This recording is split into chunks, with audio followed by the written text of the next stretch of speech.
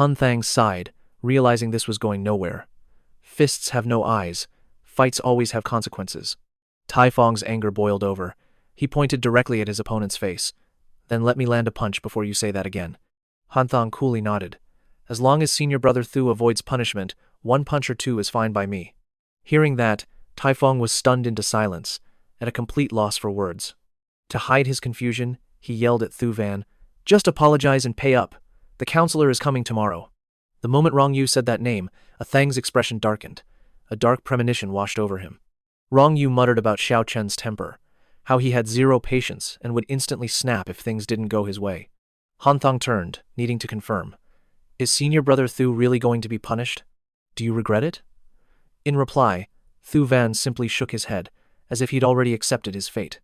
Hanthong collected himself, his voice turning ice cold. If that's the case, then why the hell should we apologize? With that, he whipped around, his chilling glare landing on Tyong, who audibly gasped. Hanthang's voice was a low growl as he addressed the medical fee. This money covers this time and the next. He then flung the stack of bills directly into Tyong's face with utter contempt. Hanthang's gaze was severe, his cold eyes locked onto Thu Van. Senior brother Thu, if he dares to cause trouble again, hit him again. After all, he's already been paid for. Faced with this sudden change, Thu Van was completely stunned, unsure how to even respond to such a statement. Everyone else watched in disbelief, shocked at how quickly his entire demeanor had shifted. Tyong's anxiety spiked, his reputation on the line, as teacher Liu and the others treated him with disdain, as if his price was cheap. I demand a proper apology. Hanthong's voice was sharp. If you don't escalate this, forget an apology. We're prepared to offer a full 90-degree bow. Seeing Hanthong defend her so fiercely, Thu Van looked up, her heart swelling with gratitude. Hanthong continued, whether it's a warning, a penalty, or a notice of criticism, Thu Van should bear some responsibility. Otherwise, this ends. Having said what was necessary, Hanthong placed a reassuring hand on Thu Van's shoulder. Compensation has been paid. Just calmly accept their decision. Then, following Han Thang's lead, the group rose to leave. But Tyong remained defiant. Teacher Liu, you're not going to intervene? I've never met such an arrogant student. Teacher Liu looked at him, his exhaustion plain to see. I already advised you to resolve this yourself. This was a minor issue that you insisted on blowing up. Now, they refused to back down. Once they were outside, Hanthong finally spoke. In truth, Todong province was a largely ignored region. The northern provinces had their own warmth, with thick snow outside but cozy homes within. The south, near the equator, was never this cold. Only here, where we live, must we rely on heaters to survive the winter. As he rambled, Dong-o gently tugged his sleeve, silently urging him to be mindful of the atmosphere. Heeding her wordless advice, he turned and cheerfully slung an arm around Thu Van, making the other flinch in surprise. Hey, Brother Shu, care for a late-night meal? Hanthong offered a calming smile. If you're punished, my current influence won't be enough to help. Who knew Donghai's rank was so high? So let's grab a few drinks and act like nothing happened. What's done is done, so don't dwell on it. A high rank also has its strengths. They must handle things with clarity, without favoring any single student. Thu Van let out a faint sigh and nodded in agreement. A few days later, at Hanthong's milk tea shop, Tiovu was recounting that day's incident. The result was a warning for Thu Van, while Tyong received a formal letter of criticism. Even so, Thu Van showed immense responsibility, often working overtime as the Donghai market expanded at a dizzying pace. Hanthong simply smiled at the report, said there's no money, and told her not to mention overtime pay. The startup phase demanded total dedication from its employees. Moreover, the influence of Rocket 101 was growing rapidly. If headquarters discovered this, not even Director Kong Tinha could stop the news from reaching the top brass. She wondered if he had a plan to deal with it. Hanthong replied calmly, I have a way. But in his heart, he was far from certain. For Rocket 101 to reach the next level, this obstacle had to be overcome. Just then, a voice called out, Big brother! Big brother! He looked over and saw little Giait approaching with Trung Van. Trung Van asked warmly how things were going. Hanthong smiled, replying that things were fine, despite some minor difficulties. The man seemed relieved, then gave a stern reminder. You absolutely cannot neglect your schoolwork, especially the upcoming December debate competition. Hanthong nodded in understanding. With his friends on the student council, the situation probably wasn't too dire. Trung Van added quietly, Giait, I'll leave you at the tea shop for now. I need to head back to the dorm for a nap. The little girl was clinging to him, making it hard to rest. Just then, Osir also happened to be there. Seeing her, he called out, "Little Thumb, I'm taking a short nap. Would you mind helping me watch Giait?" Usor smiled and agreed instantly. The moment Giait saw her, a bright smile lit up the little girl's face. Seeing that smile, Osir paused, unsure of the reason, but she felt a fondness for the child and smiled back. Nearby, Hanthong was deep in thought. It seems old Quach was still worried, even after entrusting this task to me. A while later, as she was helping Giait with homework, the girl asked, "Big brother, how do you solve this one?" Looking at the paper, Hanthong paused. It was a chickens and rabbits in a cage problem for a kindergartner. He found it both amusing and intriguing. The first question was interesting, but the next one seemed to lack any practical sense. In real life, you could just count the answer. Seeing Hanthong's thoughtful silence, the girl asked, "Can't you solve it either?" He could only offer a forced smile to avoid embarrassment. Hanthong quickly closed the book, a contemplative look on his face. How could her big brother not know the answer? Giait said earnestly, "Mom said I have to do it. She will check it carefully, and if I don't, she'll tap my hand." Hanthong adopted the tone of a wise teacher. Think of it this way, even if there's a penalty, sometimes the price is part of the game. If it changes weekly, you don't really lose anything. The little girl stared at Hanthong, utterly confused by his deep words. Her face was a blank slate, until she suddenly screamed with joy. "You're right! Big brother, take me out to the yard to play." Shortly after, Osor returned to study with Giait. She hesitated, seeing neither Hanthong nor the little girl anywhere. It turned out Giait and Hanthong were on the sports field. The girl turned, spotting Yusu and an enraged Lin Yu.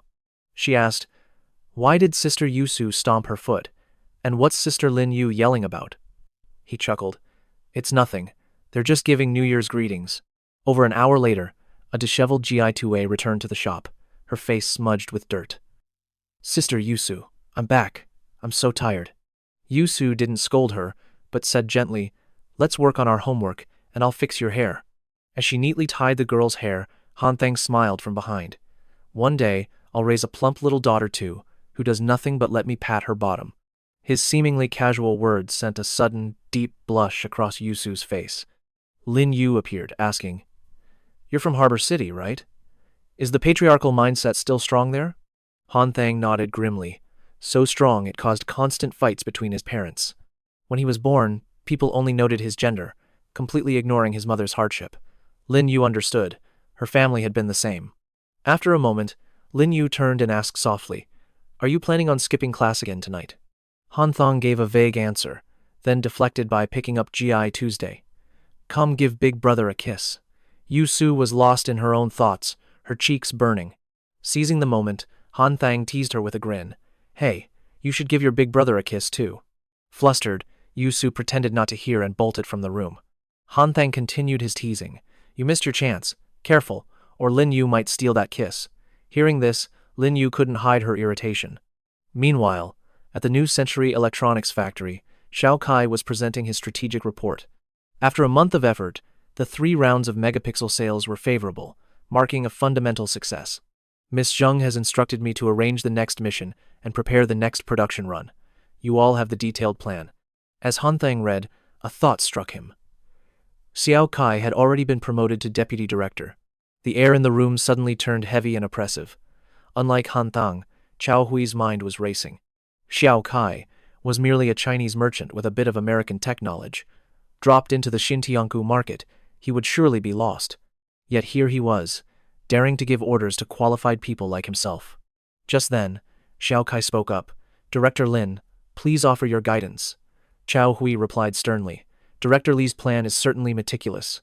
Does Miss Zheng have any further comments?" Xiao Kai smiled. "Miss Zheng has seen it. She said she couldn't be here, so she asked me to discuss it with everyone." Chao Hui nodded in seeming agreement, then looked back at the documents before giving his opinion. Compared to the original version, the contents of the current plan have changed significantly. Xiao Kai explained the changes came from market research and new feedback, and with that, the arguments began. Chao Hui believed that since the Megapixel 3 was already successful, they should stick to the old path, as the market is the ultimate test. Xiao Kai felt some innovation would win over more customers. Chao Hui instantly shot down that idea. He argued they weren't being conservative. They should only change things when profits fall, and then find the reason to adjust. He feared that if they made changes and failed, who would take responsibility? Therefore, the second production run of Megapixel 3 can proceed, but it must follow the original standard. If Miss Zheng were here, she'd advise the same. There's no other choice. Xiao Kai reluctantly conceded, his disappointment clear, while Han Thang silently calculated. Although initial Megapixel 3 sales were stable, the results didn't meet Quan Di's expectations. According to a prior report, sales in the first half of 2003 had only reached 60 units. As the meeting ended, Xiao Kai held Hanthong back, mentioning that Consultant Chen and Miss Zheng had a warning about Sonic. Hanthong smiled. Let's grab a bite, Xiao Kai, and we can discuss things at a calmer pace. You just got promoted, so you should treat me to celebrate. Xiao Kai guessed Hanthong wanted to avoid eating at home, wary of prying eyes. Hanthong nodded in confirmation. Exactly, it might cause unnecessary influence. He suddenly realized that Han Thang, though just a student, was far more perceptive than him. They say my EQ is low for a good reason. At the restaurant, Han Thang spoke softly. The crux of this matter is the second Megapixel 3 production. Xiao Kai is determined to reform, but Director Lin and his group refuse. We have to find a way to handle them. Their conversation echoed in the small room. After a silent moment, Han Thang slowly drew a hand across his neck, a gesture for removal. Xiao Kai watched in horror, thinking he meant murder. He trembled. How? How can you suggest something illegal? Han Sheng instantly dismissed the thought. A modern student like me using violence? How barbaric. I mean, if they don't comply, simply remove them all. Out of sight, out of mind. They can no longer block your path. Xiao Kai, still reeling, demanded confirmation that murder wasn't on the table. Han Sheng's no was absolute. But then he thought, surely no one would be foolish enough to follow this plan blindly. Han Sheng calmly explained the elegant ploy to soothe their suspicions with bonuses and a year-end trip. But Xiao Kai grew anxious. A trip would group them all together. Where on earth could they be sent? Han Sheng had it all figured out. The further away, the safer. A foreign country was the perfect choice, leaving him in sole command of the factory. Still, Xiao Kai feared they would uncover the truth and immediately fly back. With unshakable calm, Han Sheng added, That's precisely why I suggested going abroad. Once they are there, you can join them. Find an excuse to handle their flights, and collect everyone's identification. With no papers, returning home is impossible. Xiao Kai's heart began to race. If they discover I hid them, won't they despise me? Han Sheng coolly replied, Who told you to confess? You'll just claim their luggage and IDs were stolen. Losing things on vacation is perfectly normal. Then, you can bring them back under the pretext of getting new documents. They might even feel grateful to you. Xiao Kai was utterly floored by the scheme. This student was terrifyingly brilliant. His logic was airtight. Yet, a sliver of doubt remained. What if they discovered the ID replacement was a complete sham? Han Sheng patiently elaborated. Just claim the local police assisted in the search. Are they really going to verify it at the station? Furthermore, you can seize this opportunity to recruit allies for Phase 2 of the Megapixel 3's production. This will establish you as a core leader, no longer fighting this battle alone. After hearing this, Xiao Kai fell into a long, deep silence. Finally, he looked at Han Sheng and said, A secret like this can't be hidden forever. Han Sheng merely smiled, his voice radiating an unshakable, optimistic confidence. He declared that by then, he'd have already proven his value. The second wave of Megapixel 3 would be done. With such a stellar track record as the key figure, who would dare to challenge him? Time quietly slipped by. After reflecting on Han Sheng's words, Xiao Kai eyed him with curiosity. You gained so much from this, but what's in it for you? Han Sheng only offered a faint smile, dodging the question. Revealing his true ambitions might just scare the man away for good. Upon returning home, Xiao Kai immediately called Guan Di, relaying the day's entire conversation and receiving a chillingly simple response. That is simply Han Sheng's way of doing things. He quickly asked, Does that mean I have your approval to proceed? Guan Di replied, Decide for yourself. From where I stand, the final result is all that matters. Xiao Kai hung his head, once again lost in contemplative silence. I understand. Thank you, President Zheng. Then, he remembered something vital. Oh, right. Why is Consultant Chen helping me so much? He whispered into the phone. He once told me that from our very first meeting, He couldn't help but fall for me. Having said that, Xiao Kai let out a soft, hopeful chuckle. His face flushed as he awaited her reply, but Guandi just burst out laughing, leaving him flustered. He actually said that to you? Han Sheng's character isn't always reliable. Do you know how I first met the man? I was just asking for directions, and he had a girlfriend with him who was far more stunning than I am. Xiao Kai was left completely baffled. A few days later, Li Xiao Kai led the entire management level away. As planned, they flew to Sweden for a company trip. Not long after, he returned with a bag stuffed with passports and ID cards, immediately diving into preparations for the next Megapixel 3 production run, promoting new personnel, and acquiring new materials. Everything appeared to be running smoothly, but the workers in the factory were not fools. They quickly sensed something was deeply wrong. A few tried desperately to contact Lin Chaohui, but being in a foreign country, their calls never connected. The employees couldn't reach her or President Zheng, and soon even Foreman Lin and the other deputies began to show their dissent. They refused to cooperate, with the design team being the most hostile. Ignoring his every word, Xiao Kai had no choice but to call Han Sheng. At the time, Han Sheng was casually sitting in a bubble tea cafe. He answered, saying, "The solution is easy. Just fire them all. Tell them to collect their final paychecks from finance." But Xiao Kai protested if they all left. Who would design the product? Han Sheng reminded him that in any group protest, there's always a ringleader. Remove the head, and the body will cease to struggle. Xiao Kai finally understood his meaning, a knowing smile spreading across his face. A short while later, Xiao Kai called with another update. His approach had failed. The design lead refused, and the entire team had resigned in solidarity. Meanwhile, Hanthong was still playing cards. Their team leader was a charismatic man, and his subordinates deeply respected him. Xiao Kai learned that the leader was well regarded. Having come this far, there was no turning back. Firing them all meant no one would be left to work, but keeping them meant they wouldn't work either. Hanthong wondered, why keep them at all? A thought struck him. Were they still in the factory? He soon got his answer. They were waiting for a response in their office. Hearing this, Hanthong decided to go see for himself. A few moments later, he arrived at the New Century Electronics factory, approaching the product design office. Hanthong walked slowly past the office, his gaze sweeping over them, before turning to leave without a word. This act left everyone stunned. A designer turned to their leader. Who was that man? The team lead, Lin Dongtao, replied, "He's a factory consultant. I hear he's close with the owner. He probably heard about our situation and came to observe," he added. Liu Hao scoffed. "It doesn't matter who comes. Either they keep us all, or we all walk. Boss, I'm with you to the end." Hearing this, two other employees voiced their agreement, determined to follow their leader. They recalled how he had always treated them with sincerity, how he'd helped them in the past. He had been promoted by Director Lin Zhaohui. Now, the new design proposal went against everything Director Lin stood for. Out of loyalty, they refused to work for Li Xiaokai. Dong Tao was overjoyed. "Thank you, everyone." Li Xiaokai, expecting to resign himself, returned to the office, confirming that everyone had agreed to quit. His past efforts had finally paid off. Lin Dongtao naively believed they could hold out until Director Lin's return. Hanthong knocked, signaling his arrival. Seeing him enter, Li Xiaokai felt a pang of guilt for calling him at such a time. Hanthong replied coolly, "Don't worry about it. I just passed by the design team's office." He walked over and sat down, continuing wearily, "From their expressions, I can feel their unity." Xiaokai let out a soft sigh, acknowledging how difficult the situation was. "Team leader Lin Dongtao is a veteran," he said. "He's modest, reliable, and has never made a mistake. His subordinates hold him in high regard." Hanthong glanced over, his voice sharp. "And what does that have to do with us?" Xiao Kai explained slowly. "Handling an employee like this requires great care, or you risk losing everyone's trust." Upon hearing this, a sarcastic smile touched Hanthong's lips.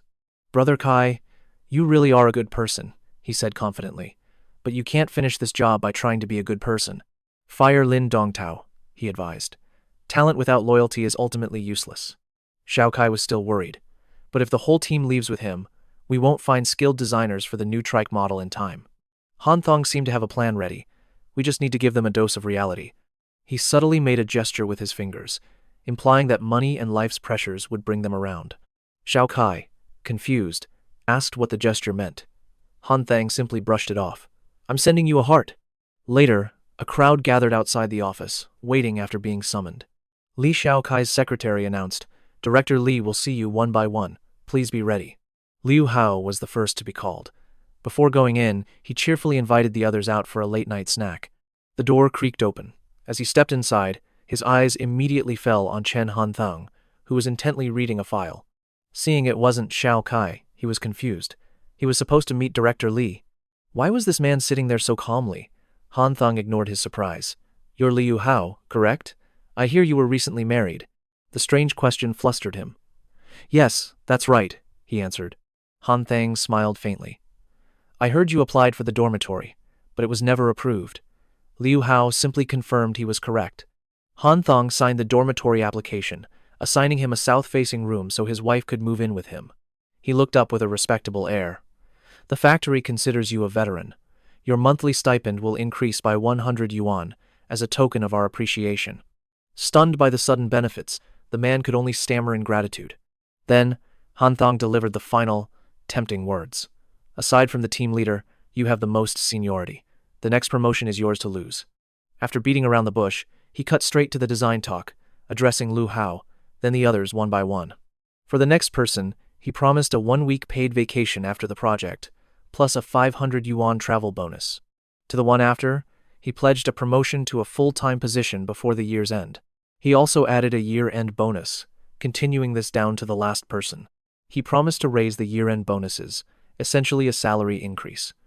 Outside, the crowd waited anxiously. Seeing Liu Hao emerge, he rushed to ask, but the man ignored him, showing no desire to talk, only muttering they had called for team leader Lam. He watched Liu Hao slump into a corner. A bad feeling crept over Dong Dao. The door creaked open slightly. His eyes immediately scanned the scene. Han Thang and Xiao Jie were talking with calculated expressions. Dong Dao walked in without knocking. They were surprised, but Han Thang quickly composed himself, his cold gaze locking onto him. A file was tossed onto the table. It was the resignation letters of 2 employees. He wanted Dong Dao to resign on his own and leave the factory for good. As the papers landed softly, he stood stunned, thinking this was it. He was truly being fired. Tran Han Thang spoke with a gaze of cold authority. Your actions were insubordination, siding with other leaders to undermine management. This has caused production delays. Therefore, your final month's salary will not be paid. If you feel this is unfair, you can file a complaint with the Jianglang Labor Supervision Department. He then added coldly, if there are no more questions, just sign it and let's end this. Dong Dao stormed out in a rage, slamming the door. Xiao Kai asked Han Thang doubtfully why he had to withhold his final salary. He just smiled faintly. Without deducting it, what would fund the bonuses for everyone else? Dong Dao's face was still dark with anger as he stood motionless. Seeing this, Liu Hao hesitantly called out, Boss. In his fury, Dong Dao snapped, asking where everyone else went. The other man replied they had all clocked out. Hearing this, he grabbed his bag and left without a second glance, leaving Liu Hao standing frozen, staring into the distance. At that moment, Xiao Kai held the resignation form and murmured, He still hasn't signed. Has he really left? The secretary confirmed that he was gone. Xiao Kai then wondered if Lin Dongdao's expression showed any emotion. The secretary replied he looked calm, neither happy nor sad. Hearing this, Xiao Kai thought perhaps his heart had been shattered. After finishing her report, the secretary left the two in silence. Han Thang then spoke up, suggesting it was time to put an end to all this. You should take some time to promote Liu Hao to the design team leader position. He will surely serve you loyally. Brother Kai, things are different now. The rest depends on you. Xiao Kai stared at Han Thang, finally understanding his true intentions. I will definitely not betray everyone's trust in me. That night, Xiao Kai recounted everything to Guande, suggesting that Qibang hire Hanthong. He was only a 3rd or 4th year student, but he could lead the next generation. I believe he can bring immense value to our company. Just then, a commotion was heard outside. The eldest and second brothers put on a show of harmony for the press every day. But once the doors closed, if not for the bodyguards, a fight would have broken out. Guande fell into deep thought. She recalled her mother's passing 2 years ago, leaving her with no support here. They called her Princess Lam Nigi, but she didn't know when she could ever return home. Can superstar Li Tukai truly launch the second wave of Megapixel 3? When I return to Hong Kong and face the factory, what will I do? After a moment of hesitation, Guande decided to call Hanthong. Was Trancha already asleep? Hanthong picked up, annoyed. Who is this? It's just past 1 o'clock. How could I be asleep? Students like us can stay up late, but hate waking up early. Why are you still awake? Guande didn't know either. It felt like a long wait, and suddenly it was past 2. She mused that while Hanthong was terrible with romance, he was quite captivating to talk to. Guande asked, I once told you to come to the factory for a position. What are your thoughts? Hanthong was blunt. Don't feed me those lies. I need to get at least 20 points on this exam, or the report card gets sent home. Hanthong found another excuse. It's not that I don't want to help, but my studies are overwhelming. I'm happy buried in my books. Guande replied softly. In Hong Kong, I thought we could set aside personal feelings to pursue a deeper business partnership. Hanthong seemed curious. This partnership you speak of, what exactly is it? Guande answered, Equity capital management. Did you know about that? Hearing this, Hanthong suddenly coughed, his throat tight. On that cold day, he felt choked up. He told himself he was busy, constantly trying to prove his own worth. Hadn't he put a supervisor in place just to hear those exact words? Guande then explained she thought managing a few shares, though small, would still help him. The more she learned, the more she got into it. Hanthong shot back, insisting he hated studying and only did it for his mom. She explained the shares were tiny, meant to build a connection, not for real profit. Still, she hoped Hanthong would take it seriously. When they left, he nodded happily, thinking that even a single share was enough. Seeing this, Guande stressed, You should form a company first. Don't ask for shares one by one. Use the company as the entity. The other managers won't find it strange then. Hanthong was quiet for a long moment before saying, I actually started a small company once, called Capital Seed. It focused on investment and trade, a network he could definitely use now. Listening to him ramble, Guande grew tired, her expression blank. Losing her patience, she cut in sharply. So when are you going to do it? Hanthong answered with a cocky smirk. Haven't we only known each other for a short time? Annoyed, Guande hung up abruptly, muttering about how infuriating he was. That jerk had been scheming from the start. A thought struck her. Perhaps the Rocket 101 project was already a real thing. A secret plan was unfolding. Then Hanthong texted her, Let's work together to build something useful, to create something amazing and brilliant. Trust me, he wrote. One day, you'll be someone respected by all of China. Guande was stunned, typing back, And who is that? Hanthong's reply came instantly. The famous CEO of Apple in America, named Reverse. He added, If you marry late, you could become China's Zheng Bishu. She then asked what collaborate for a cause meant. He texted back, We should call it conspiring to make trouble. Guande seethed silently. It was clearly a win-win partnership. If he didn't understand the idiom, he shouldn't use it. A few quiet days passed. Then, at the Academy of Finance, Secretary Yu Yueping knocked on the door with some news.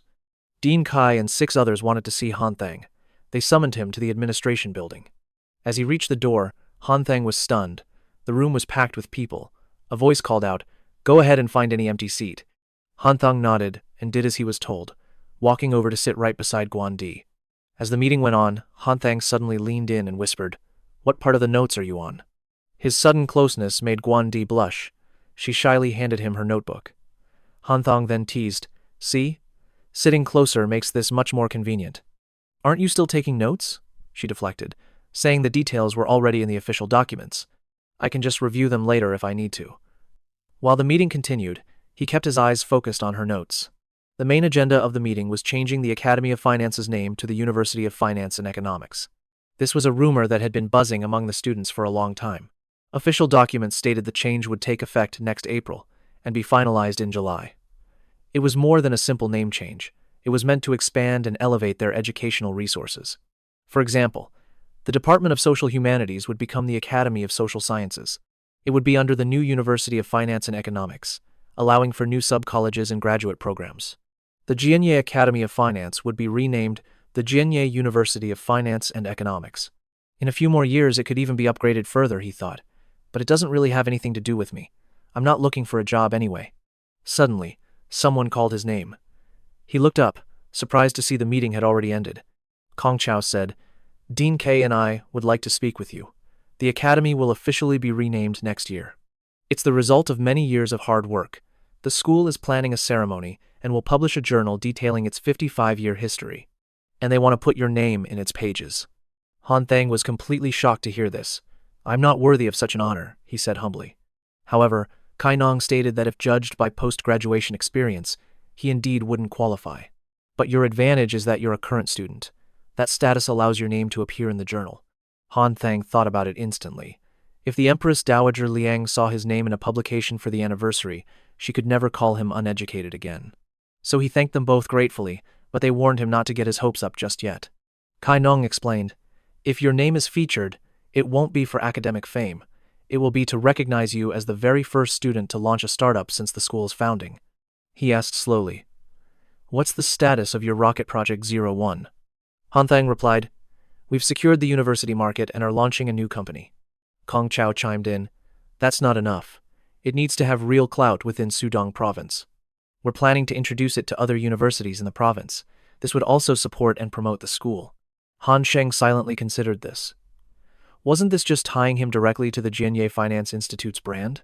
Even after leaving, Han Sheng's mind was still racing. But it made sense. If he didn't contribute now, how could he later complain that the school never supported him? With that, he called Kongjing. Rocket 01 had already taken Jianye University by storm, but he was cut off before he could finish. "Sorry, I'm in a meeting. I'll call you back." She hung up coldly, leaving Han Sheng a bit annoyed, but things on Kongjing's end were far from simple. She quietly apologized as the phone continued to vibrate. Director Kong had been sent from headquarters to Hucheng, all because of some unsettling rumors surrounding the branch company.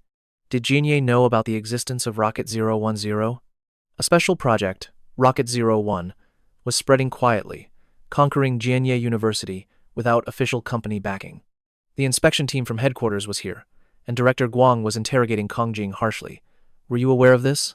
Kongjing faltered, unsure how to answer. Admitting it meant a cover-up, denying it was negligence. The tension prompted Zhizhou to interject. "Kongjing is my direct subordinate. If there are any mistakes, I will bear the responsibility." Director Guang leaned forward apologetically. "Director Liu, this was an order from the chairman himself." President Jiang, seeing the difficult situation, suggested, "It's past noon. We should all get lunch first." "Director Guang, it's been too long. Let me treat you to the famous specialties at Lion's Bridge. We can share a few drinks." Zhizhou quickly agreed to arrange the car and a room. After all, the director was here on business. Their hospitality had to be perfect. Director Guang let out a helpless sigh. Just as he was about to agree, Kongjing's sudden confession stunned the other three into silence. "I have been fully aware for some time. The takeover of Jiangling University Village and the Shening District by Rocket 01 was approved by me." Hearing this, both Director Guang and Zhizhou were completely floored. Zhizhou exclaimed, "Don't be ridiculous. Just have 2 drinks with the director at lunch." But Kongjing stood her ground. "You all go ahead. I need to stay a while." With that, she sat down. Everyone's gaze was filled with suspicion, the air growing thick enough to sweat. He let out a faint sigh. Zhizhou added, "It's good for her to cool down for a moment." They all gradually filed out, leaving Kongjing alone in the silent room. Lost in thought, she pulled out a cigarette pack. It was unclear from whom she'd learned. She put it to her lips, but the first drag made her choke violently. The cigarette felt foreign in her hand. This wasn't for her. She thought of Han Sheng smoking daily. How could he stand it? Outside, rain suddenly began to pour. Staring through the glass, her heart felt heavy with thought. It was raining now. The cars outside sped on, slicing through the downpour. At the same time, Director Guang was in the car, troubled. "I never expected Kongjing to confess. How are we supposed to proceed with the work down the line?" President Jiang said softly, "I was also quite surprised. She's not the woman I thought she was." Zhizhou, who was driving, nodded in confirmation. "That's the real her. We proceed as planned. Since Kongjing hid this, she'll be demoted. As for the finances, she'll be fined heavily." Director Guang praised. "Director Liu and President Cheng are truly sharp. Let out a long line to catch a big fish. Let Rocket 01 grow in the shadows, only to make your move at the final moment. The entire city's university market will soon be in our grasp." Zhizhou reminded them to drink lightly. "This afternoon, we must use Kongjing's cooperation with Han Sheng to invest a little and acquire Rocket 01. Afterward, I will transfer Kongjing somewhere else, and this matter will be considered closed." At that moment, Zhizhou reflected. His initial plan was to simply watch Rocket 01 grow from a distance. Now, Han Sheng was seizing the market, and Jianye was expanding. This was the perfect chance to take it all back. But Kongjing's confession was the biggest shock. He had wanted to defend her, but was now forced to handle things by the book. Later that afternoon, The four sat in the meeting room, the atmosphere still incredibly tense. Director Guang turned to her. If Director Liu and President Chang hadn't suggested you were deceived, this would be different. You will negotiate with Han Sheng. If he agrees to transfer all rights to Rocket 01, this entire affair will be considered your contribution. Kongjing answered firmly. I was not deceived. Rocket 01 is meant to increase profits for Shen Tong, model. I believe we can still collaborate. With that, Kongjing placed a letter on the table. The moment they saw the paper, the CEO and Zizou flinched, their faces frozen in disbelief. Asterisk. Is she really resigning? Asterisk. Hong Tin calmed herself, stood up, and spoke. This won't cause the company any immediate loss, so I hold no legal liability. Director Liu, is there any problem with my resignation? Hearing this, a frantic Zizou couldn't help but raise his voice to stop her. Don't be a fool. You're 30 years old. Quitting a position like this means starting from scratch. But Kongjing remained impossibly calm, her reply soft. It's because I'm 30 that I want a job I truly love. She then bowed decisively. I'm leaving. I'm grateful for Director Liu and Director Chang's support, and for my years at Shen Tong. Director Chang hurried to hold her back. Kongjing, where are you even going? She replied quietly, First, I'll buy a ticket home tonight. After that, maybe I'll become a cook at a university. Her words left the three men stunned once again. They could only ask in shock, did she just say a university cook? How could this be? A director in a Tier 1 city, working as a chef? Outside, the rain continued to fall from a heavy gray sky as Kongjing silently pulled her suitcase into the night. But as she walked, she sensed something unusual. A car appeared, a fortunate sight. Was a taxi already waiting here? Kongjing walked over and tapped on the glass, asking the driver to take her to the airport. But as the window lowered, a familiar voice emerged. Sister Jing, this world is actually quite vast. The person inside the car was none other than Han Sheng. He smiled gently. If I hadn't shown up, would our last meeting have been our final goodbye? Han Sheng quickly put her suitcase in the trunk as Kongjing asked curiously, How did you end up right outside my building? He grinned. Surprising, isn't it? And indeed, Kongjing was a bit taken aback. Han Sheng then explained about Zhongjian Cheng. Your partners, Jiangling and Yanjia Xing, are cunning old foxes. They're already close to the Jianye branch staff. They were the ones who told me what happened today. It's all because of Rocket 101's profits. If Shen Tong takes over, their monthly income would drop significantly. So they wanted to see if they could find a way to turn the situation around. Hearing that, Kongjing became even more intrigued. She asked, So, do you have a plan? Han Sheng's eyes crinkled as he smiled.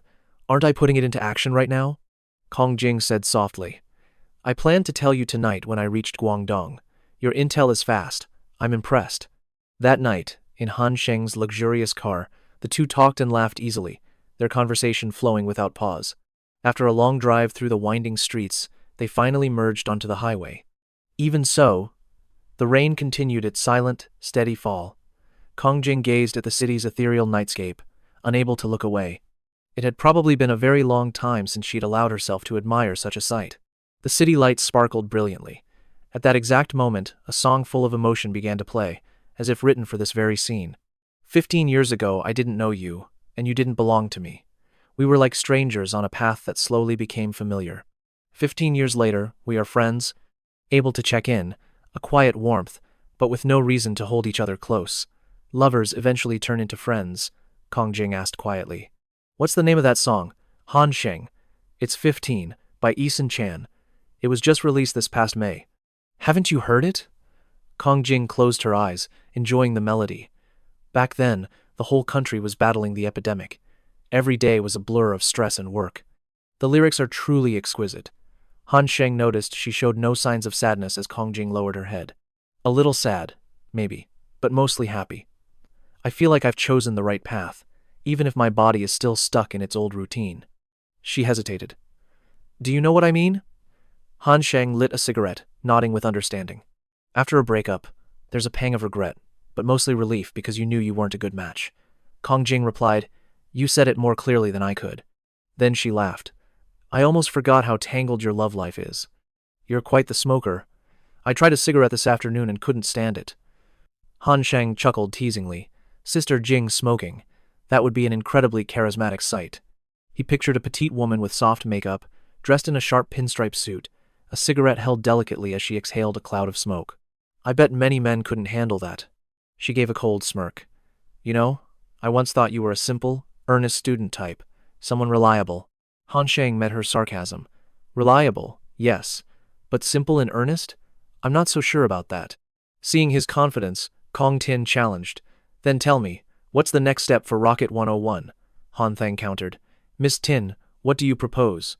Kong Tin calmly laid out two choices. Sell to Shen Tong now, or we part ways. Which option do you prefer? Both have their merits. I'm sure you've considered it. Hanthong replied, I intend to sell, but not yet. Maybe in a few years. When e-commerce booms, students will be the primary spending force. Rocket 101 will peak in value then. That's the moment I'll cash out. I'm just an undergrad, with no skills or resources. Starting on campus, delivery was my only real choice. My faith is in the e-commerce market and in giants like Taobao and JD. I never planned to keep Rocket 101 forever. My goal is to package it for the biggest possible cash out. That is my primary consideration. It's the only thing that truly matters. Han Thang's plan was to use the Rocket 101 name to steadily conquer the market. A student team partners with a shipping company, then sells out, helping that enterprise expand nationwide. Realizing his true plan, Kong Tin was stunned. His ambition was enormous, yet so masterfully hidden. The students working for him have no idea what their young boss is truly planning. As Hanthong's car cruised down the highway, his expression suddenly hardened, his gaze turning cold and intense. His foot slammed the gas pedal, hands gripping the wheel, steady as rock. Miss Tin, hold on tight. With that, he accelerated violently. A wave of unease hit Kong Tin. Han Thang, maybe you should stop. Her words were cut short as inertia threw her forward. Han Thang smirked, a dangerous glint in his eye, and floored it, the speed becoming overwhelming. Kong Tin panicked, shutting her eyes tight as sweat dripped down her face. When she opened them, she was trembling. Didn't you say this was just for fun? Han Thang sighed lightly. I tried to avoid the traffic, but I failed. Now I get an earful. In truth, there isn't much difference between flooring it and taking it easy. Miss Tin, relax. I wanted you to experience this special atmosphere, something you can't find in normal life. Kong Tin sighed. Asterisk. So this is all a show to impress me? Asterisk. Han Thang laughed as if she'd hit a nerve. Why is he telling me all of this? This must be the biggest secret of Rocket 101. Han Thang smiled confidently. He would use this secret to keep her by his side. Kong Tin sighed in return. I worked so hard to escape the delivery business. Shen Tong is a massive national corporation, and I'd be moving to a tiny startup, she said, as Han Thang gently tried to persuade her. Even if both are in logistics, the difference is huge. The key is our different growth paths. Shen Tong aims to be listed on the stock market. I just want to convert to cash. He handed her a small notebook and continued. The people and the environment are worlds apart. My team looks so innocent and pure, but in the end, Rocket 101 is just a university project. Han Thang then suggested that being a courier would attract more male students than kitchen work, aligning with her wish to relive her student days. He even added that her radiant appearance was something countless young men dream of. Kong Tin's face flushed red as she yelled, What nonsense are you spouting? Han Thang calmly said, At Rocket 101, there's no salary. The environment is simple and pure. Miss Tin, surely you've grown tired of all those social functions, haven't you? Your status isn't what it once was. If you join, you'll get shares, and your position will be second only to mine. He kept talking about shares, but she was focused on one thing, being beneath him.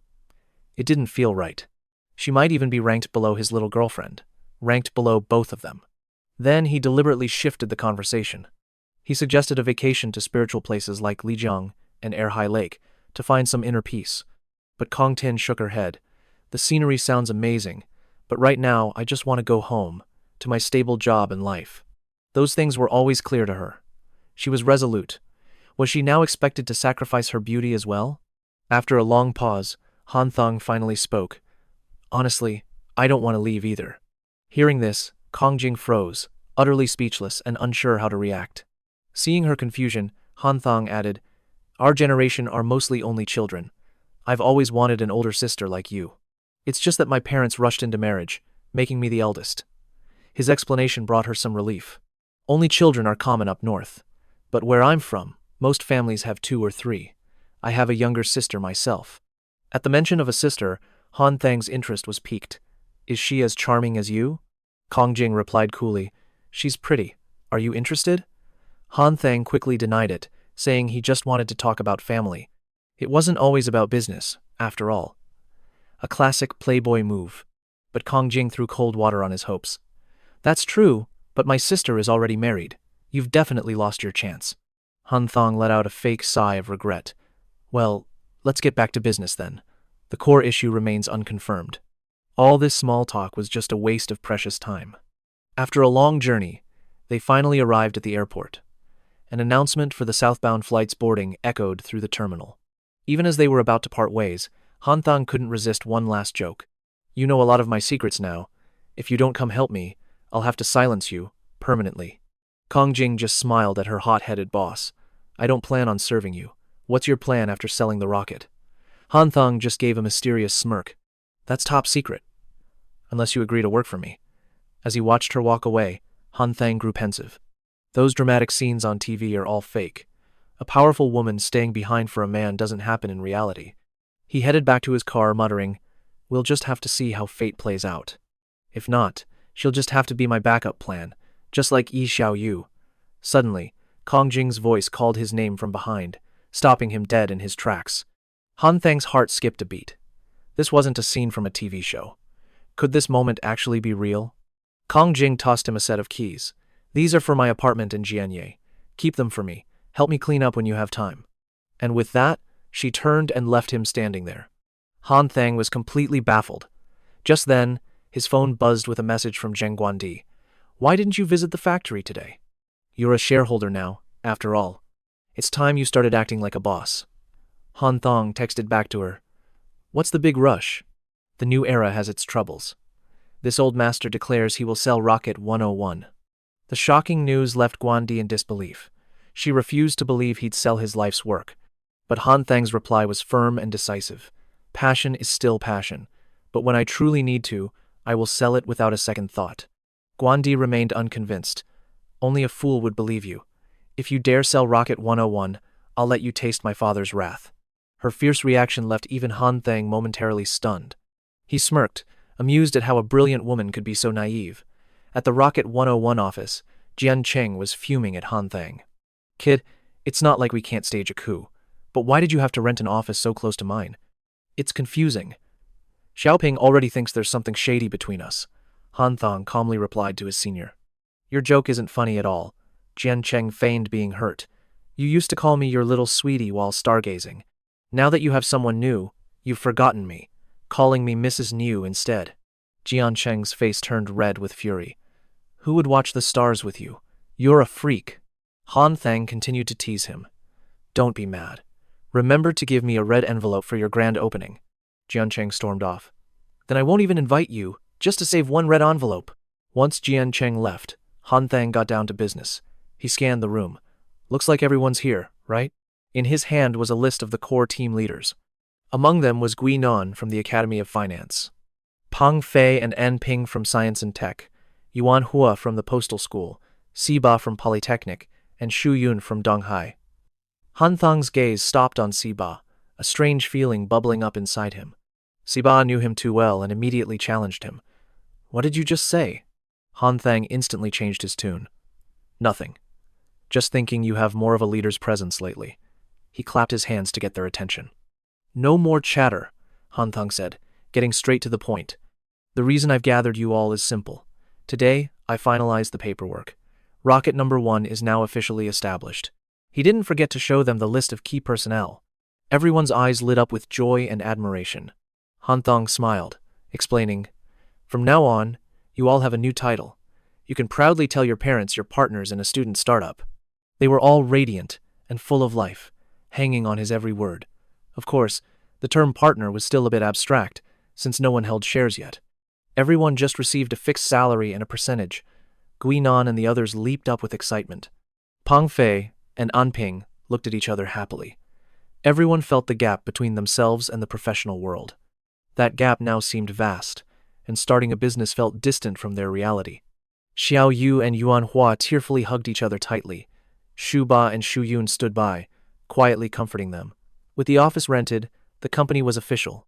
A profound sense of purpose and importance for this place swelled in their hearts. While everyone celebrated in their own way, only Han Thang remained heavy-hearted. He frowned, wondering if Xiao Yu knew the plan for Rocket 1 was set. Would she lose control and tell Shen Yuchu and Xiao Yu the truth? As the group began to part ways, Han Thang quickly reiterated the plan. Head back to the dorms, shower, and get ready. Wear your best clothes. At 7 p.m. sharp, we meet at the Grand Kim Lang Hotel. The boss of Rocket 1 was treating everyone generously. Tonight, we'll celebrate in style, he declared. They all cheered in agreement. The hotel Han Thang chose was a magnificent and luxurious high-rise. Everyone was dressed to impress the men in sharp suits, the women in evening gowns. Fei and Enping stood together, and even Yuan Hua had swapped her glasses for different shoes. Han Thang couldn't stop praising his reserved friend. Nice, Shuba. That Vescaro suit and bag work well together. You just need some dark sunglasses to complete that newly rich tycoon vibe. His friend waved it off. We don't need to be tycoons. We just want an honest business. You better make sure you do a good job. Hanthong turned to give Xiao Yu a few more instructions. First, get everyone inside. The private room is arranged. I'll be there in a moment. She nodded quickly. Xiao Yu led the others into the restaurant. At the entrance, a sharply uniformed waiter greeted them. The moment they stepped inside, Xiao Yu, Yuan Hua, and the others were stunned by the lavish decor and brilliant lights of the grand place. Even the usually calm Enping thought to himself, so a 5-star hotel isn't so far from my world after all. Seeing people discussing business deals, a strong resolve grew in Xiao Yu's heart. Next time I have an important meeting, I should choose a high-class hotel like this, then I won't feel intimidated. Meanwhile, Suba and Hanthong were talking, sitting in the car and smoking. He joked, I thought you'd bring someone along tonight, Hanthong replied coolly. Between the two of them, who would be appropriate? To Shuba's surprise, Hanthong stated calmly, bringing either would be wrong, so it's better to bring no one. Hearing that, he fell silent, realizing it made sense. Shuba didn't press the issue and curiously asked, Where are your dark sunglasses? Hanthong raised an eyebrow. Weren't you just criticizing the newly rich? Shuba was shameless, reaching out his hand. Weren't there a lot of people watching? Just give me the sunglasses. I have a pair at the dorm, but I forgot them. Hanthong could only give in. You're truly arrogant. Where did you learn the bag trick? Shuba grinned, saying he learned it from Cao Jialiang's father. Back in elementary school, he saw other parents biking or walking home, but Cao Jialiang's father always drove a car, looking neat with a briefcase tucked under his arm. Hanthong shamelessly draped an arm over his shoulder, acting magnanimous. That won't give you warmth or affection. Why not learn from the example right in front of you? Shuba shoved his arm off in annoyance. Get away from me! You're younger than me by a few months, yet you dare call yourself an older brother? Hanthong chuckled. All right, no more teasing. Let's get to the room.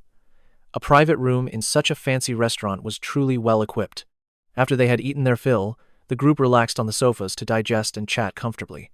Xiao Yu took the chance to ask Hanthong, how much did tonight cost? He calmly replied, including the service fee, about 1,500 yuan. The number shocked Xiao Yu. That's way too much. We should definitely come here less often. Hanthong sighed dramatically. Looks like it's back to steamed buns at the school cafeteria for me. She then thought about the company's future. Do we have a gold mine or a money printer? She crossed her arms and replied smugly, Neither. The boss will still be treating next time. Not backing down, Hanthong fired back with a grin. Then I'm not paying this time. Tu ba, let's head to the restroom. He carefully washed his hands in the sink, taking a moment to adjust his clothes.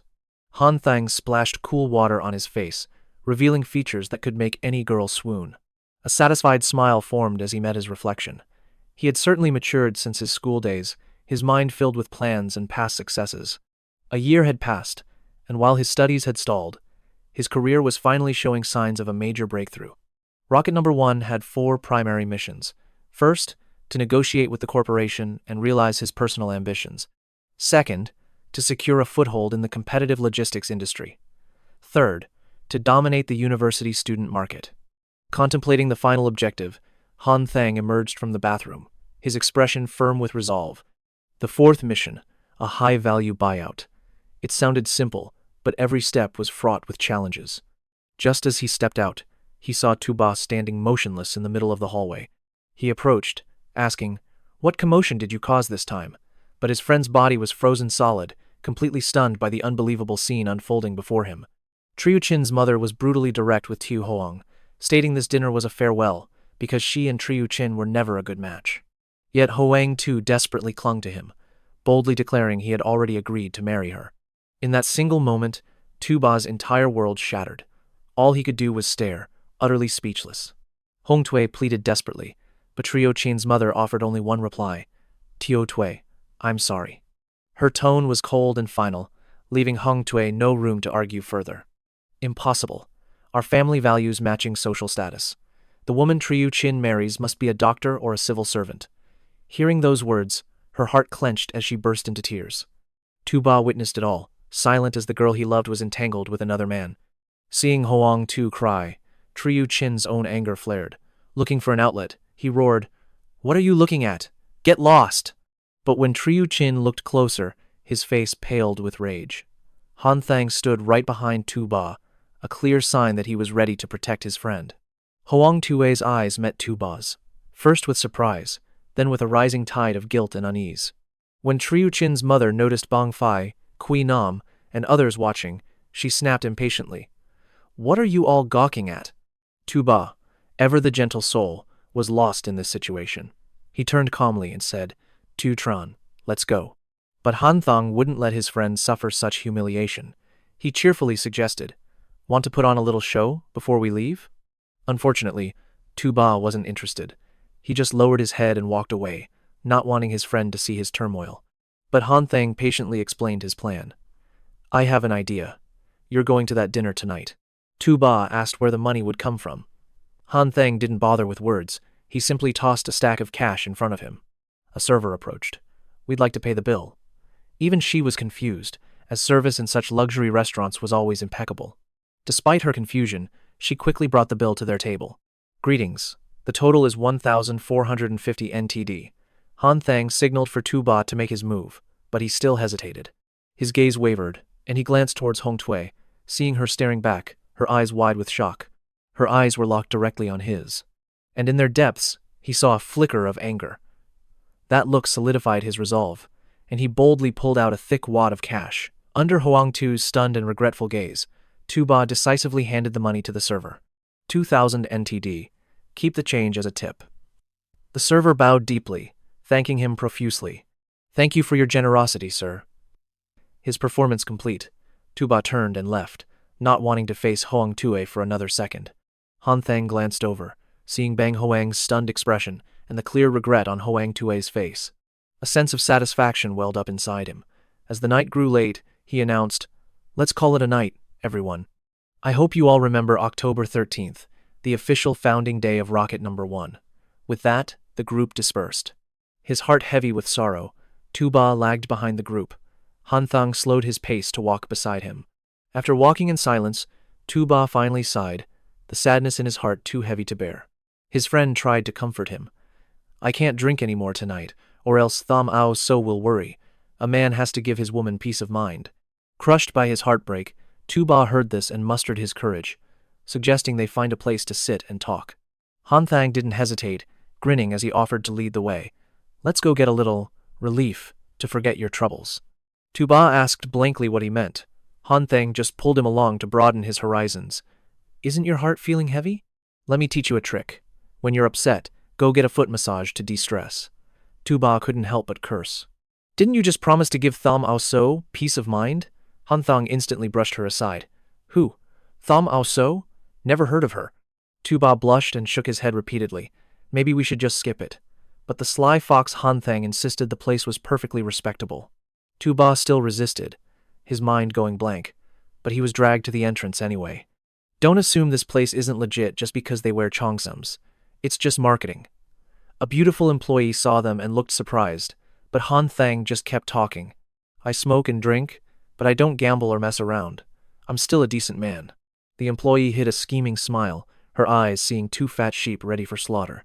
Her experience told her the two men were hesitating, so she gave them a little push. Her face instantly changed, her tone warm and welcoming. "Sirs, since you're here, please come in for tea." She boldly rushed forward, grabbing Tu Ba's arm and stunning them both. "Where are you from, sir? You look so young." Her smooth chatter made Hanthong uncomfortable. Did she treat every customer this way? What kind of look was that? Is the only thing separating me from a boss just a brand name bag? While Tu Ba blushed with embarrassment, his friend calmly clarified. We just need a foot massage to sober up. No need for anything extra. Hearing that, the employee froze, her mind a complete blank. She quickly called a male staffer. 2 sirs, no tea. Straight to the foot massage. Han Thang reassured him. We'll get separate rooms.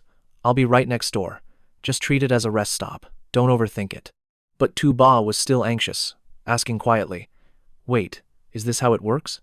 He glanced at his friend. Maybe I should just stay in your room.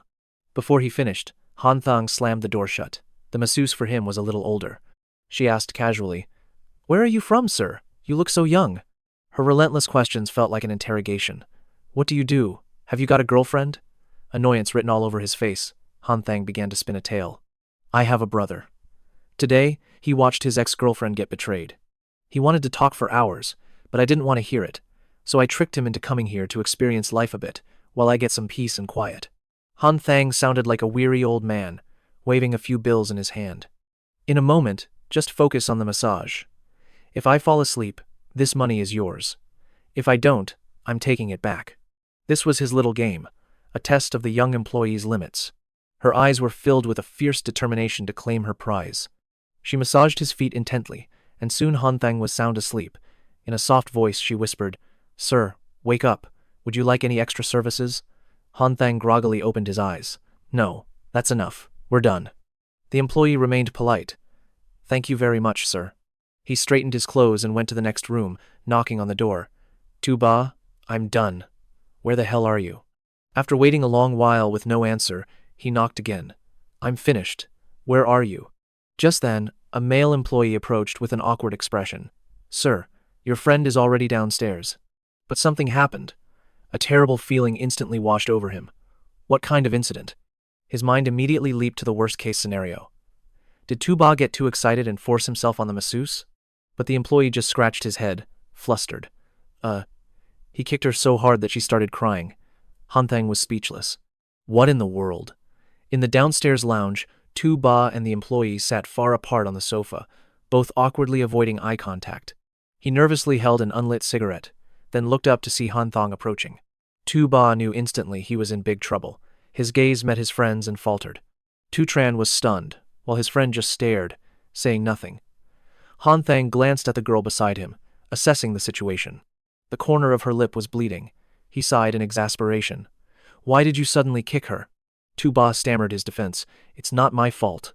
My dragon plate foot is extremely sensitive, and I was already on edge. The words tumbled out of him in a rush. She hit some pressure point, and it felt like a bolt of lightning shot up my leg. My whole body went numb, and my foot flew out on its own. Han Thang just nodded, completely fed up. All right, why are you giving me so many details? I'm not writing a smut novel here. He cut straight to the point. So you kicked her in the mouth, right? Tu Ba shamefully whispered a small yes, and Han Thang immediately let out a curse. You are such a troublemaker. A pretty employee hurried over to mediate. Luckily, it didn't become a bigger issue. You two can just pay the bill and add 200 yuan for compensation.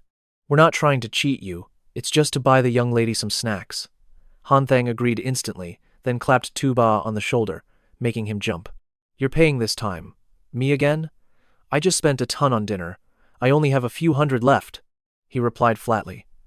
For something this humiliating, there's no way I'm putting my money down. The employee tilted her chin sassily. Fine, forget the change. Just make it around 400 yuan. Shu Ba's heart clenched at the loss, a tremor running through him as his hands fumbled, accidentally dropping the stack of cash. His clumsy movement immediately drew the eye of a nearby employee. Overcome with regret, Han Sheng could only watch helplessly as his friend nearly burst into tears. Yet he had paid without a second thought, carrying the distinct air of a wealthy and successful man. Stepping outside the club, Shu Ba couldn't hold back a long sigh. Xiao Chen, let's not go to places like this again. I can't relax at all. Han Sheng shot back. As if you could relax anywhere else. Shu Ba scratched his head sheepishly, asking, So where do you suggest we go? This was Han Sheng's specialty, and he immediately had a list of ideas. How about a bar? Or maybe a karaoke club? But as Han Sheng listed the options, Shu Ba was already distracted, staring up at the gray sky. Xiao Chen, it's starting to snow. He turned, seeing Han Sheng's eyes glitter with a distant look, his faint smile hiding a buried memory. "What are you thinking about?" he asked, curious.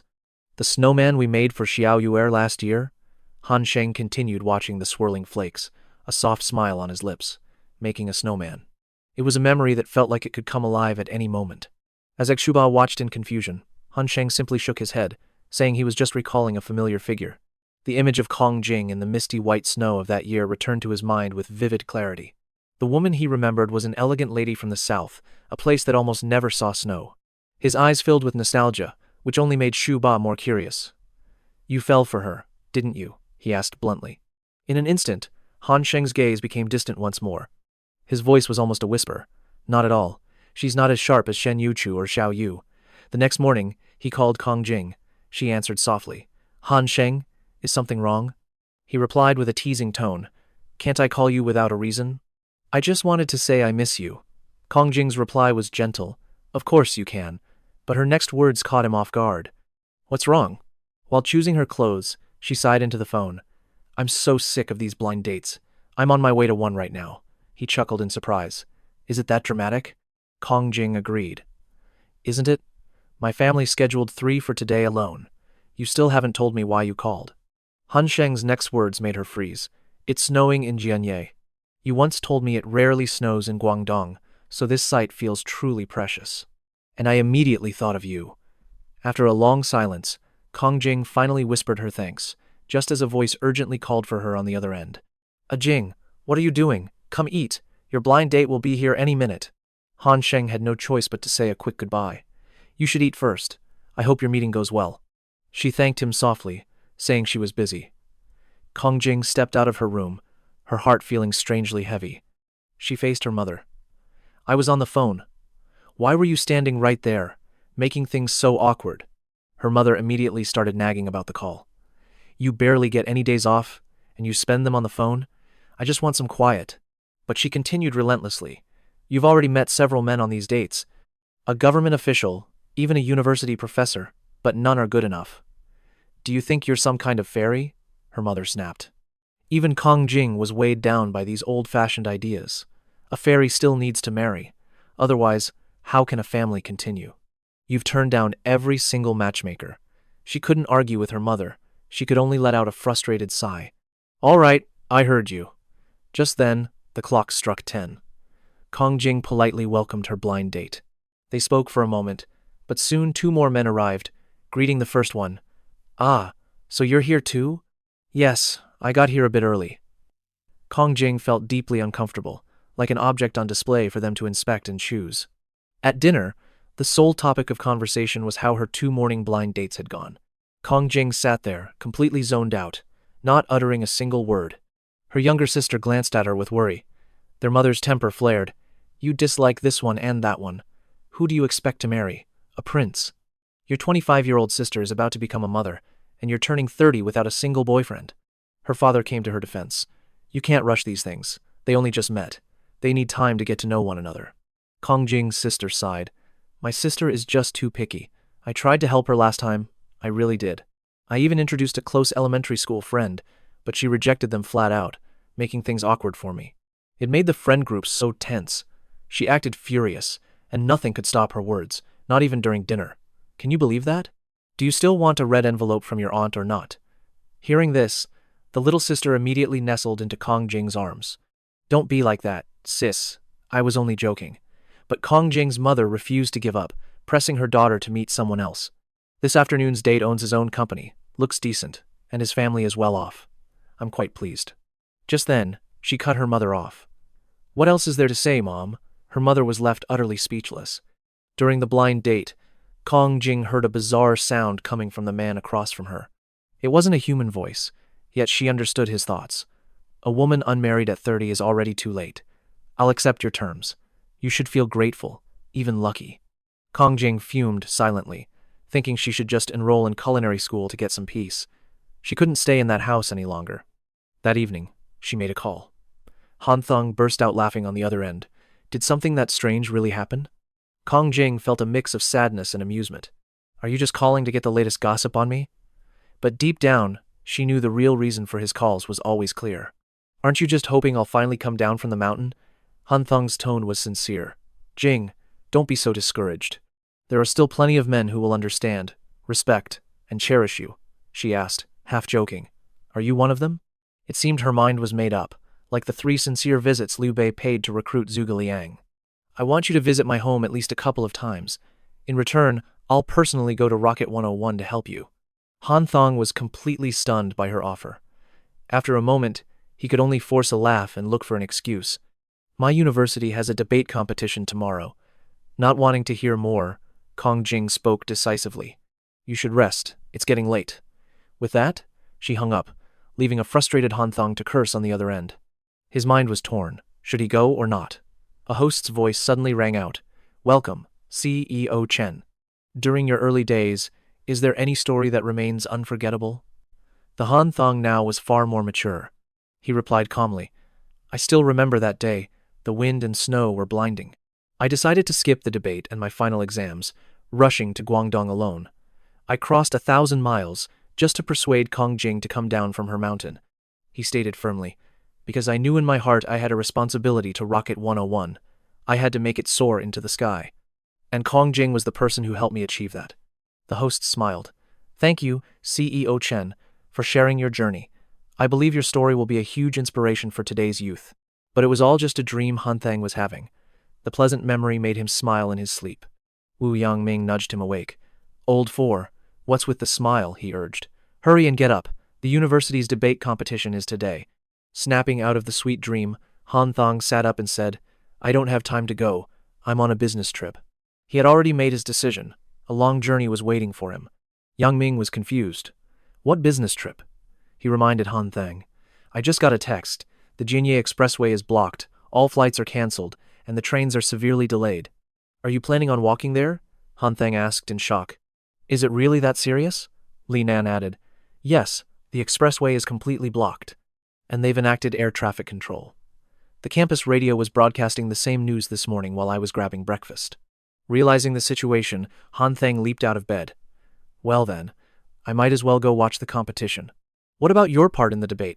Yangming couldn't help but remind him. You should be studying. The final exams are right around the corner. But the young man wasn't concerned about his studies. Whatever, I'm used to skipping class. Let's see which of you wants to come with me. Just then, Shi Chao saw him eating a bun and scolded him. Old Four, how can you be so gross? You didn't even brush your teeth. Hanthong defended himself with his own brand of logic. Brush my teeth? By the time I get back, the bun will be gone. Surprisingly, Shi Chao quickly agreed with him. True. In that case, I won't bother brushing either. At the debate hall, Giait was making a proposal. Next year, I'll be a 4th-year student, and our department student council president position will be open. If you don't want the burden, say so now. We'll find someone else to take over, Han Sheng replied calmly. Before, I might have refused. My experience and reputation were enough. The presidency wasn't necessary. But now, I have a different goal in mind. Next year, our finance institute is becoming a full university, and the finance department will surely be remembered. When that happens, if I'm the humanities president, how could I possibly support the academy? The humanities department will be the school's new pillar, not construction. School resources will finally shift our way, Teach V cheered. Is that true? There's been so much buzz, we couldn't tell if it was real or just a rumor. Hanthong stated firmly. It was confirmed days ago. The school likely just wanted a pretty face, so they made me the vice president. Tich, Vi promised. Just focus on the department. We'll pick 2 other VPs, so you can freely build your startup. The young man comfortably accepted her kind offer. To quickly strengthen our student affairs, I agree, but I have one small condition. Tich V's eyes lit up. Name it. We'll do our best. Hanthong put on a perfectly straight face. The 2 vice presidents must be female. One, a cold goddess type, and the other, a sweet, obedient lowly type. Better yet if they're wealthy, secretly in love with the president, and might kiss him when bored. Accepting a few unwritten rules is a plus. That isn't asking for too much. Our department has plenty of girls. Why are you staring at me? Tichvi sighed in embarrassment. So shameless. Afterwards, Hanthong headed to the library. The place was unusually silent. Lam Nu scowled at Hanthong, annoyed. Aren't you going to study? He answered casually. Study what? I'll just scrape by. At worst, my mom will scold me at home. Hanthong continued to complain. Why doesn't the library update its magazines? It's December, but the April issues are still out. Whatever he did, Aso watched him with an adoring gaze. Sensing his advantage, Han Thang decided to push his luck. The caring girl offered to get him hot water, but Hanthong said it wasn't necessary, yet Aso insisted on getting up. Lam Gu watched her friends retreating back, then glared at Han Thang in frustration. "Can't you go yourself?" he replied with a teasing smirk. "My leg is broken." Lam knew, though annoyed, had to admit that after the Haswang incident, which even drew boys from other schools, all the rumors led back to him. They only dared to watch from afar, their mouths sealed shut. In her eyes, Han Thang had his merits. He was strong enough to protect Shen So. Only someone like Han Thang could handle it. Sometimes, it takes a bad guy to protect the good. Before long, Aoso returned with a thermos, cheerfully telling him to drink. Under Lam Gu and Han Thang's gaze, she carefully blew on the water to cool it. Despite being pampered, he didn't forget to poke fun at Lam Gu. "Hey, little fox, aren't you a bit jealous?" She instantly fired back. "Ow, so is practically your second mother." Just then, Han Thang's phone rang loudly. "Speak of the devil, it really is my mom." He calmly told her, "Mom, I'm studying diligently. I'll definitely get 60 points this time. Getting scolded for failing again would be well deserved. My grades used to be decent, at least slightly above average. Now, just passing is a relief." Han Thang didn't mind. "If you want to scold me, go ahead. The signal might break up due to the heavy snow." At that thought, she gritted her teeth, calling him a rascal who would get an earful when he got home. Despite her anger, Mai Qian asked with worry, "It started snowing over there, hasn't it? And what about little Shen and little Yuer?" Having Aso right beside him made him a bit flustered. Han Thang quickly stood, offering an excuse to the two girls. "It's a call from my mom. I have to take this outside. It's a library. Students need to be considerate." He then reassured his mom that everyone was focused on studying for finals. Little Yuer is at a top-tier school, so the pressure on her is immense. She's called off in the past 2 days, and everything on her end seems normal at night. Mai Qian inquired again. "What about little Shen?" She was incredibly fond of Aoso. The scarf and gloves she sent, they had both received them. Little Shen even hand-knitted her a thick, warm sweater.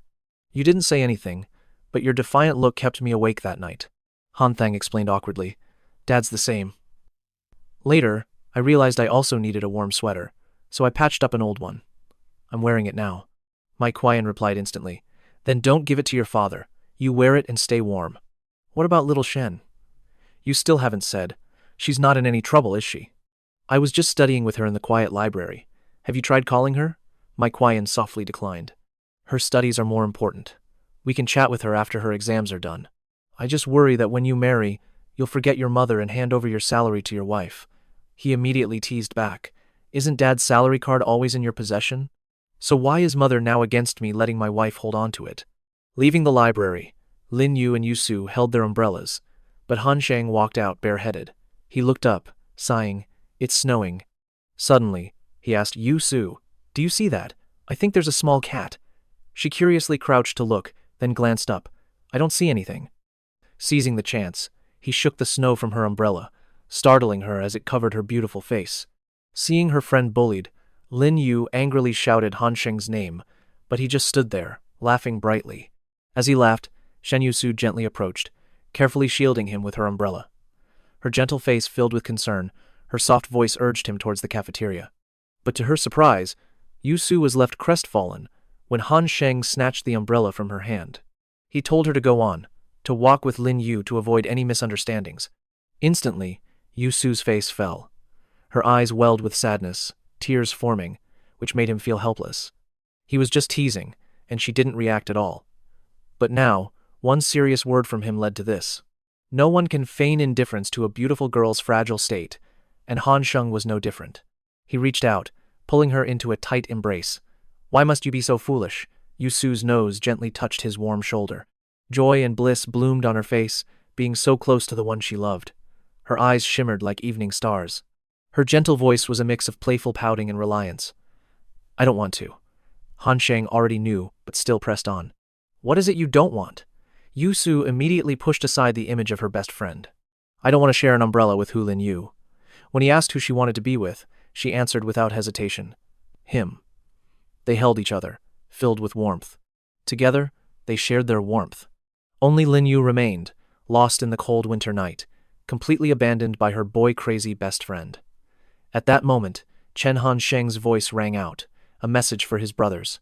Bang Fei, it's snowing. How are things where you are? Remember to stay safe. Then he turned his attention to Shu Yun, calling him affectionately Lao Si. About your studies. The review exam at Donghai University is crucial. Balance your time between studying and your part-time job. Finally, he sent a message to Zeba. How's your business been lately? The holidays are near, so remember to pack your luggage neatly. It's been tough. After reading it, Zeba just sighed softly. His gaze fell to his phone, his eyes still fixed on the notebook in his hand with a worried look. Lao Chen is lost in romance all day. I don't get why he's getting so long-winded. Zeba muttered to himself. It seemed Han Sheng was still worried about the other four, his endless reminders weighing on his mind as his thoughts drifted. Suddenly, a colleague appeared out of nowhere, standing before him. Zeba, Brother Wang, the Shen Tong express delivery truck will be here soon. Hearing this, Zeba jumped, quickly regaining his composure. Yes, I know. The young man nodded and strode away. Outside, the hall was packed with long lines of people, and amidst the crowd, someone approached.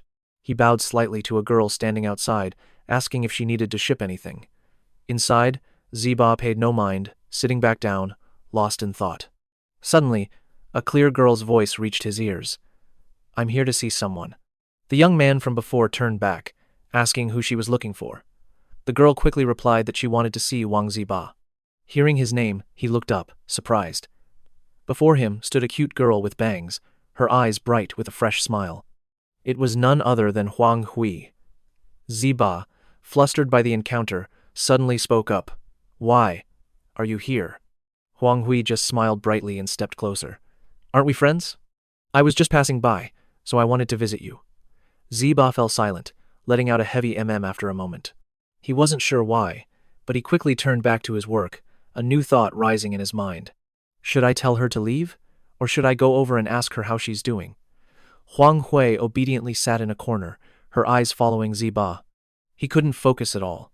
Sending her away felt impossible, yet showing concern felt incredibly awkward. In the end, he decided to just feign silence. Occasionally, Zeba would steal a glance at Huang Hui. Her face seemed to show no emotion, empty like a soulless doll, as she watched his every small movement. Trapped by her gaze, especially from a girl as beautiful as Huang Tu, he grew flustered and couldn't focus. Tu Bako fought to control his emotions, clenching his jaw to hold himself back. He had promised Tu Tran he wouldn't lower himself again, that he would show he was living well. Outside, the snow fell heavier, quickly blanketing the rooftops in white, as a delivery horn echoed, pulling Tuba back to reality. Startled, he shot up to look outside. Was the express delivery really here? Just as his friend predicted, Tuba Thong Tha walked past Hoang Tue, holding a stack of documents. He smilingly paid the delivery person. Hoang Tue watched Tuba's retreating figure, lost in thought. Moments later, Tuba passed her again, like a complete stranger. He pretended to calmly sit and jot down notes, just as a colleague ran over, panting. Wang, lend us a hand. We need to secure this luggage. Could you help out? Tuba immediately nodded. Beside him, Hoang Tu eagerly stood up, asking the man which package it was. Before Tuba could even move, she had already stepped forward to help pack. Their conversation echoed through the room, leaving Tuba stunned. In that moment, Hoang Tue looked just like a professional packer. She effortlessly handled the heavy boxes. Tuba wondered to himself, was she really willing to do manual labor? He silently observed her for a while until the job was finished. His friend smiled, thanking his sister-in-law. Hoang Tue just shook her head, saying it was nothing, but someone standing behind them had already turned beet red. The clock ticked past 3 p.m. Hoang Tue quickly blended in with everyone, helping them organize and check packages. The girl was agile and adaptable, even guiding others on how to complete their orders. Time slowly passed to 4:20, and their conversations continued until 5 in the evening. Hoang Tue stayed to help for a long time, deepening Tuba's suspicion. Why was she always so ready to help? He could only stand there, lost in thought. Maybe he should ask her to dinner. But before the idea could fully form, Hoang Tu spotted him and called his name. She gave a brief goodbye and cheerfully left with her bag. The sudden turn of events left the young man baffled. A flicker of disappointment crossed Tuba's face as he watched her go. As she walked through the white snow, Tuba's mind was still filled with doubt about her true intentions. The scene changes to the second day. The sky remained just as gloomy as before. As usual, Tuba trudged tiredly to work. In the distance, a familiar figure swiftly approached. Everyone warmly welcomed Hong Tuesday. Her bright eyes turned towards Tuba. He blushed and quickly looked away. Then came the third day, with light snow falling. Time passed quietly, and Huang Tu appeared as regularly as ever. She enthusiastically helped everyone, almost becoming an official employee. Tuba kept his distance, never striking up a conversation. But he always watched her with a cryptic, questioning gaze. Suddenly, a fragrant bag of food was placed on a crate beside him. Huang Tu glanced over, surprised by the unexpected meal. Tuba bashfully turned away, fumbling for an excuse. He just brought lunch for her, that's all. Huang Tu flashed a brilliant smile, thanking him softly. This kind young man. Her gentle demeanor made Tuba even more flustered. His eyes darted around the workspace. Tuba then picked up the phone to call Han Thang, but the line was dead. The phone was off. He found it strange since it was already 12 noon. Normally, his friend would have been awake. Tuba hesitated, then decided to call again. On the second try, Han Thang finally picked up. Hey, chicken powder. What's the emergency? Tuba was flustered, trying to correct him. Who's chicken powder? You're the one who. Han Thang just laughed, teasing him. It was just a local nickname. In Cantonese, Tuba's name sounded like chicken powder. I just landed at the airport over in Guangdong. Tuba asked curiously. What are you doing so far away? Han Thang explained. I'm here to meet a top figure in the #1 rocket logistics company. We need her backing to grow. Anyway, I'm short on time and energy. What did you need from me? Tuba hesitated, saying it was nothing major, just a quick question, but Han Thang's mind had already shifted. He mentioned that he was in Guangdong and knew quite a few people in the industry there. He got angry, thinking Han Thang was lying. If you're in Guangdong, who's giving orders at Rocket? He replied, for small matters, follow Ni Te Vu. For life or death situations, it's different. If you can't reach me, listen to whoever is closest. Tuba was confused, not understanding what whoever is closest meant. Han Thang clarified simply, I mean Tham O So or Tu Dungu. Follow whoever is more convenient. Tuba immediately objected. What if they're not good managers and make the wrong call? He calmly analyzed. When survival is at stake, if anyone else makes a decision, and it fails, people will assume they had their own ulterior motives. For those two alone, even if they failed, my faith in them would never waver. This felt like a destiny that even Shuba had sensed. He even commended Han Thang for his clear-headed strategy. Confident in his own judgment, he simply chuckled. If that's all, I'm hanging up. After the call, Shuba fell into a troubled silence, unsure of the path forward. But at that very moment, Huang Hui's silhouette appeared in the doorway. He felt like prey being stalked by a hunter. Meanwhile, Han Thang was haggling with a taxi driver. How much to get to Shantou from here? He slid into the car, his face tense with anticipation, glancing at the notebook that held the Kong family's address. The vehicle rolled forward, heading toward a quiet and serene countryside. During the ride, Han Thang was on his phone, his voice filled with laughter as he spoke with Kongjing. On her end, she asked about the weather back in Giait. She'd heard news of heavy snow. The blizzard was severely impacting all traffic. In the car, Hanthong pretended he was still in Giait, claiming the snow had stopped and the sun was emerging, making the weather bright again. His story made her suspicious. Sunshine after a snowstorm wasn't unusual, but for it to warm up so fast was rare. He quickly added, Miss Jing, when are you free to help me with something? The snow has stopped. This was great news for Giait, but it spelled disaster for Rocket 101. It meant that Shen Tong could make their move at any moment. So I've decided to strike first, by heading directly to Shen Tong's headquarters in Shanghai. Hearing this, Kongjing was utterly shocked. What? You're going there yourself? You'll never get past the main gate. He was always a bit reckless, so he needed a guiding light. Miss Jing, in my heart, you are that very light. Kongjing snapped back, telling him to stop with the flattery, stressing she was handling a serious life-and-death matter. Han Thang teased her again, suggesting she visit Rocket 101, where there were plenty of young, strong, and charming men to choose from. Kongjing remained indifferent, reminding him of her promise. If he came to her house, she would help him get into Rocket 101. He played dumb. Then, quick, give me the address. She flatly refused and hung up the phone. The call ended abruptly, with him revealing nothing of his true journey. Han Thang then turned to the driver. Please, step on it. I suspect my wife might be cheating on me. I'm going to catch her in the act. The driver's eyes lit up with excitement. Leave it to me! We can't let those traitors get away! The car flew down the road, fueled by the driver's passionate quest for justice. Han Thang stood outside the gate, hoping Kongjing was home. But another man was already waiting there. As he approached, the man looked up. Are you also here for the blind date? Han Thang flashed a smile. That's right. You too? The man nodded, explaining that the matchmaker described a beautiful but proud woman who had rejected many suitors. Han Thang seized the opportunity. That's because you haven't been using the right approach. I'll teach you a little trick. The moment you see her, walk right up, take her hand, and declare, I have arrived. Then you say, you're coming with me. It's a guaranteed success. The young man's face was still filled with doubt. Seeing his hesitation, Hanthong added, You don't believe me, do you? Fine, I'll demonstrate it for you right now. If I succeed, you have to use this method on your next blind date. A few moments later, the door creaked open. Kongjing's mother stepped out with a welcoming smile. Her eyes scanned them both as she thought, 2 quite youthful guests this afternoon. Seeing Hanthong step forward first, she assumed he was the matchmaker's choice, then turned to the man behind him. And who sent you here? The young man stammered awkwardly. Actually, I'm the one matchmaker Zhang sent. As they both entered the house, Kongjing politely offered them some tea. But then, her gaze fell upon Shen Tong. Her composure shattered as she blurted out, What are you doing here? Kongjing's face was a storm of confusion as she tried to understand his presence. He, however, simply feigned bewilderment, putting on an act. Where am I? A second ago, I was asleep in the school library, but my heart was dreaming of you, Miss Jing. When I opened my eyes, you were standing right before me. His dramatic words echoed in the room.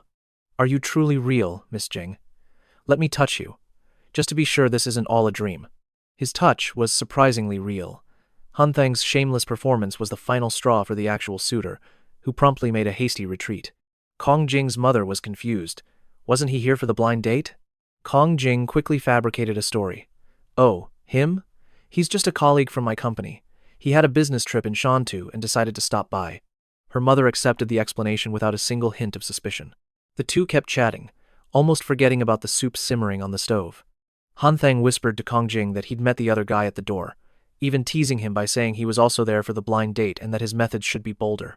The guy got embarrassed and, realizing Hanthong knew Kongjing, probably didn't want trouble and just slipped away. He also realized from her aunt's tone that she still didn't know Kongjing had quit her job.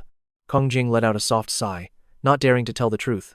A 30-year-old woman, unmarried and unemployed. In our traditional world, the next step is basically becoming a nun. Please don't reveal this. Han Thang smiled reassuringly. How could I let it slip? He then turned and dashed into the kitchen.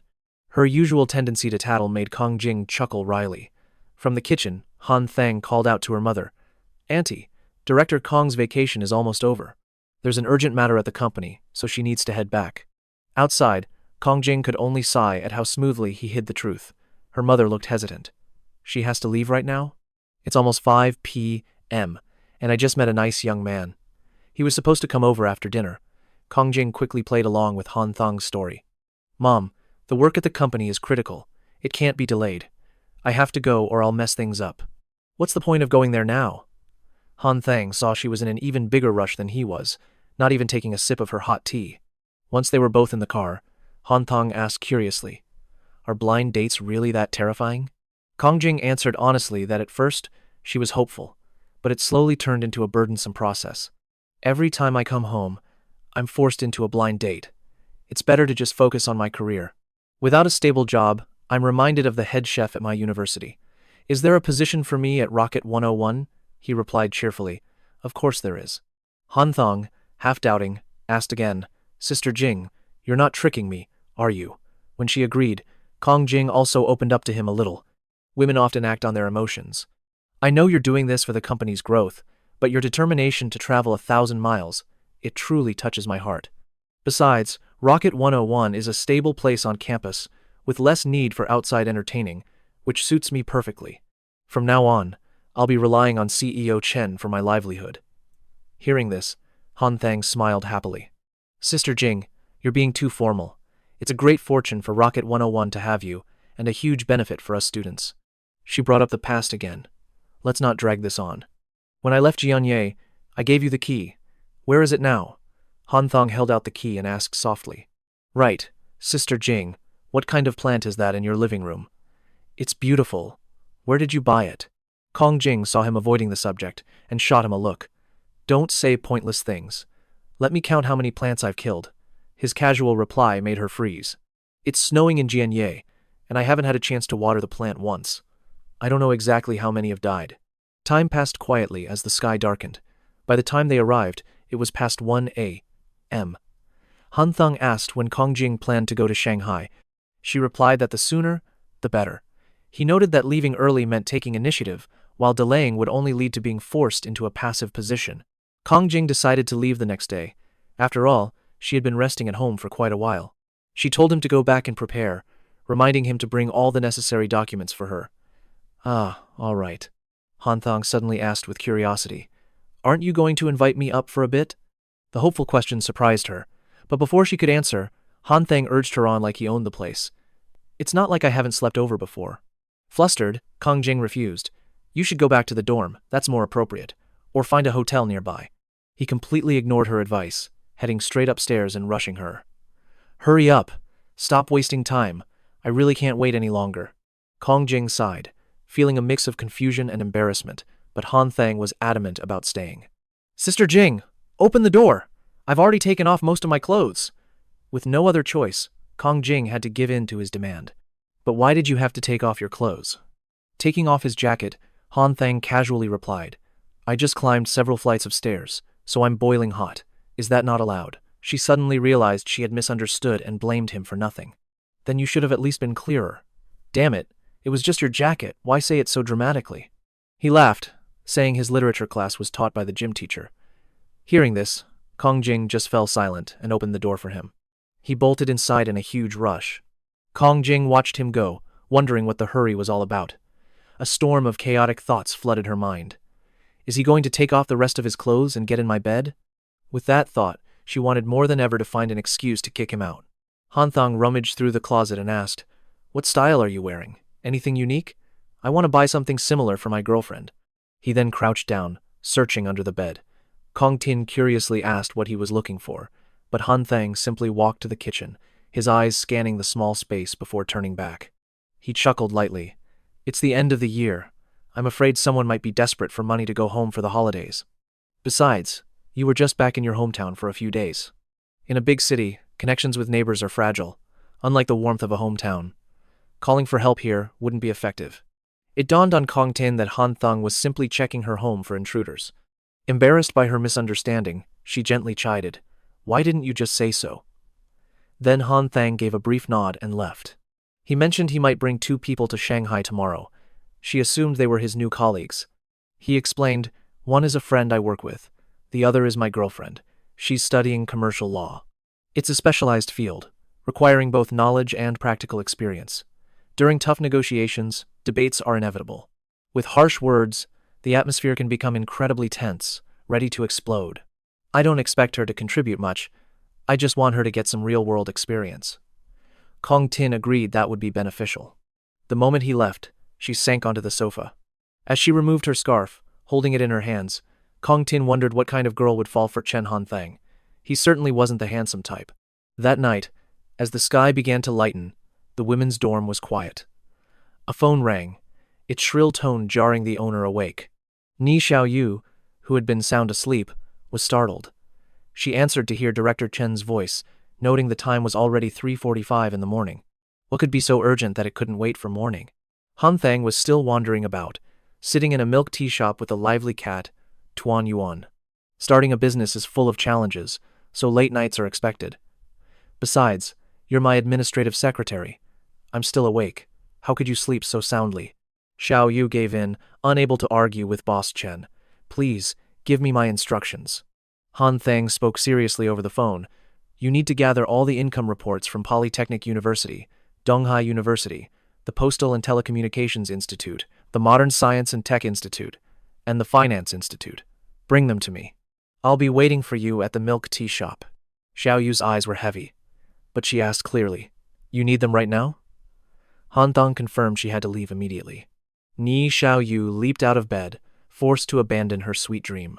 Not long after, the sky began to brighten. Xiaoyu quickly followed his orders and rushed to the shop, where she found Hanthong waiting while playing with Tuan Yuan the cat. She was panting after the long journey. "Director Chen, I've brought all the files." He paused for a moment before taking them, lighting a cigarette and uttering words that left Xiaoyu stunned. "From now on, you won't need to collect a monthly salary." "No salary? Could Director Chen be firing me? The company was just officially formed, and I've been working so diligently." Han Thang immediately clarified. "For now, I'm giving you 1% of the company shares. Starting in January, you'll earn commission based on profits. The profits are a bit low now, but they will definitely be higher in the future." His words were so blunt that Xiaoyu was left speechless, wondering what a share of the profits even meant. So he asked her, "What are your thoughts?" Xiaoyu snapped back to reality, answering with a single word, "Yes." Then Han Thang's tone became serious. "You must not mention this to Shangbing or Liu Peng. It's enough that you understand. Let's avoid any unnecessary conflicts. Tomorrow, I'm taking you on a business trip. You'll need to prepare, and it might affect your study schedule for a few days." Xiaoyu agreed at once. "That's fine. I never really cared about the scholarship anyway." Hearing this, he went silent for a long while before confessing, "My personality isn't the best, and I definitely lack composure. Yelling and breaking things happens quite often." Xiaoyu listened in silence, thinking for a long time before tears began to stream down her face, moved by a profound sense of gratitude. She knew his temper wasn't just not good, it was volatile. Any task he gave, if not completed on time, would surely result in a harsh scolding. But after the anger passed, he would always hold back his own frustration to get the job done. Despite all that, he never cut his subordinates' pay. In fact, bonuses and percentages were often added. Though he hid it well, Han Thang could sense her emotional state. He advised Xiaoyu not to get too emotional and told her to go to room 101 immediately. "Tonight, you will help me compile these documents into one unified report, a complete file with data and case studies for the Rocket 01 project. For a long-distance logistics operation, this kind of presentation is essential." When they arrived, the sky was still dim. Hanthong gave Ni Xiaoyu her task, and they both focused on completing it quickly. The hours slipped by, from 4 until nearly 7 in the morning. He finally succumbed to exhaustion, asleep at his desk. He had barely slept the entire night. When Shen Yuchu arrived, Ni Xiaoyu whispered, "Han Sheng worked all night and just fell asleep." Xiaoyu then left, and Yuchu quietly draped a warm coat over him. Moments passed. It was unclear how long he slept. A sudden noise caused Han Sheng to frown slightly. He opened his eyes, heavy with fatigue. In the distance, Ni Xiaoyu and Li Guinan were discussing work. Looking to his side, he saw a familiar figure. Shen Yuchu had been there since early morning, quietly watching him sleep. Surprised, he asked why she was here. With a gentle look, Han Sheng tried to touch her cheek, but his arm, numb from being pressed on for so long, wouldn't move. Seeing his struggle, she leaned in closer, letting his hand rest easily against her face. He smiled at her sweet innocence, then playfully pinched Shen Yuchu's soft cheek. Sitting nearby, Lin Yu could only sigh. She thought to herself, one is selfish, the other is just hopelessly foolish. Han Sheng overheard and asked what Lin Yu meant. She just scowled, refusing to answer, thinking how childish he was. "I've been here for nearly 3 hours, and it's past 10 p.m. This is the first time Yuchu has ever skipped class in her life." Her professor found it strange too. He said when he entered the class and didn't see Shen Yuchu, he thought he'd come at the wrong time. Hearing this, Han Sheng felt a pang of guilt. He stood up and admitted to Yuchu, "I have an urgent business trip this afternoon." He wasn't sure when he'd be back. Maybe a day, maybe several. She just nodded slightly and replied, He added, "I'll go back to the dorm to shower first. Then we'll have lunch together." Yuchu's reply was the same as before. Han Sheng felt a strange frustration build inside him. He looked at her silently, then asked, "Is the only word you know?" Hearing that, Shen Yuchu's expression shifted. She answered, "Yes." But it was still just a single word. Afterwards, Chen Hansheng returned to his dorm, where Jin Yangming was already there. He quickly noticed something was off and asked, "Laosi, you just got back?" Hansheng told him about the upcoming business trip, asking Yangming to cover for him. Yangming agreed, his eyes filled with curiosity.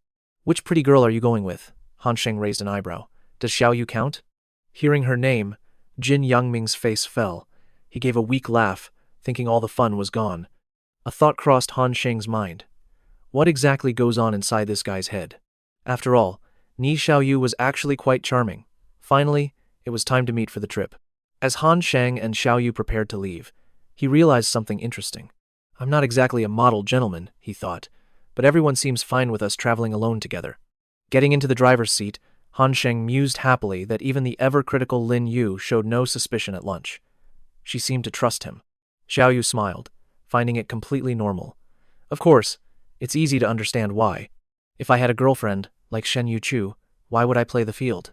He then reminded her that Xiao Rongyu would also be joining them. Hearing this, Xiaoyu replied, unless she's as beautiful as Shen Yuchu.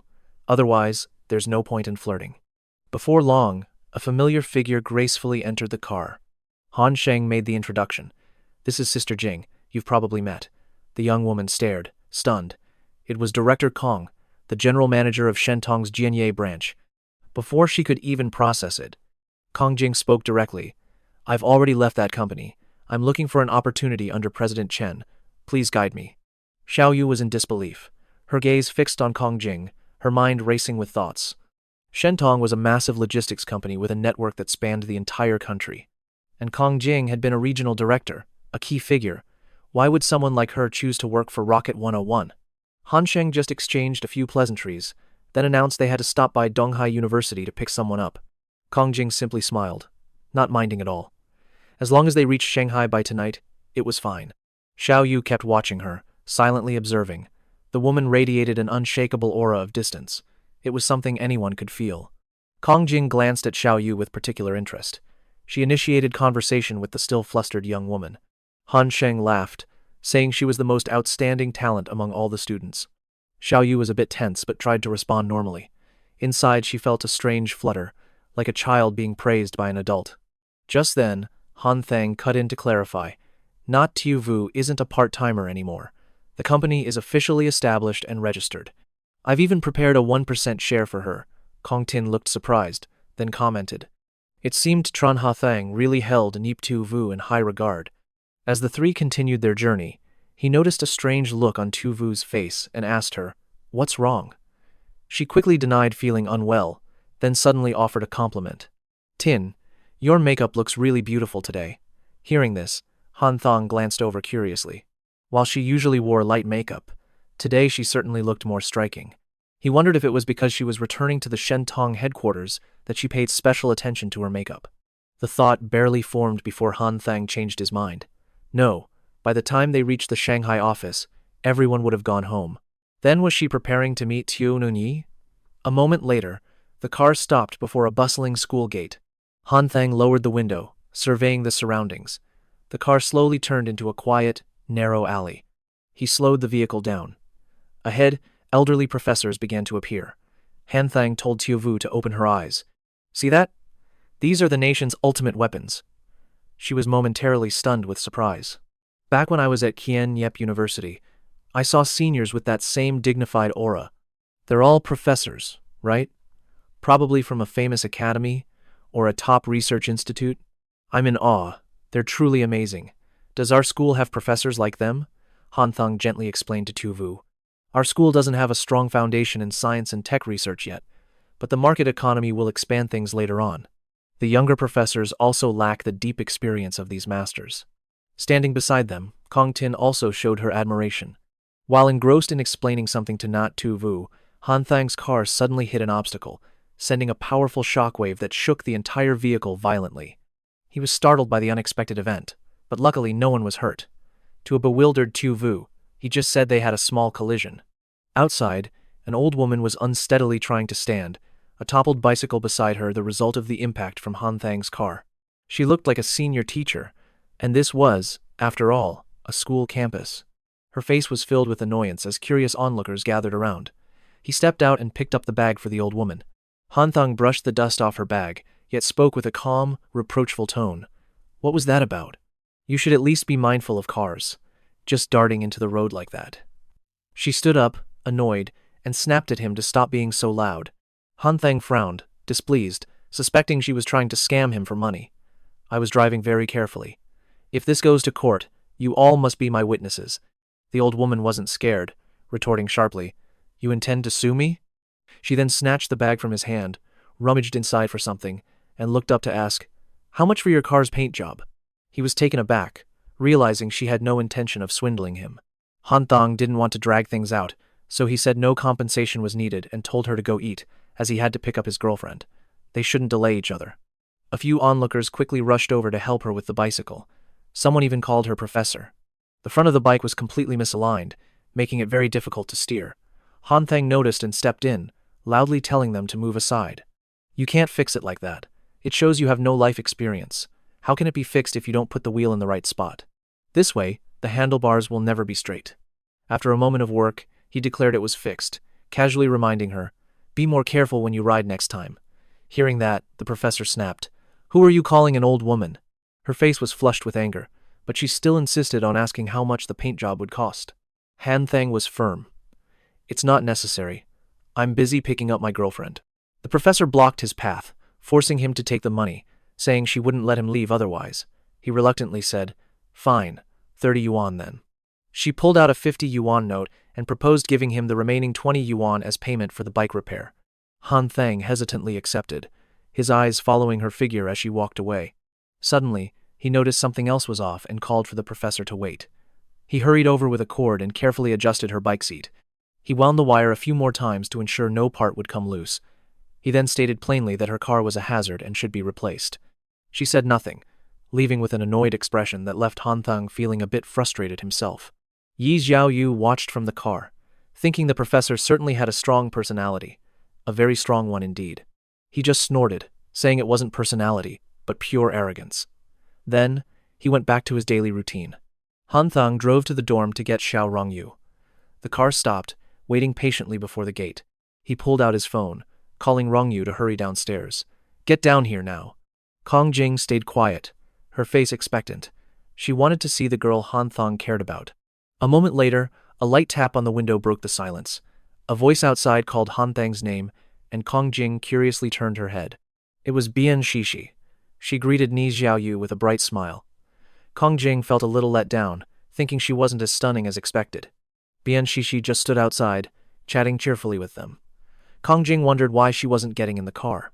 Xiaoyu then explained that Bian Shishi wasn't coming with them, leaving Kongjing even more confused. Wasn't Shishi Chen Han Thang's girlfriend? Xiaoyu quickly gave her the answer. Shishi was not Rongyu. Then, Rongyu's figure appeared in the distance. Beyond Shishi suggested he go help her with the luggage. Han Thang frowned slightly, muttering to himself, "Do I not have hands? Why would I need help?" But he still obediently got out of the car to help Xiaoyu carry the luggage. He then pointed out to Kongjing that she times was Xiao Rongyu, the one and only campus beauty of Donghai University. Kongjing stared, mesmerized by her appearance. The girl wore an elegant, long, high-collared dress, paired with a pure white fur coat neatly cinched by a belt. Her gentle curves revealed slender legs, covered in thick white stockings and tucked into a pair of small, white leather shoes. It was clear why Rongyu's captivating beauty turned every head she passed. Rongyu quickly entered and sat in the passenger seat. Han Thang made a warm introduction. "This is Sister Jing, a key assistant from Rocket 101. Say hello." Rongyu smiled politely. "Hello, Sister Jing. You can call me Xiao Yuer." She replied softly, "Hello, Xiao Yuer." The car then started moving, pulling away down the long road. Han Thang asked curiously, "Why were you so late?" She explained that something came up, then asked if he remembered her helping write legal statutes for Rocket 101. Han Thang nodded. He had learned much from that talented professor, a true pioneer in her field nationwide.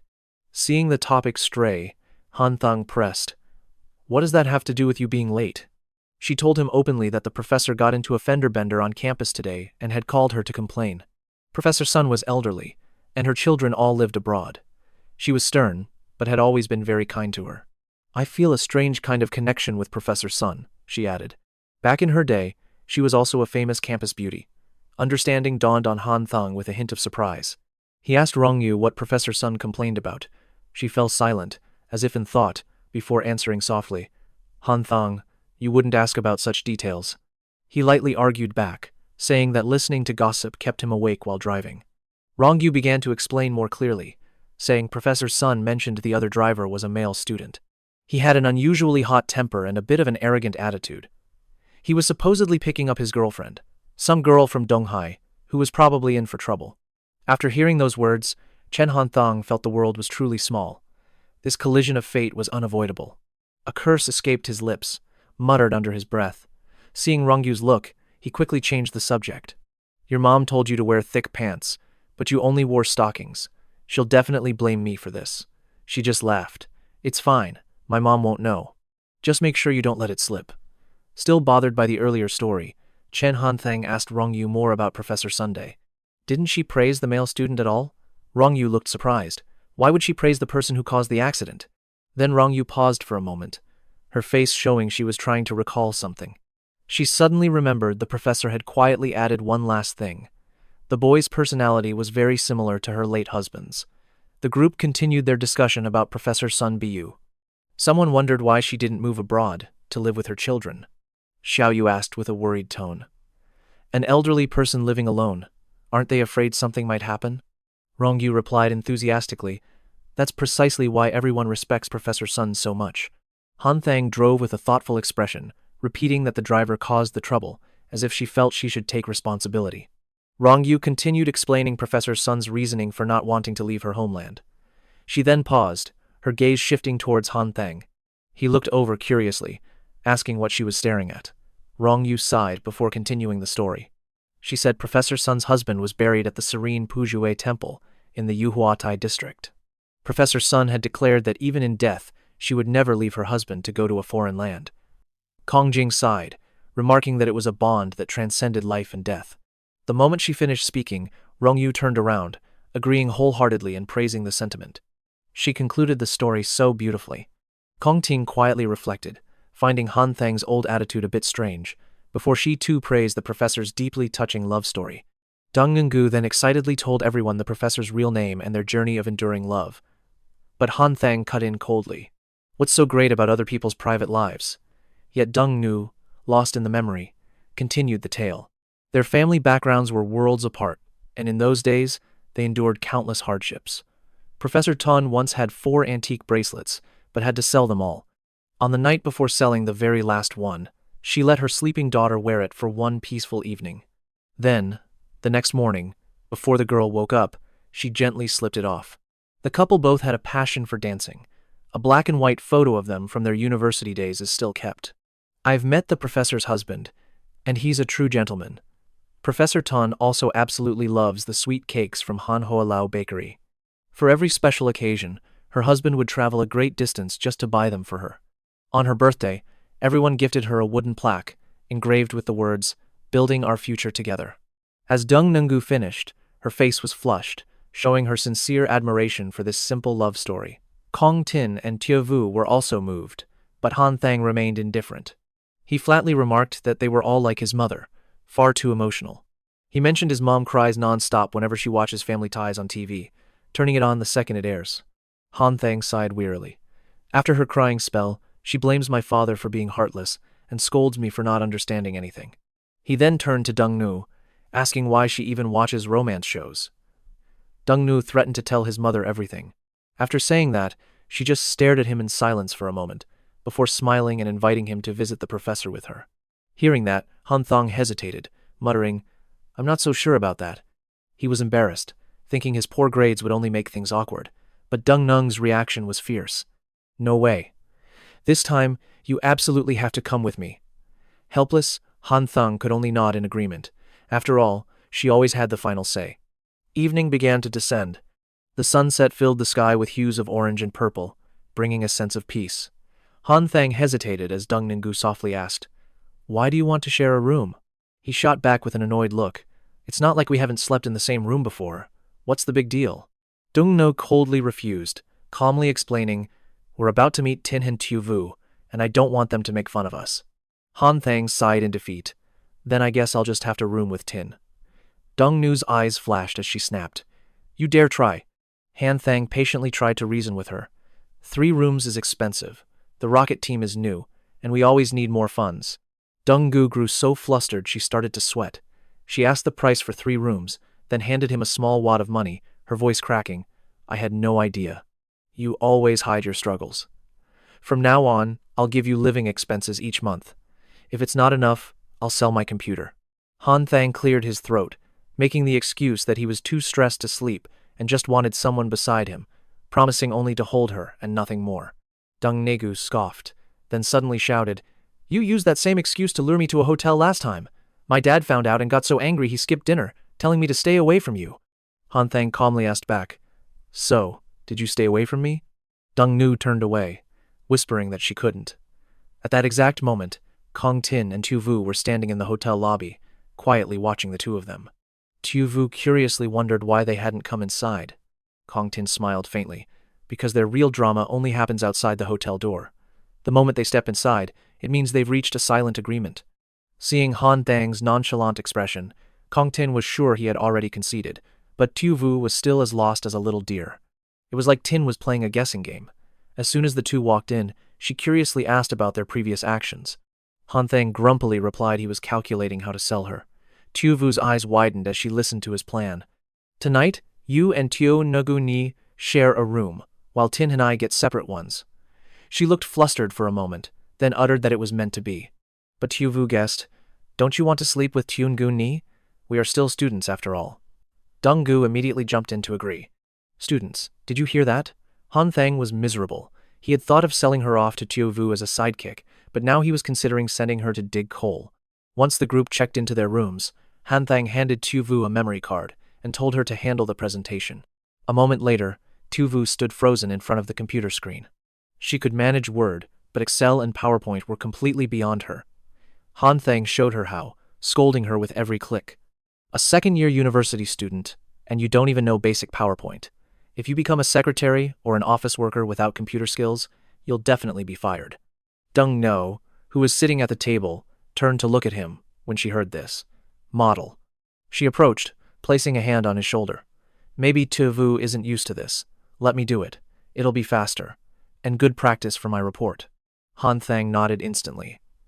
As he left, he reminded them to finish up and to call him from the next room once the presentation was finally complete. Only then could Dung Nu and Tu Vu finally breathe a sigh of relief. Tu Vu was beaming, chirping her thanks to Dung Nu. She smiled politely, saying it was nothing, and that she hoped Tu Vu understood the immense pressure Han Thang was under. Tu Vu clenched her fists, shaking her head. "No. Zhang Zhen has always been kind to me. This was my job, I was just being lazy." Dung Nu patted her shoulder comfortingly. "Just practice more when you have time. You're his best assistant, you'll learn fast, don't worry." A blush crept onto Tu Vu's cheeks as she shyly agreed. She thought to herself that both Dung Ngengu and Aoso were beautiful, but their personalities and methods were worlds apart. Oso would never try to make peace like this. She'd just drag her to extra classes to avoid another scolding. Tu Vu's head spun. This was dangerous. She was firmly on Aoso's side, so why was she thinking little Nuni was so wonderful too? She muttered under her breath. Shen Aoso is truly number one in the world. After reading the presentation, Han Thang was incredibly satisfied. He calmly noted that it just needed a few more key points. Tu Vu felt a wave of relief. Just then, Kong Tin entered to report on a former colleague. "My general manager said that after his business with Cheng Dejun, he will try to join our meeting. So tomorrow, we just need to wait downstairs." Hanthong handed her the contract and offered some praise. "You've worked hard, Sister Tin." Hearing this, she smiled, saying it was fine, then waved a gentle goodbye to everyone. Hanthong quickly grabbed his coat and hurried after her, calling out, "Let me walk you part of the way." The corridor was long and silent. She walked ahead, and he followed quietly behind, not a word passing between them. At her door, Kong Tin swiped her card and turned to smile at Hanthong. "Good night." He immediately returned the sentiment. After entering, Kong Tin glanced back with a lingering look, then firmly closed the door. Only the silent wooden door now stood between them. Later, with Dung Nu's arrival, it seemed they both let go of the past, tacitly starting a new relationship with different roles. Was this how one learns to adapt? In the end, they both managed to preserve their unique friendship. Here, Chen Han Thang is Xiao Dung Nu's boyfriend, no longer the boy from years ago who stood in the rain to see someone off, nor the one who journeyed 1,000 miles. After Han Thang left, Kong Tin leaned against the door, letting out a long, quiet sigh. Tu Vu and Dung Ngengu were startled, both looking to the doorway as Han Thang walked back in. He calmly fell face down on the bed with a soft sigh of relief. Tu Vu and Dung Gu exchanged confused glances. Dung Ngu asked gently. What's wrong? You look troubled, but only received a short, slightly annoyed response. Hanthong sighed. How much money do we have left in our account? Tu Vu immediately repeated. Around 800,000. That doesn't include the payment from New Century. You said it wasn't urgent, and they wouldn't dare not pay. If we get that 200,000, we can buy Sister Tin a new car. The other two were shocked. A car that expensive? Hanthong sighed. She's worked very hard, after all. Dung Ngu asked. And what if the negotiation fails? Hanthong sat bolt upright. Then pretend I never said it. We'll deal with it later. He got up, waving goodbye as he left the room. Good night, you two. Surprised the light was still on, Tu Vu saw Dung Ngu writing meticulously and asked what she was doing. Dung Ngu's eyes sparkled. A Christmas gift for little Chen. I'll be away for Christmas this year, so I have to prepare it early. She was filling a card with shared memories, small moments from their life together. Tu Vu smiled, admiring their sweet love before curling up in her blankets. She continued to whisper her mantra, that Shen So was #1 in the world, that it would never change, that even equality wasn't an option. The scene shifts to the Shen Tong company headquarters. Hanthong's team met Kong Tin and announced their arrival to the client. She then introduced them to Lu Yonghong, the vice director of the Shen Tong group. Yonghong spoke gently to Xiao Tin. Just wait a little longer, the director is still in a meeting. Kong Tin happily introduced Han Thang to her as the founder of Rocket 101. Chen Han Thang is merely a university student. Yonghong and Han Thang shook hands warmly, offering brief introductions. Please, call me Director Lu, Vinhong said, shaking her head humbly. That title still feels so unfamiliar. My daughter is probably a little younger than you, or perhaps you could just call me. But before she could finish her sentence, Hanthong interjected. You must have married young. You look like you're barely over 30. Is your son my age? At his words, Vinhong froze for 2 seconds. She gave a strained smile. How amusing, young man. I'm actually turning 42.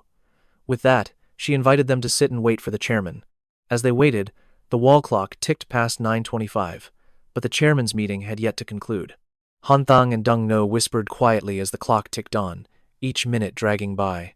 After nearly an hour, Kong Tin opened the door. Let me check on the meeting's progress. Xiao Yu offered a polite thank you. After a brief wait, she returned and announced, they're issuing new regulations after the new year to speed up materials transport. Shen Tong's leadership is already implementing it, preparing for a research expert's arrival. Xiao Yu, sweating anxiously, asked, So, what's our move? Han Thang let out a long yawn. The materials industry is a mess right now. It truly needs some new rules. Sarcastic complaints filled the air. It was a bad day for a visit. He shot a telling glance at his team. But it wasn't a total loss. At least when the expert team finished, Rocket 101 still had a chance to profit. He quietly stood and began to leave. Dung Ngu, stunned, asked to be sure. Are we supposed to leave now? He urged them on. Let's go. Let's go. Han Thang's eyes widened as Vinhong suddenly appeared. The door burst open, and with an excited face, she ushered them toward the conference room. She had used the leadership's break to briefly speak with the chairman, and now he wanted to meet them personally. Hanthong turned his head slightly, his eyes crinkling into a smile. Then let's go. Thank you, Auntie Lu. Vinhong paused, thinking, didn't he just call me Sister Lu?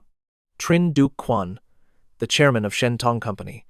In 1993, he founded this delivery service. The chairman of Shen Tong was waiting for them with his legs crossed. Vinhong opened the door to announce them. Trin Duke Quan's cold expression didn't change. He merely glanced at the door. Suddenly, a commanding female voice emerged. Kong Tin bowed 15 degrees and spoke with reverence. Greetings, Chairman. This is Tran Han Thang, founder of Rocket 101. He's still a student at the academy. Chu Loi strode toward Kong Tin, demanding through gritted teeth, Why did you leave this place? I called you so many times, but you never answered. Kong Tin calmly explained that she wanted a change of environment. Chu Loi scoffed with cold arrogance. A change of environment? What did Rocket 101 give you? At Shen Tong, if we want someone to survive, they survive. If we want someone to disappear, they have no choice. Han Thang's team was visibly furious at his words. Dung Ngu's face flushed a deep crimson. Han Thang gently squeezed her hand, a silent form of encouragement. Dung Ngu whispered that she would always support him. Duke Quan finally spoke. Enough. State your business quickly. I have another meeting soon. He gestured to Han Thang, who immediately nodded. Han Thang and his team walked to the podium to begin their negotiation. From below, Chu Loi and another man laughed loudly, disrupting the room. Duke Quan let out a sharp cough as a warning, signaling for their silence. Sensational words appeared on the large screen. Shen Tong Company is about to close. Startled, Chu Loi shot up and yelled, "What is this?" Duke Quan looked up with an emotionless expression. Hanthong, however, wore a confident smirk. The topic was creative and bold, instantly capturing everyone's attention. Hanthong quickly moved to reassure the bewildered audience. This was merely a hypothetical, like asking what would happen if the Earth were on the brink of destruction. Even with its success, Shen Tong has flaws, especially as the media industry grows. Shen Tong will undoubtedly face new rivals in the future.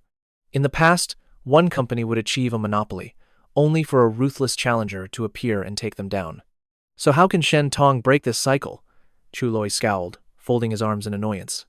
What is all this smoke and mirrors? But Hanthong calmly continued his presentation. I'm sure the leadership has its own plans, but I'd like to offer a small suggestion. Expand into the student market.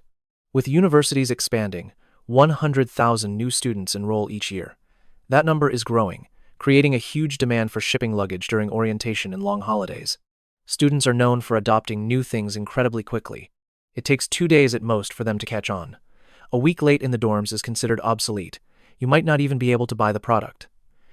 At the very least, they need to know what that product is. Han Thang smiled brightly, concluding that the student delivery market was set to explode. He then continued, raising a new question. While the student market looks promising, the future is hard to predict. It's impossible to set an exact timeline. Pouring everything into the university now meant Shen Tong wouldn't see short-term returns. The real priority was to join the delivery giants and conquer the off-campus market. Rocket 101 could handle that. Shen Tong just needed to provide the logistics system. Han Sheng vowed to dominate the national student market, with all profits flowing back to Shen Tong. Deng Ngu glanced at him, her eyes filled with admiration. With just a few words, his powerful, almost arrogant aura had returned. She couldn't help but sigh, proud of his decisiveness. She paused, a question echoing in her mind. When will you acknowledge us? From afar, Kongjing quietly watched her hang on his every word. Her eyes flickered with worry and a hint of hope, her heart pounding when a staff member whispered that Daquan had run 10 minutes over. He just gave a slight hum of acknowledgement. A contemptuous smirk touched Chu Loi's lips. He wasn't interested. Young people were always so impulsive. Daquan's voice turned sharp, challenging him. How dare you report directly at your age? Chu Loi shot back. I don't need to play those games. His tone was aggressive as he gestured wildly. This market must be taken by force. Daquan's lips curled into a cold smile. That's the past. The future demands order. Violence will fade, and people like Kongjing will manage this industry's growth. The entire Hansheng team stood shoulder to shoulder, bowing a respectful 15 degrees. Thank you for your time. Daquan watched him intently, a satisfied smile spreading as he spoke slowly. We don't have time to study your case in depth. This isn't an isolated incident. Others are facing the same thing. Only after a thorough investigation can we discuss this matter further. Daquan paused, emphasizing each word. But the title you proposed was too sensational, and yet it gave us a lot to think about. Perhaps it can even be used to promote Shen's work. At that, Han Sheng excitedly claimed it wouldn't be difficult, offering an example to spark his imagination. He then posed a question. For homework, if you were to write a headline with your eyes, what would it be? The room buzzed with creative titles. Daquan calmly turned to Han Sheng for the answer. He smiled, explaining, It's an open-ended question. There's no standard. I just wanted to see how everyone thinks. Hearing this, Daquan burst out laughing. The imagery was so vivid. The eyes were indeed a sensitive place. On the way back, Xiao Yu let out a soft sigh. He had meant to discuss business, but ended up getting no attention at all. Han Sheng replied casually, Life is full of surprises. Sometimes, it hides a little candy for you somewhere. After getting Kongjing home safely, Han Sheng showered him with thanks, but Kongjing gently insisted he'd earned it himself. Then Han Sheng turned to Xiao Yu. You go with Jiang Ling. I need to wait for Deng Nu and take her back to school. Deng Nu then suggested they visit teacher Tun together. She was worried about Baidu's condition after her fall. Han Sheng reluctantly agreed. Just for a moment, I still have to get back to Wenxi. Deng Nu suddenly thought of stopping by Xinghua Lu to buy some sticky cakes, Professor Tan's favorite. Han Sheng complained about the long detour. A little fruit is enough. It's the thought that counts. At last they arrived at Donghai University. The area was defined by its 4-story buildings. In summer, green vines blanketed the brick, but winter revealed the cold, gray cement beneath. As they approached Bidu's house, Han Sheng guessed she had forgotten to lock the door. Deng Ngungu explained that Professor Tan usually left it open during the day, in case of an emergency, a door always open for her students. She immediately called out, "Professor Tan, it's me, Xiao Nuni." A voice answered from inside, asking her to come to the study and help copy a few passages. Deng Ngungu turned to her friend. "Han Sheng, I'll go in first and mention you. Just wait in the living room." He nodded. "I'm not a child. Don't worry."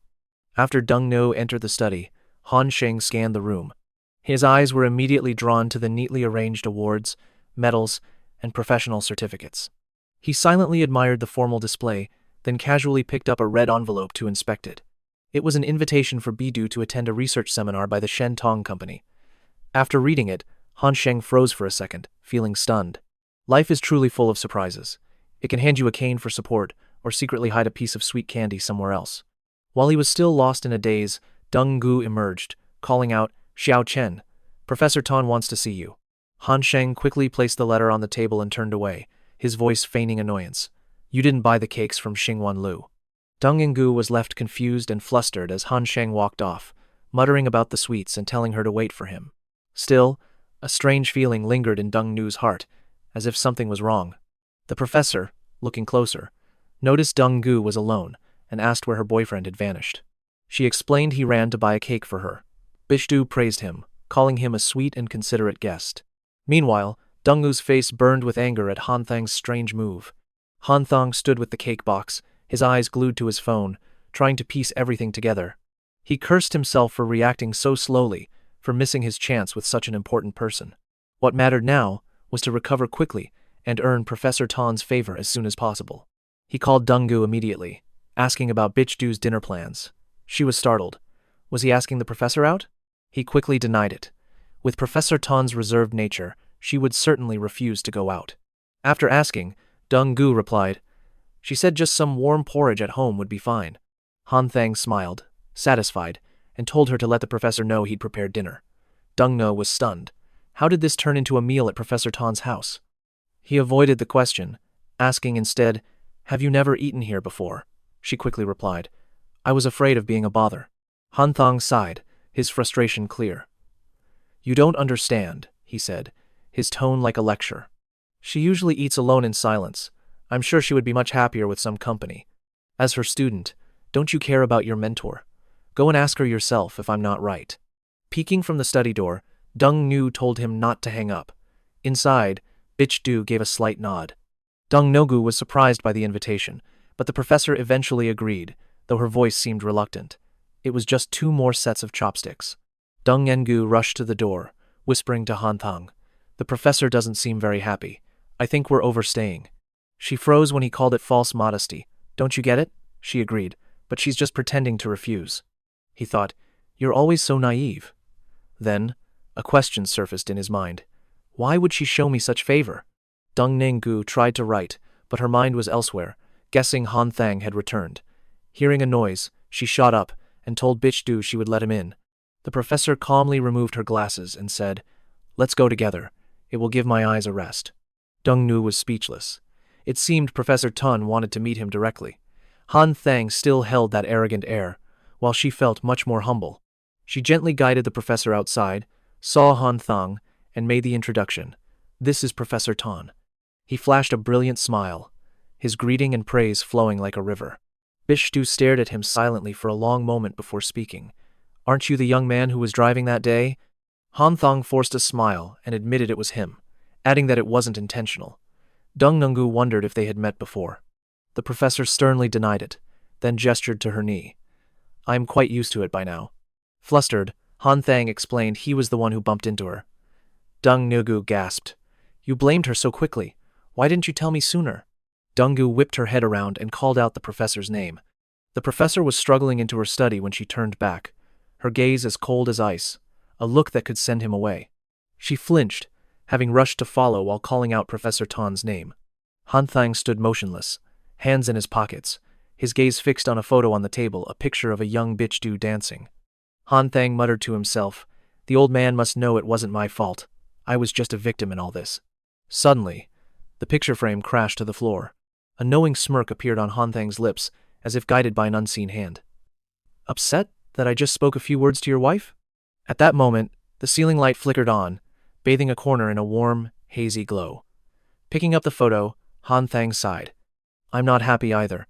I still have to cook for your wife. If you keep sulking, I simply won't serve you. It turned out the frame fell because its stand had cracked, no longer able to support the weight. From the study, Bitch Du heard the strange noise and wondered what Han Thang could be doing out there. Dong Yu quickly said she would check, then hurried out the door. A moment later, her voice called from outside. The picture frame is broken! He went downstairs for some superglue and is fixing it now. Bitch Du asked curiously which frame it was. The young woman answered in a low voice.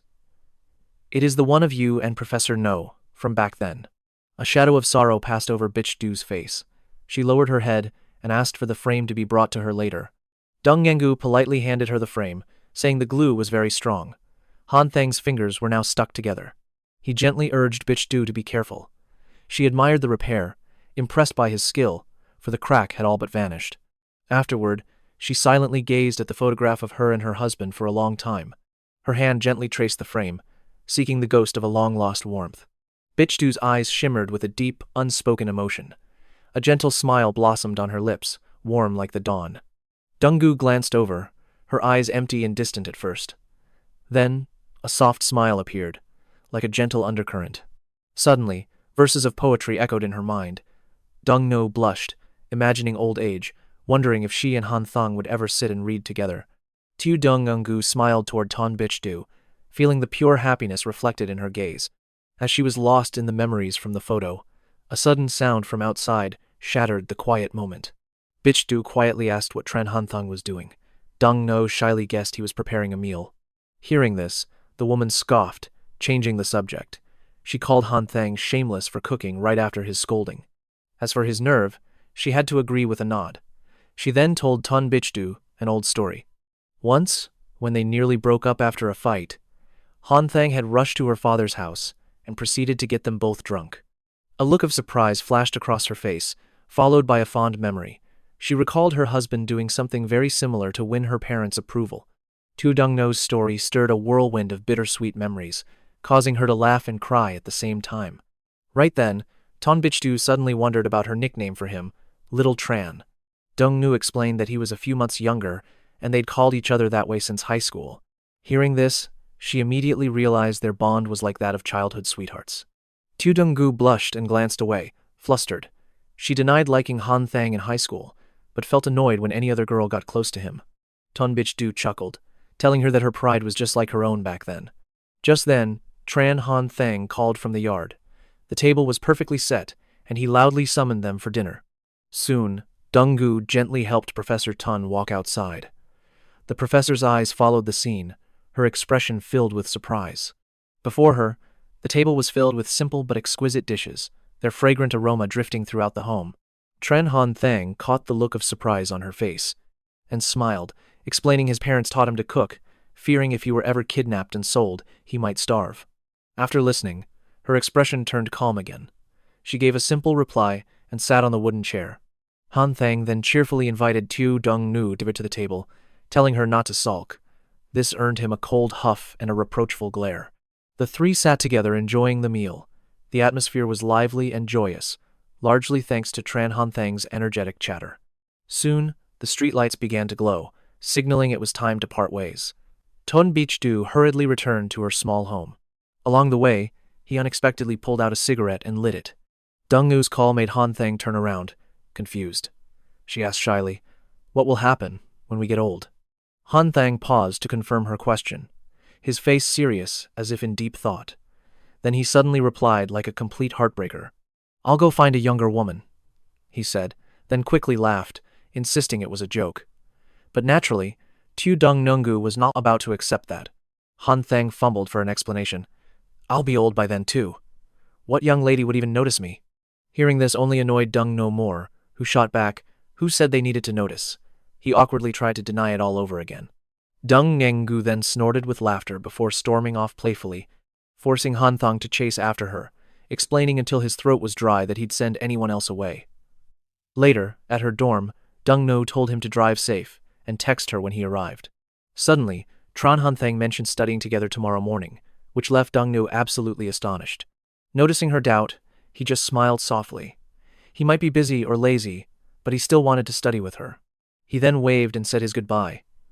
Dong-no walked away, her heart soaring with happiness. The path that night was quiet and empty. Only the lights from the buildings proved that others were still awake. As he drove, Han Thang called Tu Ba. He asked if the doors were locked yet, thinking he might stop by for a bit. After taking Tu Dong-no to her dorm, Tu Ba's voice came over the line, sounding unusually odd. A curious Tran Han Thang asked about it. His friend quickly said he'd only choked on water, and reminded him the shop was already closed. Hearing that, he planned to return to school, but he remained suspicious of his friend's shaky voice. His friend just replied, "It's cold." Han Thang didn't think much of it, just telling Tu Ba to keep warm. The moment the call ended, his friend breathed a heavy sigh of relief. Anxiously, Zeba turned to Huang Hui. He told her he'd just gotten a call from Han Sheng.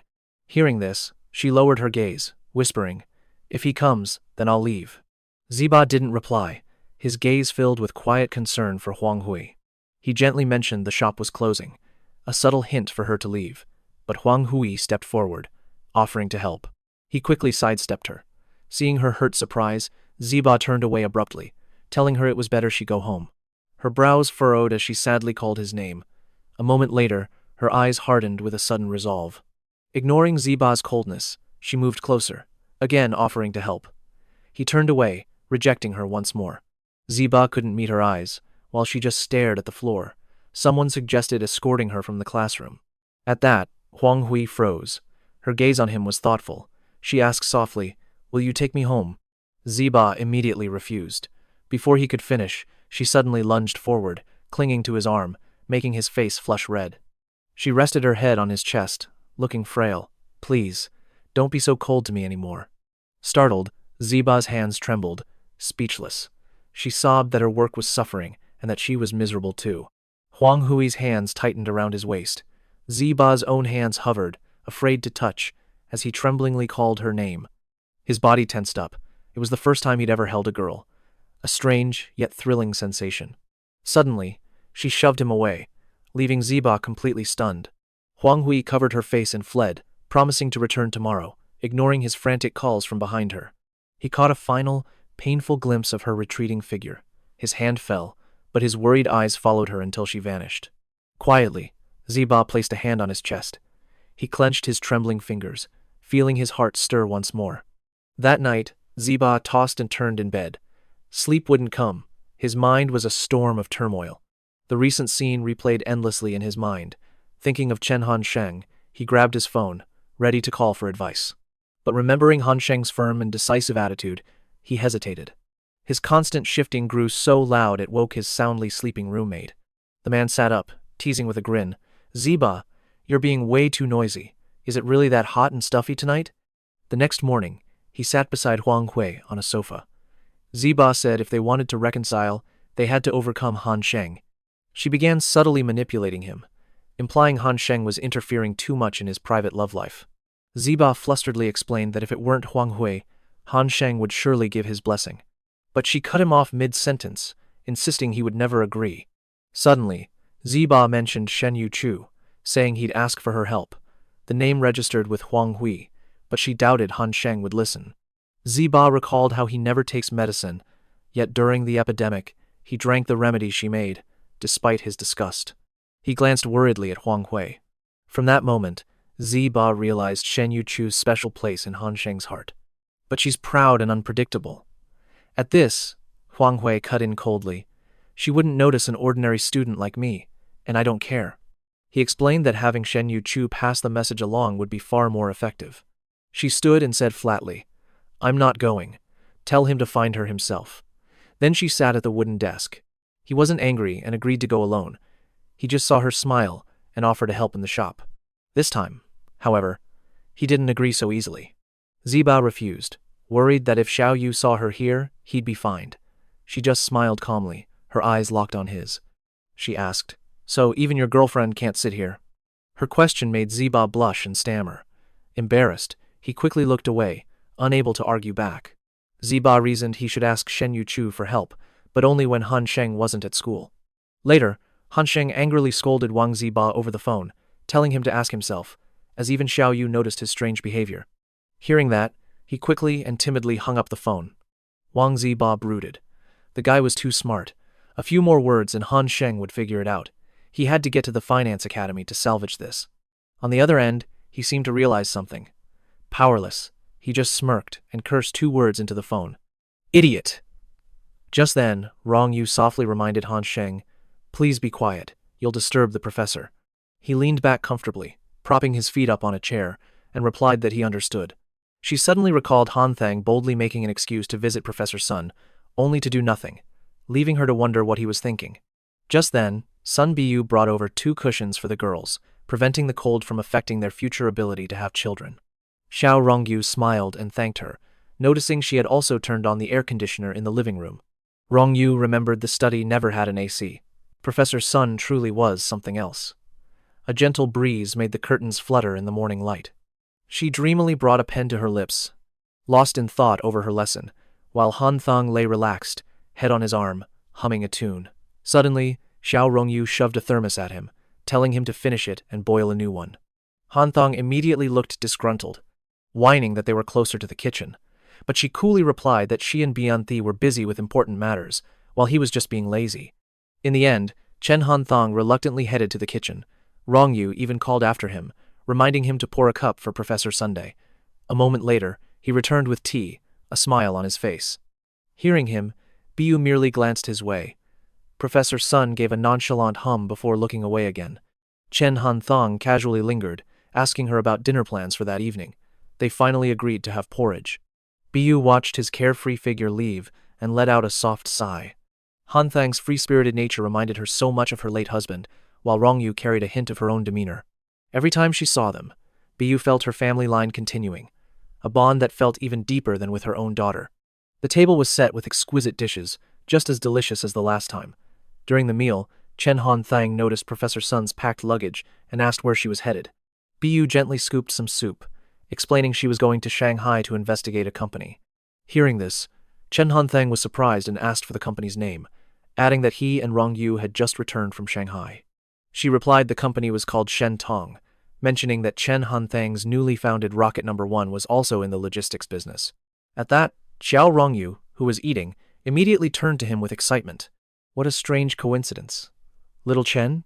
At that moment, Bian Ti also spoke up, since Professor Sun was a top figure in the legal field. The Shen Tong company in Shanghai, located not far from the Jianye district, would surely have Sun Bu as their top choice for an expert investigator. When Chen Han Thang asked about her role, Professor Sun replied she was the deputy team leader, while the head was a government transport official. He immediately jumped in, suggesting he could tag along to hear the expert opinions and learn about the industry's future direction. Rong Yu quickly chimed in that little Chen's Rocket No. 1 was already working directly with Shen Tong.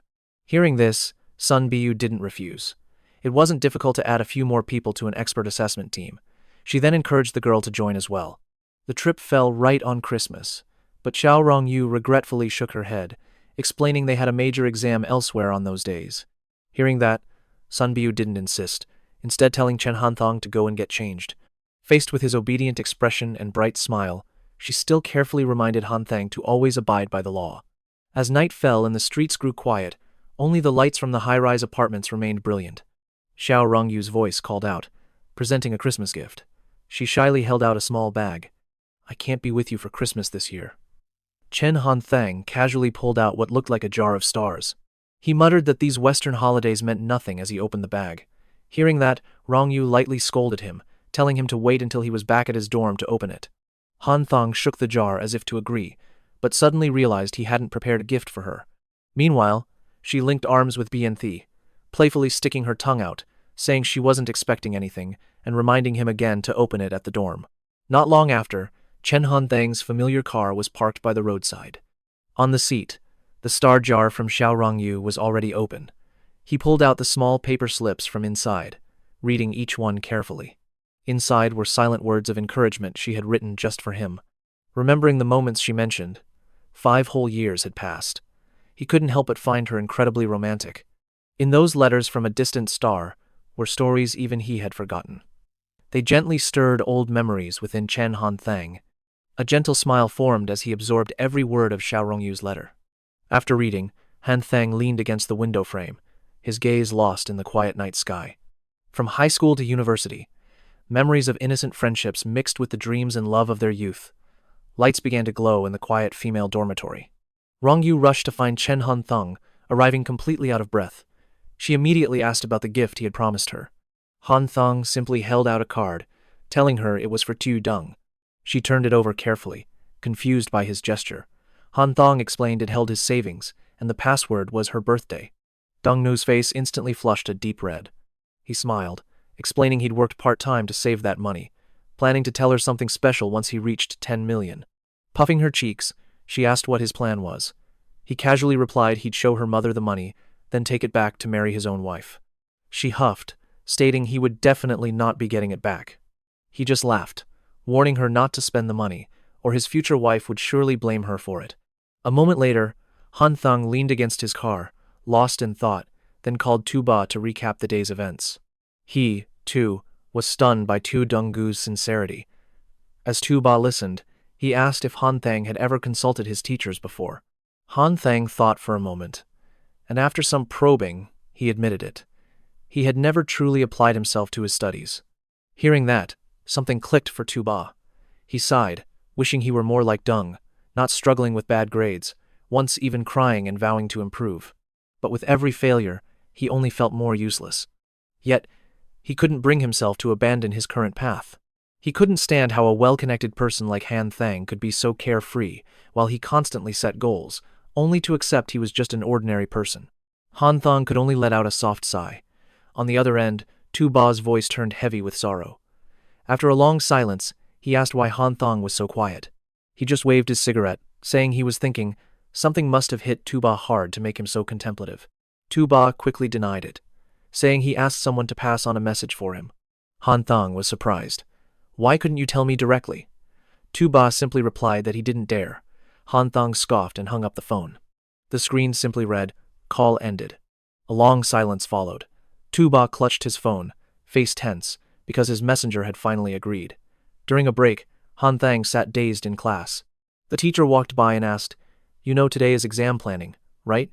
You should be paying special attention." He quickly held up his notebook filled with notes, immediately challenging the teacher's assumption. The two debated for a moment before the teacher moved on. Kwai Nam shouted from across the room, "Fourth brother, can I have my notebook back?" Han Thang, casually eating a snack, passed it back with a smirk. "What's the big rush? With Shen Yuchu and Bai Yongsen in our class, it's not like you're going to get the scholarship anyway." Duong Min Giait, sitting nearby, voiced her agreement. Another voice added, "That's right, fourth brother." But Han Thong remained completely unfazed. The teacher up on the podium signaled for a short class break. The moment the bell rang, he rushed over to Yuchu. "You messaged me about lunch last night. What did you want to talk about?" She gave a quiet, simple reply. "Mm-hmm." Confused, Han Thong pressed on. "Is something the matter?" Yuchu hesitated, about to speak. But at that exact moment, Lam Nu cut in, interrupting them. "Hurry to your seat," she snapped. "No dating in the classroom." She pointed to her own chair, ordering Yuchu to sit. But Lam Gu stubbornly shot back. "It's just a bunch of noisy boys over there." "I refuse to go." Han Thang slapped his thigh. "Fine, sit on my lap then. You can choose the left leg or the right one. Even the middle is an option." At his words, Lam Nungu's anger flared, and she wanted to push him away. She fumed, then stomped away in a huff. In the end, Lam Gu's only choice was to sit in Han Thang's chair. Duong Min Giait, sitting nearby, jumped in surprise. The situation only soured Lam Ju's mood, and she promptly began to ignore him completely. Han Thang then broke the silence. Duong Min and Lam Nu exchanged a knowing, meaningful look. The whole scene was just comical. Suddenly, he remembered that Yuchu still had something important to tell him. So Han Thang quickly scribbled a note, asking who it was about. It turned out Yuchu wanted to discuss Vuong Tu Ba. The name was certainly familiar to Han Thang. He got straight to the point. "This is about a girl, isn't it?" At that, Yuchu simply nodded. After a few lines, he looked irritated. "Forget this. It's too much trouble. All right, and you just nod to confirm. From that moment on, whatever Han Thang asked, Yu Chu simply nodded in agreement. He practically guessed her entire story. He thought for a second before writing on the paper. So, Huang Tu and Tu Ba have made up. Yu Chu nodded again as confirmation. Hanthong wrote bluntly, Vong Tu Ba was afraid of being scolded, so he asked you to be his messenger. An embarrassed look was clear on Yu Chu's face. He knew instantly. Good grief, I actually guessed it all. That damn Vuong Tu Ba went to Yu Chu just to discuss his private love life, and then they both said the exact same thing to him? What are they planning? Enraged, Han Thang crushed the paper and shoved it into Lam Gu's backpack, continuing to speak even as he prepared to leave. He began to reminisce. Tu Ba and I have known each other since kindergarten, attending the same schools all the way through high school. He was born into a reserved, introverted family, a typical product of Chinese society. Parents and children rarely connected, and even when they spoke, they couldn't understand each other. His parents were always busy, working hard to improve their family's life. They focused only on his achievements, so whenever Tu Ba had a problem, he could never confide in them. Just then, a thoughtful look crossed Han Thong's face as he noticed something unusual. His story was cut short by Lam Nu's appearance, prompting Han Thang to ask, Why are you here? She replied softly that she was waiting for Ao So to have dinner, then encouraged him to continue, saying his story made sense. Many families were like that.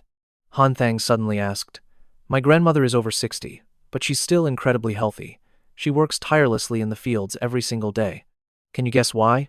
Lam Gu answered curiously. It must be regular health checkups, a balanced schedule, or a nutritious diet. Han Thang laughed, his denial leaving Lam Gu stunned. All wrong, he said. It's because my grandmother never meddles in other people's business. Annoyed, Lam Nagu stormed out to eat first, walking quickly without a single glance back. Now, only Han Thang and Ao So remained in the classroom. Before long, Lam Ninggu returned, fuming. She threw a piece of trash at Han Thang and yelled. He just smirked. You're a sophomore now. Why are you still so childish? He added, I'm genuinely worried about your future love life. Furious, Lam Gu left again, while Ao So quietly picked up the trash and threw it away. This small act made Han Thang notice her even more. They decided to leave the classroom, reasoning it wasn't safe from eavesdroppers. A walk would be more comfortable for talking. Ah So agreed with the sensible suggestion, and they found a private room to talk. Han Thang gently asked, Ah So, who usually tells you to lock the main door and the windows? Ah So's eyes sparkled in the sunlight. She quietly answered him. The classroom rules were posted downstairs on the ground floor. Han Thang was momentarily speechless. In his mind, only someone as innocent as Ah So could believe school rules were absolute truth. He slowly continued his story. Tu Ba's parents were kind people, and their family lived a stable, comfortable life. They used to run a small pickled melon stand. Whenever I visited, his aunt would cook extra eggs or simple vegetables, always saving some for Tu Ba and me. He gazed into the distance, his face filled with nostalgia. Growing up in such a home, Tu Ba wasn't entirely closed off. But he wasn't overly open either. He was quiet in crowds, only comfortable around those he was close to. Also listened intently to his every word. Tu Ba used to ask me how to handle arguments. Each time, he felt pressured and uneasy. Even though I offered solutions, he'd revert to his old weakness whenever a new problem arose. He holds a special place in my heart, so you could say Tu Ba is just an ordinary teenager on a simple path to adulthood. Truthfully, there are many people like him all around us. At that moment, Han Thang pulled out another cigarette. As for Hong Tuesday, that girl is an expert at pretending. Her salary is nothing special, yet she craves luxury brands and high-end services. His words were laced with a cold indifference.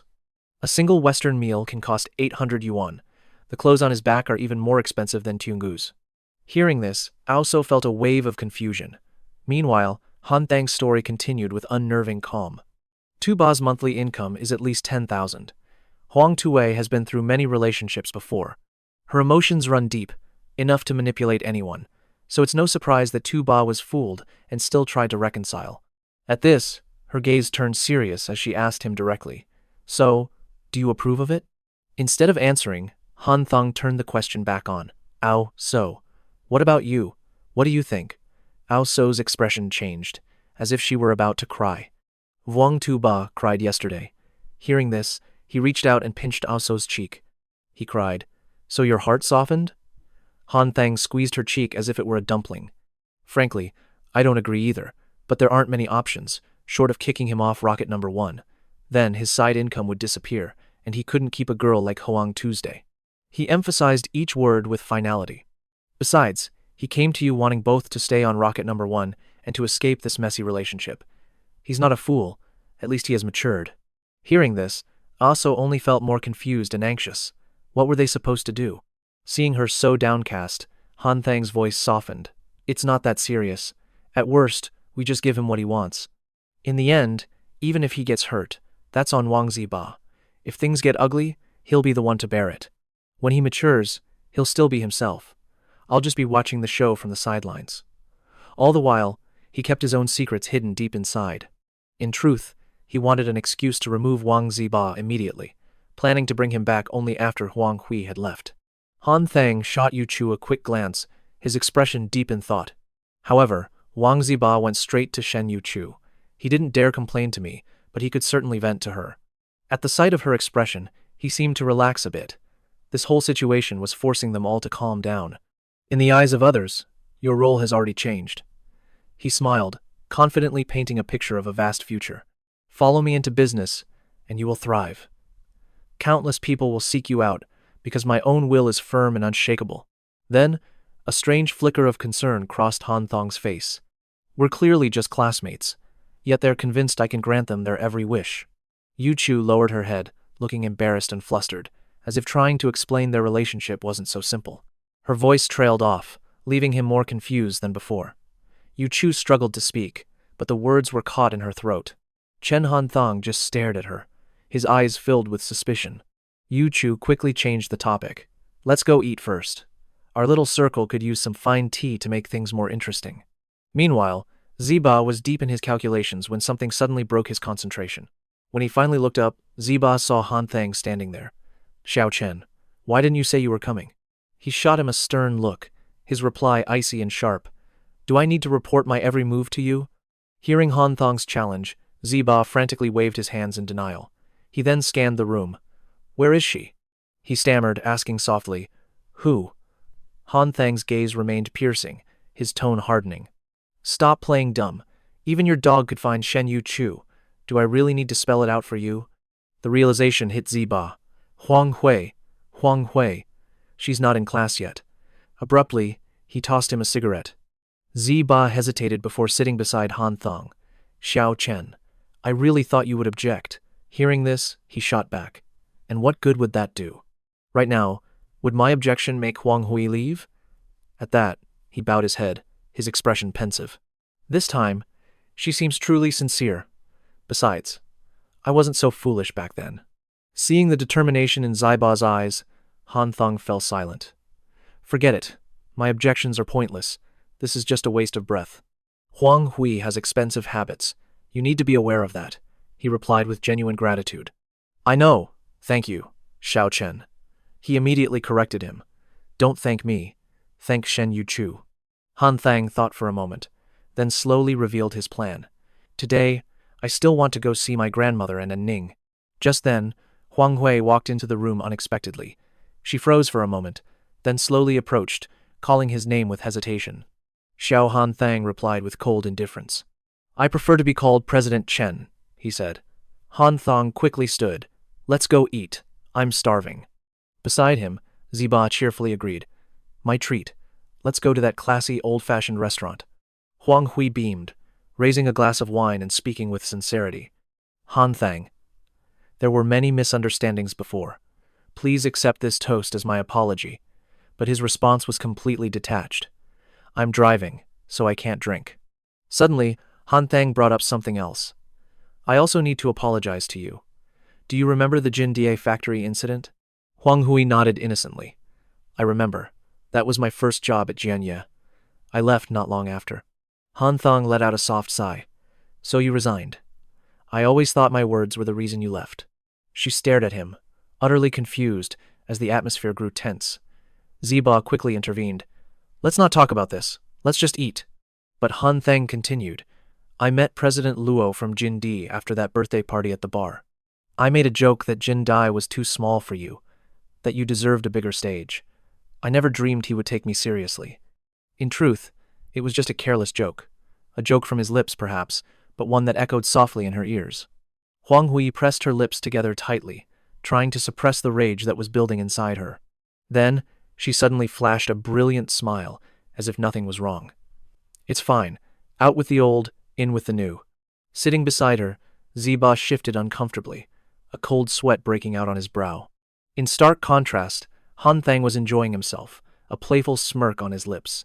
This has nothing to do with me, but I feel I should still apologize to you. Huang Hui casually accepted the glass from his hand.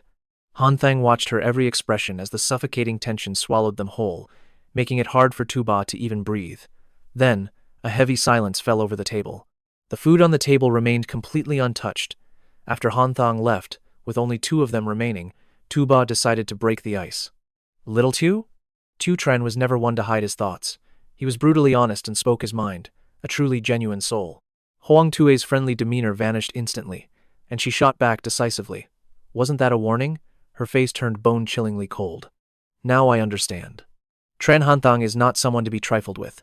A single phone call from him can ruin a person's life, and I have no power against that. And you're just a second-year student. A flicker of worry crossed Tuba's face. He turned to Hong Tu nervously, asking, "Do you hate Tu Tran?" But she didn't answer his question directly, instead firing back with one of her own. Just how much money does Tran Han Thang really have? Hearing this, he confessed honestly. Over 1 million. Hoang Tu was stunned by the staggering figure, more than 1 million. Her expression slowly calmed, the anger in her eyes fading. Well, if he has money, I suppose that's reasonable. Tuba could only watch in astonishment, forcing a smile to comfort her. It's good that you're not angry anymore. Suddenly, she moved closer and hugged Tuba's arm. The unexpected touch sent his heart racing as the 2 left the restaurant, looking intimate. On their way, they ran into one of the underclassmen, who greeted them with a polite bow. "Greetings, sister-in-law." Tuba immediately puffed out his chest with pride.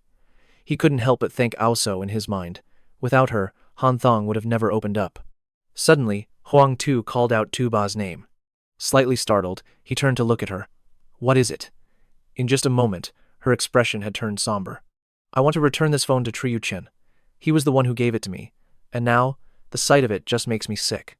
Hearing this, Tuba immediately agreed. "Then give it back. We shouldn't be indebted to anyone." Still, she hesitated, as returning it would leave her without a phone. Tuba looked at her with deep concern. After a moment's thought, he suggested, "How about we buy a new one?" His words only seemed to deepen her sadness. "I just changed jobs. I don't have much money right now." Without a moment's hesitation, Tuba replied sincerely, "Don't worry about it. I'll buy it for you." Upon hearing this, Huang Tu grew thoughtful, a flicker of contemplation in her eyes. She didn't want to be a burden to him. Hesitantly, she replied, "Consider it a loan, then. I'll pay you back when I've saved enough." Sensing the distance she was creating, Tuba became more firm. "There's no need to pay me back. There are no such formalities between us." Huang Tuwei was deeply moved by his words, her face lighting up with a brilliant smile. "Really? Thank you so much." Seeing the joy in her eyes, a weight was lifted from his own heart. As night fell, a chill crept into the air. Tuba started calculating the costs. Buying a new phone meant giving up on the computer he wanted. He planned to use the gift money he'd received from his parents and grandmother. He mulled over whether to treat Hanthong to a meal or let him pay, trying to avoid looking like he was showing off. His thoughts tangled as he rested his chin on his hand, lost. Tuba quickly dialed Hanthong, who picked up instantly. "What's up? I'm studying." But Tuba saw right through the lie. I can clearly hear cards being shuffled. Caught, Hanthong dropped the act. "Just spit it out. What do you want?" Tuba awkwardly explained the situation. He and Hoang Tu needed money for a phone, since she wanted to return her old one to Triyu Chin and now had nothing to use. On the other end of the line, Hanthong replied calmly, "Just make up a story for her and call it a day." "But that's the thing," Tuba confessed. "I already promised I'd buy her a new one." Hanthong let out a soft sigh, spoken like a true man of wealth. Then, his brow furrowed in confusion. "If you already agreed, then why are you calling me?" Tuba flushed with embarrassment. "It stings to lose that much money at once. If you were in my shoes, would you have agreed?" Hanthong nodded, conceding the point. "Fair enough, I'd do the same." Hearing that, Tuba's face lit up as if a burden had been lifted. Then, Hanthong added a cryptic remark. "You can buy the phone, but there's a next step." Ba narrowed his eyes, confused. What next step? Han Thang then launched into a long-winded explanation. Have you read the 2001 edition of Sword Scroll by Master Du Luong? My school's library has the full set, and so does yours. Inside, there's a section on the surprise attack on Binan County. Commander Lai Van Long had a classic saying, "My next move is hidden right within." The next morning, his first stop was the library. Ba carefully flipped through the pages of the book Hanthong mentioned, and just a moment later, his face erupted into a blush as red as a ripe tomato. What a complete pervert, that Tran Han Thang. Meanwhile, in Ba's dorm, his roommate was about to brush his teeth when he heard the sound of a shower blasting from the bathroom. It's freezing today. Why are you showering? Faced with the question, Ba had to quickly invent an excuse. I had to go through a crowded shopping mall today. Inside, Ba frantically scrubbed his body, then quickly washed his underwear. Determined to leave no trace of the previous night, he immediately called Han Thang with an offer. Little Tran, let's go buy a new phone together today. But the man flatly refused with the simplest reason. I'm too busy to go phone shopping with you. Ba could only let out a weary sigh and decided to go alone. He planned his route. First, take the 165 bus, then transfer to the 138, and finally switch to the 65 train to reach the electronics street. Hearing the complex plan, Han Thang sounded displeased. Can't you just take a taxi? It's only a dozen yuan. With frugality etched into his soul, Ba firmly refused. A dozen yuan? The bus is less than 5. On the other end, Han Thang was exasperated. With a hint of annoyance, he said, You're buying a 6,000 yuan phone, yet you're stingy over a dozen yuan. Ba, you're just too meticulous. Indeed, he would spend lavishly on expensive clothes, but refused to spend a single yuan on transportation. Isn't that right? It's not bad. Riding a bike is both good exercise and cheap. Back with Han Thang, a look of surprise flashed across his face. He was surrounded by a group of graceful, beautiful girls. His impatience was clear. If you have business, speak up. Otherwise, please leave. I'm seriously running out of time. A girl immediately laid out a series of plans. Our final exams are on the 7th. After they end on the 10th, winter break starts. So, how about a class party on the 3rd? We'll find a hotel on Yiwu Commercial Street. Hanthong thought for a moment, then nodded, but reminded her to choose a gift for old Guo's family. He even teased her with a mischievous tone. Don't you dare buy a whole box of practice workbooks for Guo Giait Tuesday, she's still just a little kid. Hearing that, the girl stomped her foot in frustration, retorting, That wasn't my gift last time. Standing nearby, 5 Yen chimed in.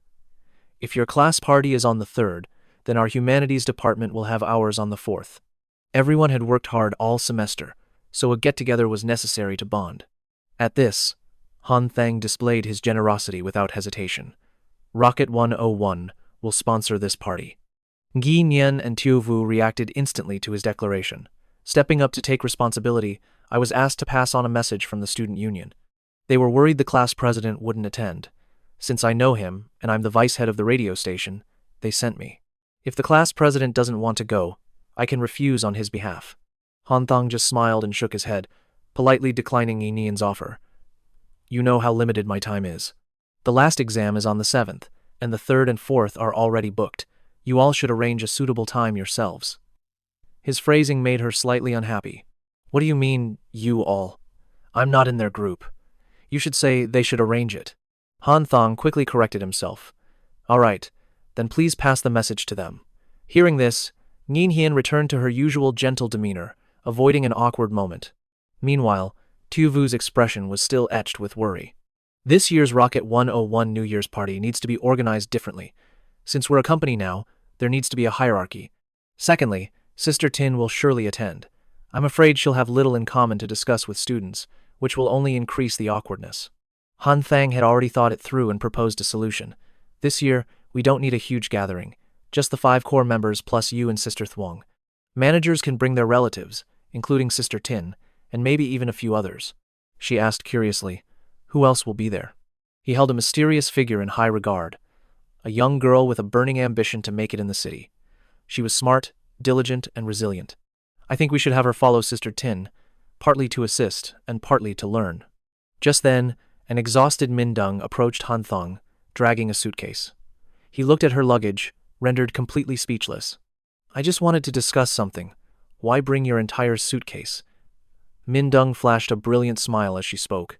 She gently reminded him, "Whenever Mr. Tran calls, I'll be there.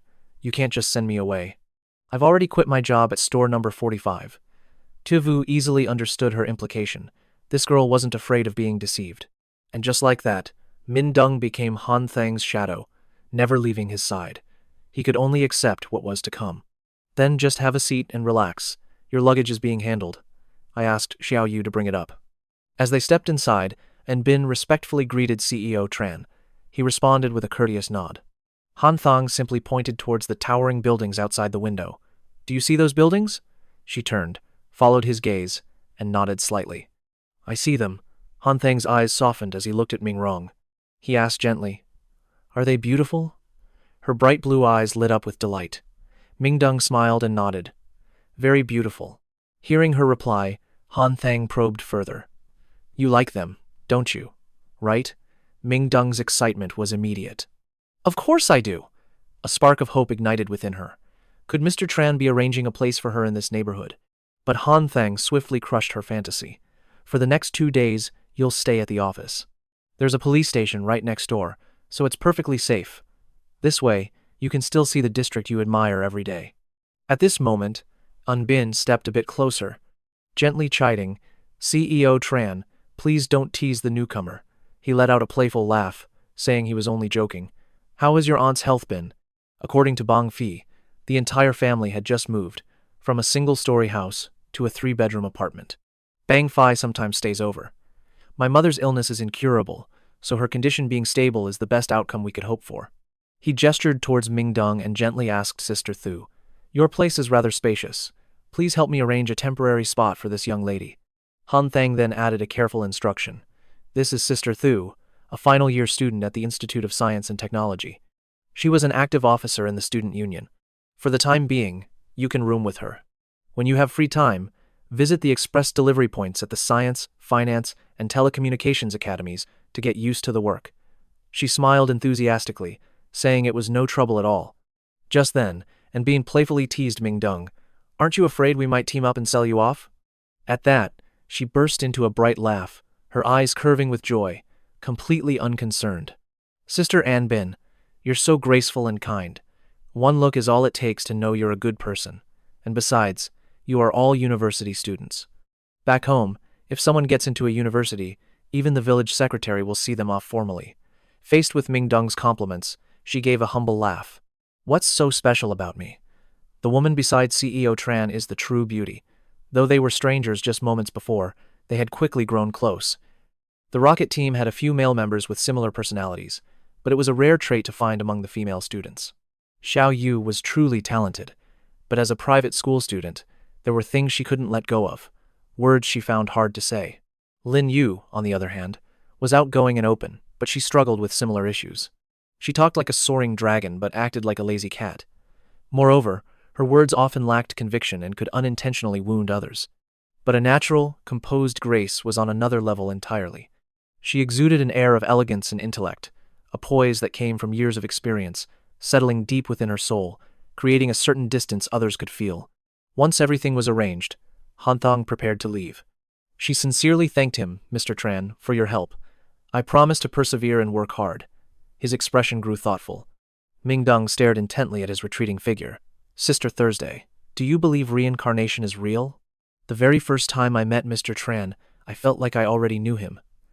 The older girl nodded slightly, her reply calm. "Sometimes, I'll arrive somewhere completely new, but looking at the scenery, I get a strange feeling of familiarity." And Bin disagreed, and she quickly affirmed her feelings. "But what I'm saying is absolutely true." A gentle smile touched her lips as she watched Hanthong, her gaze filled with warmth. She whispered softly, "That feeling is real." The scene changes to a quiet library where students are studying intensely. At that very moment, Yu Chu held a bank card up to the sunlight. She stared at the card with a puzzled frown. What on earth did he really mean by those words? Only a few days before, Hanthang had suddenly pressed a peculiar bank card into Yu Chu's hand. She had taken the card with a confused expression, as he gently explained, "Consider it an early Christmas gift." Yu Chu recalled Hanthang shrugging, his eyes gleaming with passion.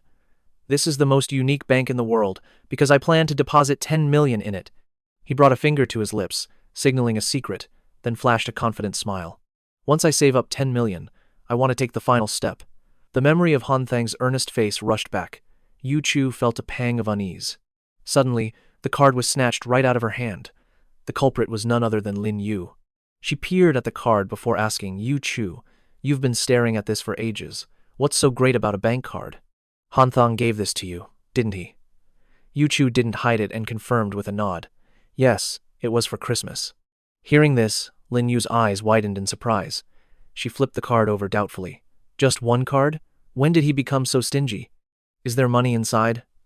Yu Chu hesitated, then recalled Han Thang's words. He said he wants to save up to 10 million. Remembering something, she turned to Lin Yu with a puzzled expression. What does 3 bases mean? Lin Yu paused to think before explaining. 3 bases is a term from baseball, but that wasn't the answer Yu Chu had hoped for. She pressed on. Doesn't it have any other meaning? Lin Yu narrowed her eyes, seeming to guess Yu Chu's thoughts. She slid closer. Come here. I'll whisper it to you.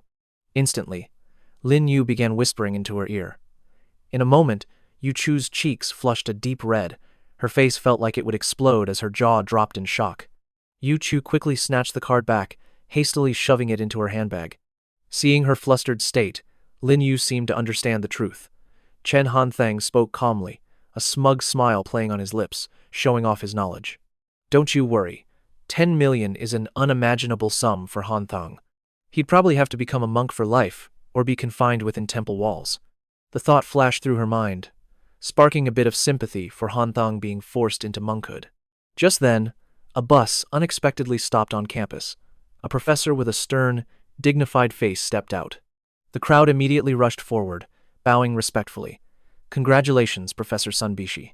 Professor Han Thang, standing behind, was stunned. He hadn't realized this elderly woman was so famous. He quickly boarded the bus to adjust his seat. Han Thang's appearance drew attention. Xun Ming turned to observe him curiously. Isn't that the Dongda University student who was with Professor Sun? He looked so young. A flicker of annoyance stirred within him. I'm a student from the Institute of Finance. Why was I mistaken for Dongda? Don't I belong here? Knowing he had misunderstood, Han Thang was about to clarify that he was from the Institute of Finance. Just as he finished speaking, a graduate student interjected. He introduced himself as Zhang Jixin, a second-year graduate student from Jianye Normal University.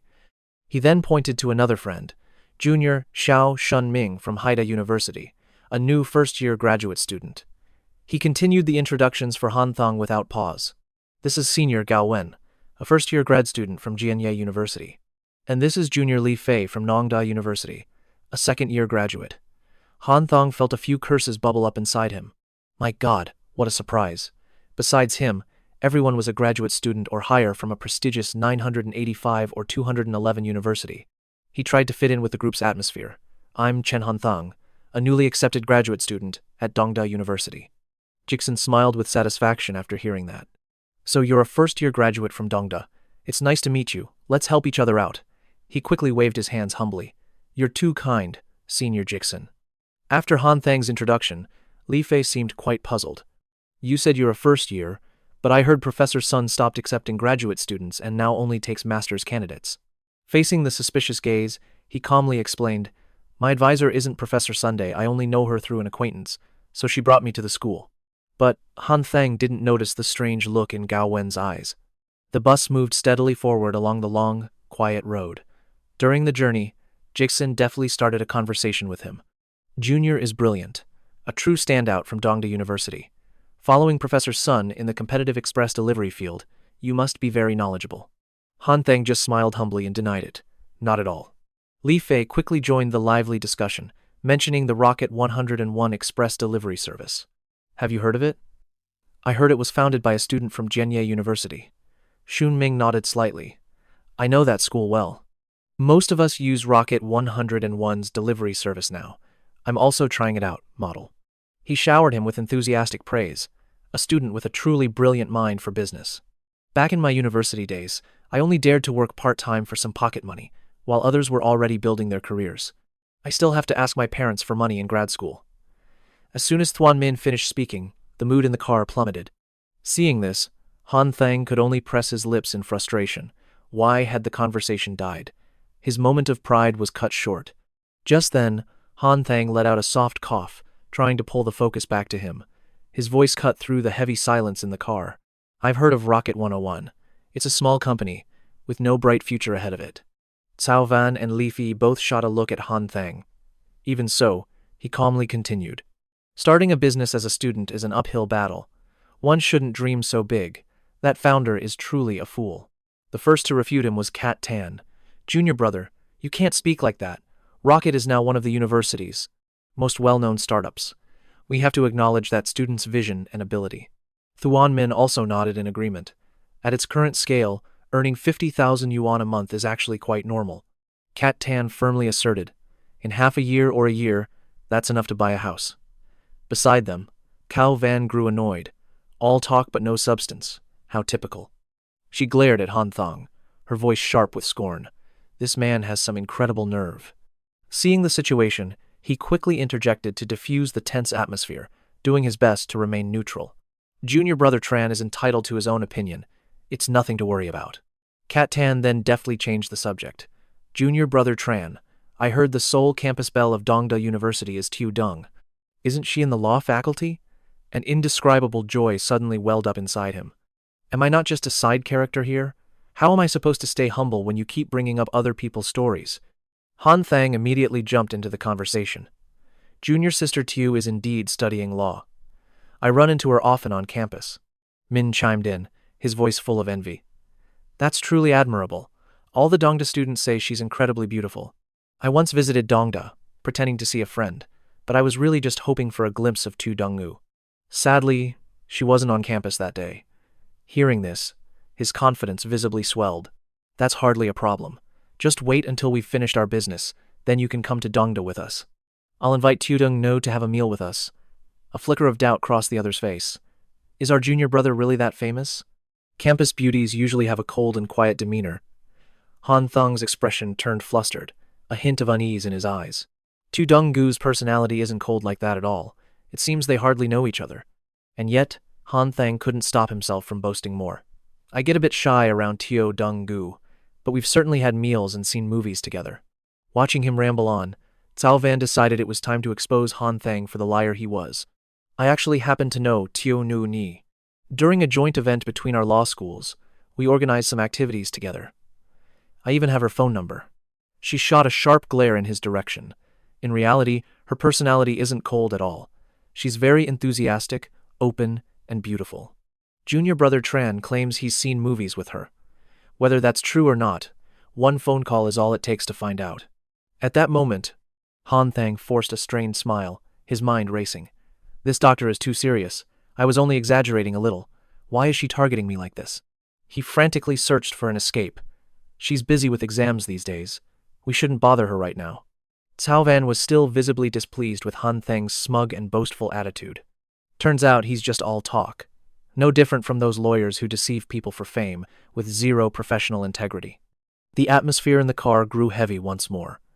Cat Tan again took the initiative to mediate and ease the tension. Senior sister is just very direct, don't take it to heart. He just shook his head slightly, insisting he wasn't bothered. Everything I said was the truth. She was silent for a moment before forcing a nod. A single sentence from Han Thang was enough to darken the mood of the entire trip. Just then, Bish Su glanced back at the group. If they weren't locked in a fierce debate, they were drowning in silence. It's true that young people always find common ground. It builds such a strong bond. The vehicle stopped in front of a research center. The building was magnificently and brilliantly decorated. Duke Quan greeted her with a bright smile. Thank you for coming in person, despite your advanced age. He expressed his immense admiration. But this legal draft for the transport industry needs your careful review. This will be difficult work. Professor Bitch smiled gently, her eyes kind yet filled with worldly wisdom. Duke Quan moved to her side, offering an arm for support. Just then, Han Thang cut in, brushing past the kind gesture. He approached, took her shoulder, and forced a smile. Hello, Director Trin. A flicker of shock crossed Duke Quan's face. For a brief moment, his brow furrowed before he put on a stiff, strained smile. His eyes followed them as Professor Bitch and Hanthong walked away. A seed of curiosity was planted. What was the true link between that student and the professor? The man beside him offered a guess. Perhaps a graduate student from Dongda University, here for the experience. The other man continued, That's actually quite a common occurrence. I've brought research students here myself before, but only he was sharp enough to notice something was off. Something wasn't right. Tran Han Thang was from the Institute of Finance. The Rocket No. 1 project originated from the Kien Neep Institute of Economics. At that moment, Cat Tan clearly pointed out his true identity. Junior Tran isn't really the professor's student. Maybe there's a more personal connection. The suspicion echoed in Duke Kwan's mind. Meanwhile, Hanthong was carefully asking about Professor Bitch's health. Are you feeling dizzy? Or perhaps you need to rest for a moment. The more he thought, the more he believed Cat Tan's words. The way they spoke to each other. It seemed to fit perfectly. Duke Kwan spun around, calling a name, Chu Loi. He then issued a sharp, serious command. Once the research trip begins, you need to find out the exact relationship between Tran Han Thang and Professor Tun. I suspect they're relatives, Loi said, confused. But whether they're family or not, how does that affect us? Are you an idiot? Kwan roared, his anger flaring. I told you to follow the news, yet you pay no attention. He launched into a harsh lecture about the future of the logistics industry. It absolutely requires the backing of both policy and powerful connections within the field. With someone like Professor Tan, her reputation is key. The market no longer revolves around university students. He urged his subordinate to adapt, who bowed his head in agreement. Chu Loi fumed, clenching his collar in frustration. I knew it. How could a normal student build such a massive rocket project and capture Kongjing? He must have powerful family backing him. He remembered Du Quan's warning to be humble and watch his conduct, and a wave of exhaustion washed over him. A direct investigation was simple. Just call Tran Han Thang and ask him. Why not do that? But a subtle probe was far more difficult. At company headquarters, Shen Tong heard Chu Loi's call for assistance. What's wrong? There's something I need your help with. Vin Hong chuckled when she heard his request. I thought it was something serious, she said, before laying out a plan. Use the dinner arrangements as an excuse. Ask what Professor Tan likes or dislikes. If Tran Han Thang is truly a relative, he'll definitely know a few things. You can dig deeper from there. Chu Loi nodded silently, a different kind of ambition glinting in his eyes. The scene shifts to a conference filled with young researchers. At that moment, Cao Van noticed Han Thang twisting the cap on a water bottle. Annoyed, she looked away, wanting only to see a movie with another student and Xiao Rong. In her dreams, everything was the opposite. Suddenly, a hand gently touched his shoulder. A man smiled, offering an invitation. Hey, let's step out for a smoke. Chu Loi and Han Thang walked to a secluded spot to light up their cigarettes. Immediately, Han Thang got straight to the point. Director Chu, did you need me for something important? Chu Loi was pleased with Han Thang's directness. You don't beat around the bush, very straightforward. Loi didn't hesitate to reveal his true purpose. During dinner later, we wanted to ask about Professor Tan's tastes to make the arrangements easier. Hearing this, Han Thang listed off a series of details. The old lady doesn't eat fish or meat anymore. Lately, she only wants thin congee, maybe with some simple soft cakes or sticky rice. Chu Loi was slightly surprised to hear him call an elder the old lady. Han Thang continued, No need for anything fancy tonight. I can take care of her meal. Chu Loi eyed him with suspicion. How do you know her preferences so well? Han Thang answered instantly, full of confidence. I know because I've been cooking all her recent meals myself. You think I wouldn't know? Loi didn't argue, but asked gently, Does Professor Tan have any other requests? Han Thang thought for a moment. The old lady isn't used to soft beds. It's a habit from her youth. Remember to tell the hotel to switch it with a harder one, preferably something like her bed at home. He tossed his cigarette to the ground, casually grinding it out with his foot. With the new information from Han Thang, Chu Loi smiled, satisfied, and left. I'll go arrange the bed swap right now. A wave of gratitude washed over him. This place was truly considerate, respecting the elderly and caring for the young. He rushed to Duke Kwan's room to report the news. They knew about the relative's cooking, and even the details of her bed. He immediately gave an order. Stop what you're doing. I'll ask again. Right after, Duke Kwan hurried to find Bitch Su. I inquired with Professor Tan. Is there anything you would like for dinner tonight?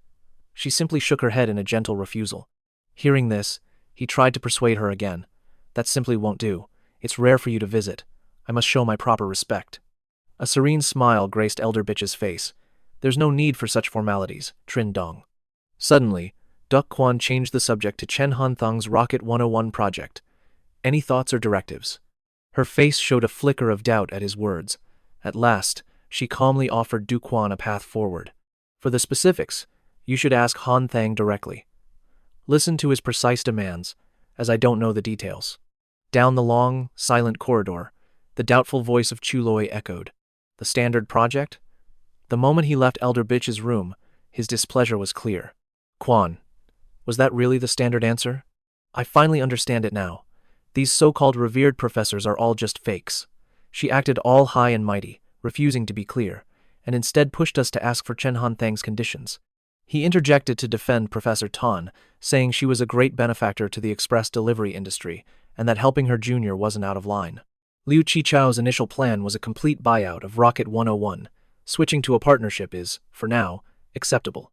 Quan took a drag from his cigarette, his voice lowering.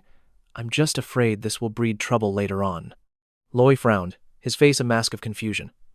Trouble from where? Rocket 101 has no transport infrastructure.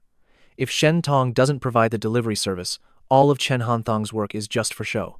He jabbed an elbow into his chest with a scolding tone. Rocket 101 doesn't, but Vien Thong does, and Trong Thong does too. Quan glanced at Chu Loi, pressing him. If Rocket 101 gets big and switches to another delivery company, aren't we just raising a traitor? So what? Chu Loi's hands clenched into fists.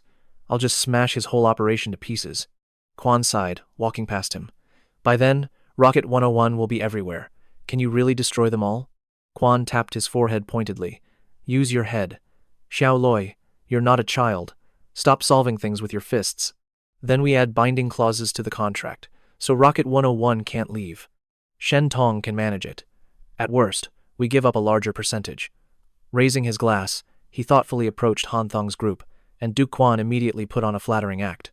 All the key figures were gathered here. He poured his energy into praising them. In the near future, you'll all become experts, perhaps even professors. I hope you will aid Shen Tong then. Thank you all. Cao Van smiled and shook his head with humility.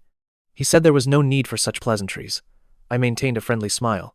Thank you for the well wishes, Tran Dong. We will always strive to do our best.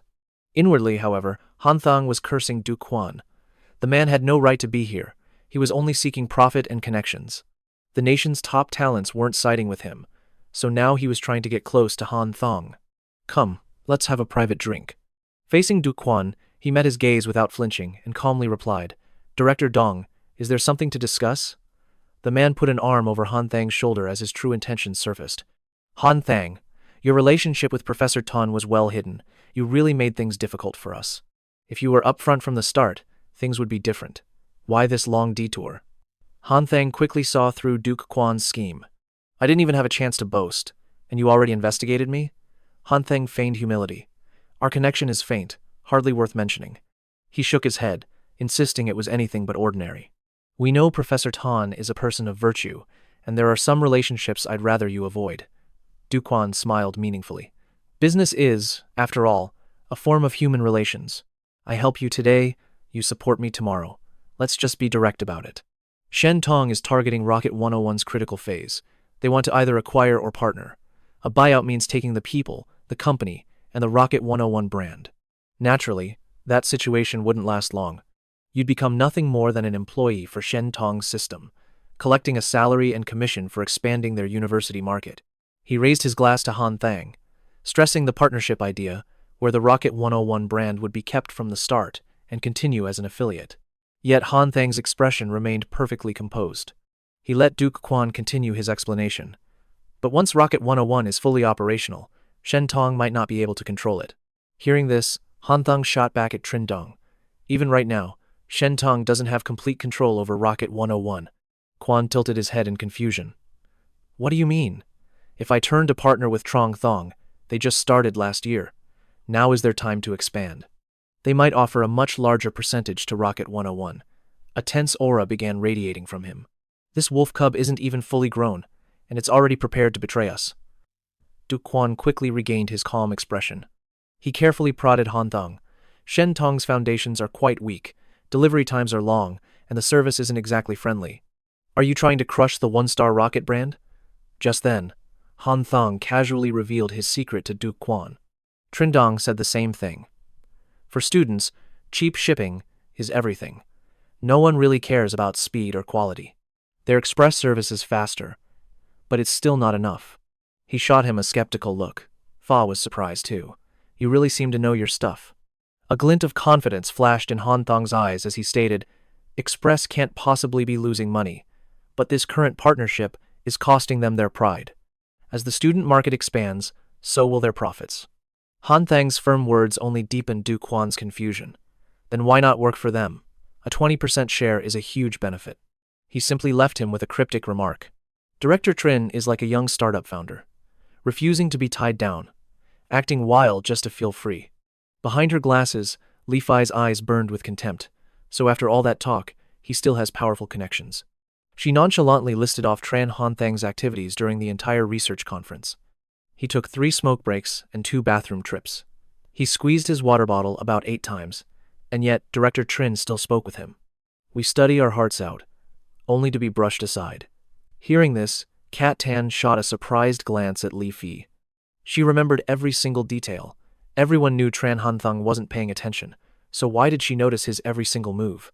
Could it be she has a thing for Tran Han Thang? After all, Junior Tran is pretty good looking. Her cheeks flushed crimson as she frantically waved her hands. No way! How could that be? Tran Han Thang sits right behind me. Every time he gets up, he bumps my chair. That's the only reason I remember so clearly. At the same time, Cao Van was also puzzled. Then, how did you know if he was smoking or just using the restroom? She answered confidently, trusting her sharp nose. Every time he comes back from a smoke, you can smell the faint scent of tobacco on him. Thuan Min and Cat Tan exchanged a silent look. In their minds, they shared a single thought. She's incredible. When Han Thang returned, they immediately began probing. Junior Tran, you and Director Tran seemed friendly. What were you talking about? He just smiled and recounted the story. He has a niece around my age, and he wants to set us up. Lost in conversation, Han Thang didn't notice his bowl filling with food. He chuckled, feeling a sense of warm care. It must have been the gentle Senior Zhao, worried I was hungry, but Cat Tan immediately shattered his illusion. Wrong, he laughed triumphantly. It was the handsome Senior Trang who filled your bowl. His expression did a complete 180. Is that so? I'm speechless. But Tan wasn't finished yet. Damn, Junior Tran, you're so pragmatic. That only happened because Senior Cao cleverly reminded him. Otherwise, who would have thought of you?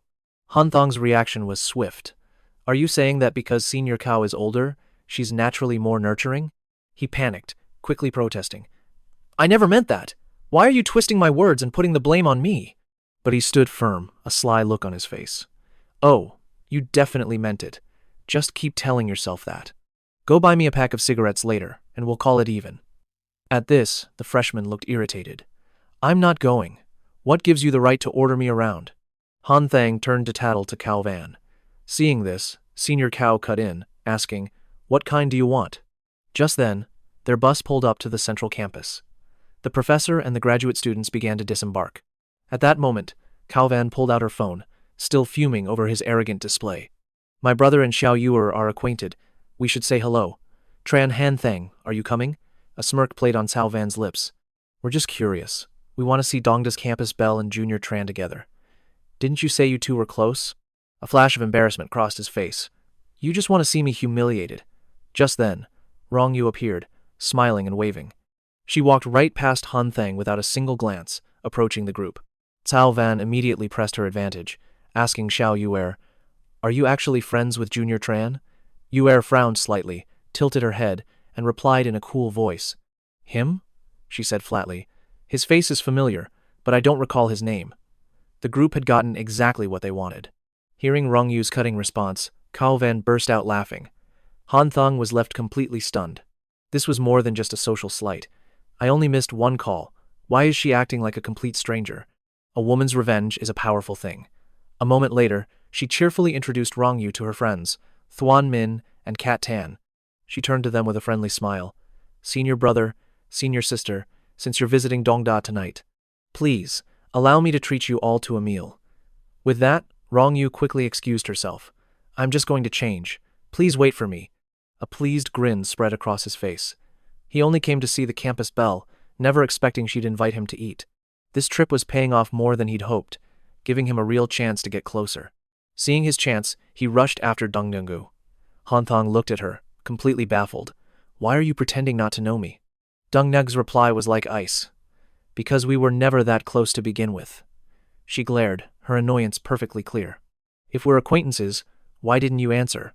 Han Thang explained wearily. I just missed a couple of calls. He claimed he was busy socializing, but his excuses meant nothing to her. Just a couple? Let's see your phone. Was it 1 or 2 or 5 missed calls?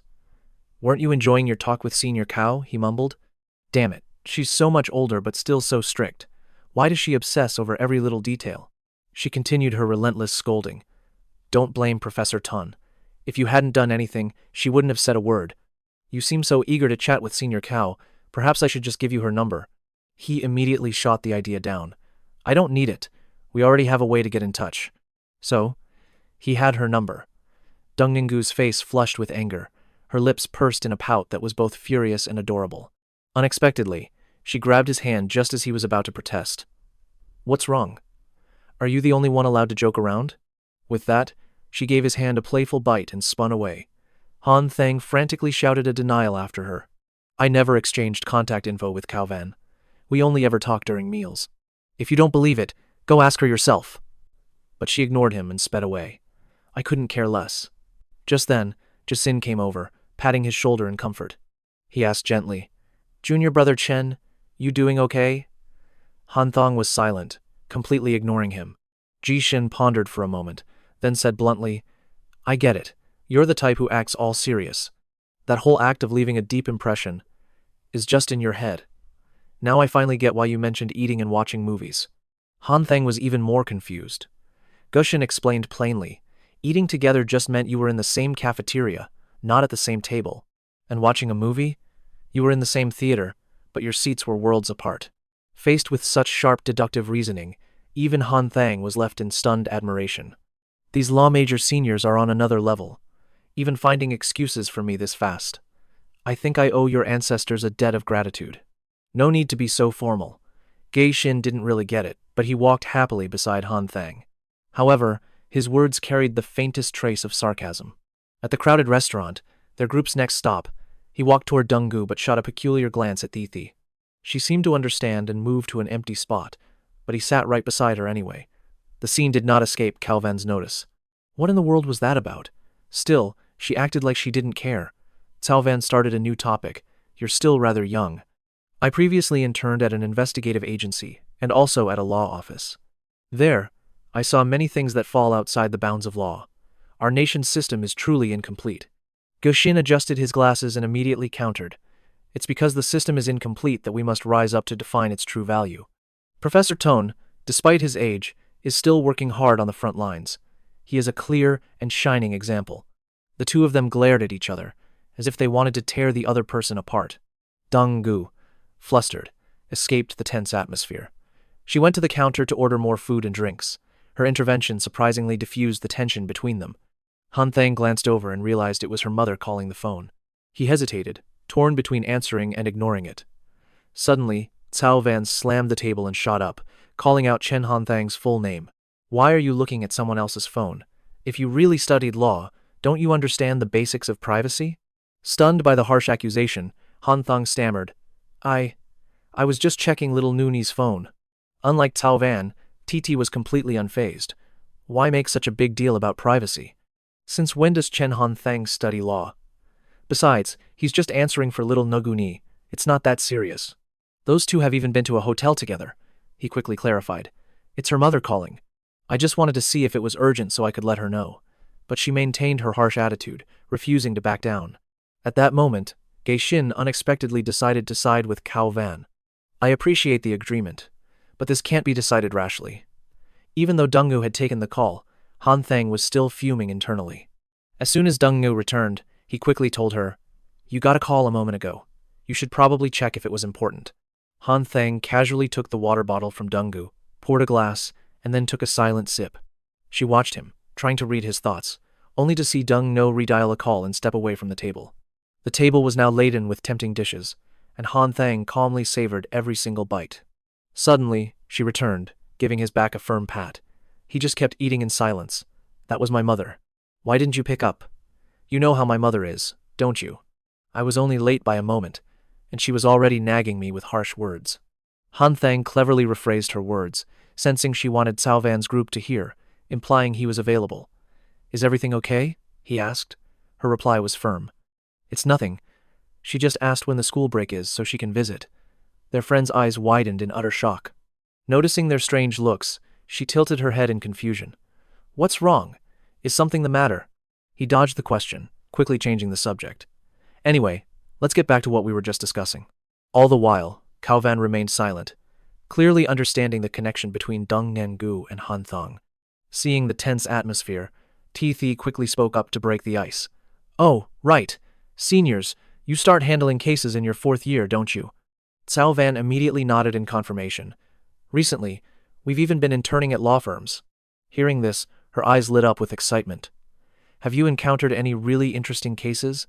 Cao Van instantly replied, Yes, we have. A young woman recently came to us for help. She explained that a man named Truong Ba had given her a bouquet of roses, each one folded from a 100 yuan bill. The girl was absolutely overjoyed and fell for him on that very same day.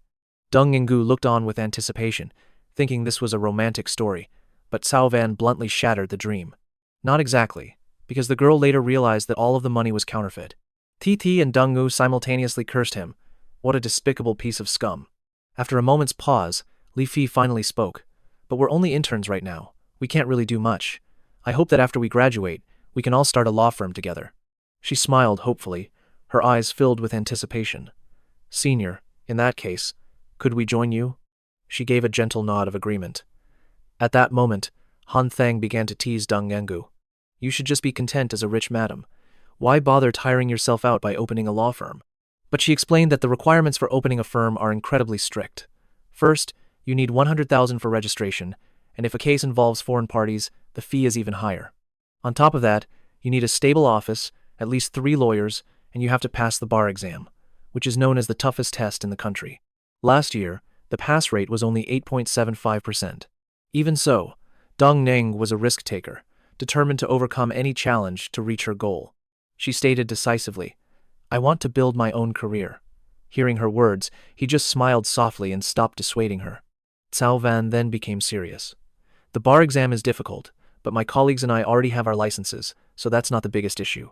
But as for the registration fee and a permanent office, at the mention of that, the group's mood instantly deflated. Seeing this, Hanthong simply gestured towards Deng Nenggu. Our little Nenggu here is a rich madam. She can cover it in the future. She shot him a bewildered look, but Han Thang just nodded encouragingly. Bolstered by his faith in her, Deng Nenggu's excitement surged.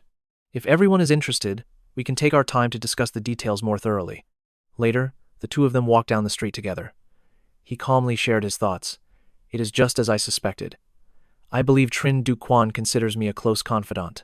Because during the last 2 days of the research event, they dropped several very obvious hints. So I've decided to accept this connection. The acquisition will become a long-term partnership. She then reached out, gently caressing Han Thang's cheek. Deng No looked up at him, her eyes sparkling. I thought you would be against the law firm idea. You're usually so pragmatic and stern, but you were surprisingly supportive this time. Han Thang took her hand, a gentle smile on his face. You have your own ambitions, and I will always support them, but opening a law firm is still a distant dream for now. Wait until you graduate. If you still feel the same, I'll have Rocket 101 cause some trouble for a few national delivery companies to create some cases for you to handle. Hearing this, Donggu pouted playfully. Who needs that kind of reputation? We want to rely on our own abilities. Deng Yengu's cheeks flushed like blooming lotus petals as she shyly expressed her thanks. Thank you. And Tran thanks you on his behalf too. Hanthong froze for a second before he came to his senses. The charming image of Deng Nenggu stood right before him. He didn't hesitate to cast his pride aside and make a bold suggestion. What do you think about not going back to the dorm tonight? I just want to hold you and sleep peacefully, nothing more. But Deng Hu turned and left without a word. Hanthong frantically chased after him. Wait! We can sit down and talk about this. Before them stood the grand library, its red brick walls and large glass windows impressive. Just then, Mai Qian called Hanthong, immediately firing a series of questions at him. How was the weather in Jianye? How were classes today? Are Xiao Shen and Xiao Yu Ni doing all right? He answered with a casual air. Mom, I can earn you 80,000 this year. That's far more useful than grades. Aren't you satisfied? Mai Qian's expression turned severe. Her voice was firm. I don't need 80,000. I just want you to score 80 points on your exam. Last year, at your grandfather's New Year dinner, I was so ashamed of your grades. This year, we have to visit relatives again. In high school, you at least kept an average grade. Why are you failing your classes now? Hearing this, Hanthong immediately protested. Mom, nobody in college cares about grades. You see, Dad never even asks about my test results. My Quian's sharp voice cut in to correct him. When has he ever cared about grades? It's always about skills and so-called EQ. It's infuriating. Am I not the one who takes care of this family? From major issues to minor details. Yet my oldest son is oblivious, and the younger one is too stubborn to listen. Though annoyed, he managed to force a smile. All right. I'll get 80 points this year to give you peace of mind. My Quian's tone then became a stern warning. I'm not forcing you, but if you fail to get 80 points, don't even think of coming home. I will even throw your father out the door. The two of you can spend New Year's living under a bridge. Then, only the dial tone remained on the line. The atmosphere grew cold. Han Thang collapsed into his chair with a weary sigh. Oh, my God, Mom. He lamented his fate to his friends. My mother said if I don't score 80 points, my father and I will be living under a bridge. Hearing this, Ao So, who sat beside him, looked deeply concerned. Even so, Han Thong showed no trace of fear. He figured he could just rent a hotel room, but since his mom controlled his dad's salary, his father would truly end up under that bridge. Lam Gu immediately offered some advice. You should start studying now. If you can't get the score, find another way, even if it means cheating a bit. 80 points isn't impossible. But Han Thang scowled, annoyed. You need the test questions to cheat. Where am I supposed to get them? Just then, a crazy idea sparked in his mind. What if you write my name, Tran Han Thang, on your exam paper? He spoke with an excited look, laying out his audacious plan. You write my name, and I will write yours. If I happen to win a scholarship, the money is still all yours. We just need to swap names to make my mom happy. She looked at him, completely stunned. Han Thang immediately tried to persuade Oh So. If my mom is happy, the whole family will be at peace, and I can have a quiet New Year. Do you really want to see me get yelled at? After a moment, she quietly replied no. Lam Gu suddenly lashed out at Tran Han Thang. Have you no shame at all? Her voice was dripping with sarcasm. If you have money, just go bribe the professor for the answers. Hearing that, Han Thang's wild idea was shut down. He thought to himself that it was fine if he wasn't number one, as long as his girlfriend was. The last light of sunset was fading. He was lost in a peaceful sleep. Han Thang groggily opened his eyes as a stack of paper caught his attention. He glanced at Ah So's notebook. Page after page was filled with the exact same handwriting. He gave a helpless smile. It was such a clumsy attempt at forgery. Just then she walked over carrying a stack of books. Oh So's eyes widened in shock when she saw Han Thang was awake. She rushed to cover the notebook with her books. He simply turned away, not wanting to expose her. She gently set down a flask of hot water for him. Hanthong calmly asked Ah So, Why are you practicing my handwriting? Are you really planning to take the test and write my name? Hearing this, Lam Gu reacted fiercely. So what if she is? I was thinking about your family's happiness, Ah So. You certainly don't want me arguing with my mother again. The girl froze, her cheeks flushing as red as ripe tomatoes. Han Thang gently placed a scarf around her neck. He fondly scolded her, You silly girl, and gently eased her worries. You've won the school scholarship for 2 straight semesters. If you maintain this pace, the national scholarship will surely be yours. That is an honor not easily won. Besides, I've already come up with a solution. Moved by Han Thang's sincere concern, Ao So's heart fluttered once again. She looked at him with eyes full of deep affection. At that moment, Han Thang sat down heavily, radiating an incredible confidence.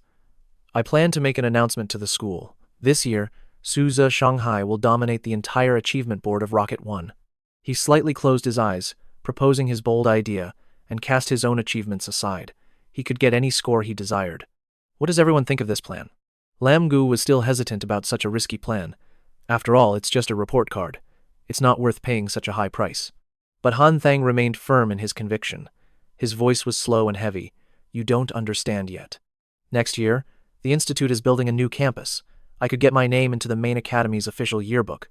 The school's leadership will also approve the expansion of the Rocket 01 project, giving Han Thang more leverage for his presentation. If I make no contribution, I'll always feel indebted to the school. I will submit the full list of our professional achievements. Of course, it's limited to the Suzhou and Shanghai areas, Because next year, the rocket project must expand in the big city. These 3 universities are just the initial phase. At that moment, Lam Nogu spoke up in opposition, saying it might not yield significant results. His profound gaze revealed a mind deep in calculation. But later, in that yearbook, my self-introduction will state that I collaborated with the school. The deans will see me as someone who understands things.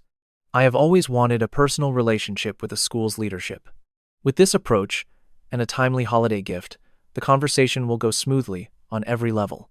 Hanthong emphasized his point further. Business has to be done this way. Besides, travel from Suzhou to Shanghai is convenient and not very costly. He then gently reminded Lam Gu, "Aren't you trying to get into the conservatory? You need to practice more." Faced with that half-joking remark, she clenched her hands in frustration. "Your boyfriend is far too cunning." The scene then shifts to a modern and luxurious building. Hanthong steps in from outside. "I'm back." The room was unusually silent. He glanced around briefly, only to see Duong Min scribbling something down, looking completely stressed. Hanthong understood in an instant. For these kids, only making cheat sheets could rival the seriousness of gaming. He turned to Qian Nam. "Still studying diligently? Does a Nam want to cheat and make a guide?" She answered with a serious tone. "Although I don't have a scholarship, I'm sure I won't have to retake any exams. I think I should focus on my own part-time work rather than letting Brother Four rely on cheat sheets." Duong Min's face showed a flash of annoyance. Why does Brother Four need it anyway? With just 12 points, he can still proudly show off his AAA student status.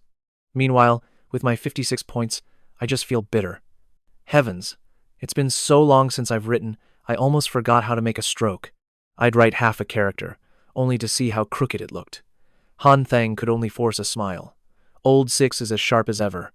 I want to practice more, but there's no time. Piles of work are waiting for me to handle. Tran Hu let out a long sigh. Outrageous. Old Four makes me sound like a fake scholar, and you're a student council officer, busier than the UN Secretary General. He only sighed, thinking to himself, that's right, another drinking party is next. The next morning, in the Grand Hall, or more accurately, a vast building inside, Kim Du and Ning Ying held hands, greeting and mingling with everyone. As Han Thang enjoyed his drink, he approached, softly calling his name. Kim Du raised his glass towards him. Come on, we must have a drink. Half the semester is almost over, and I'll be graduating soon. From now on, the student council work is in your and Vu Hian's hands. Han Thang replied with quiet humility. Senior Kim was the true leader. I only played a supporting role. He hesitated for a moment, recalling the past. About that incident with Ha Swang last time. Kim Du confessed awkwardly. I didn't take your side. Do you hold it against me? As soon as he spoke, the atmosphere became heavy. At the time, Han Thang had also noticed his hesitation. His cautious voice echoed. He gently patted his shoulder, reassuring him, and then spoke with sincerity. That all happened a long time ago. Bringing it up now is pointless. You didn't side with me, but you didn't favor him either. And in truth, not helping anyone was a form of help to me. That was enough, so don't be too hard on yourself. Hearing that, the tension on his face finally seemed to lift. Then, Kim Du turned to his lovely girlfriend. Niang, why don't you offer the class president a drink? I'm going to talk to a few others. She gently held out a glass to Han Thang. He quickly shook his head and waved his hand, politely declining. No, let's not force ourselves. I've had class parties and department parties these past few days, plus the rocket company celebration. I've had more than enough to drink. Ran offered a gentle smile. It's all right. It doesn't matter if the class president drinks or not. And with that, she downed the entire glass. Before Hanthong's astonished eyes, the touch of alcohol made her sway delicately. She drifted unconsciously closer to him. Next April, Tian Yu is scheduled to study abroad. Today, he invited me to a farewell party, asking me to appear as his girlfriend. A moment later, Ran glanced at him and stated firmly that their relationship was just an act. Contrary to her hopes, he remained completely unfazed.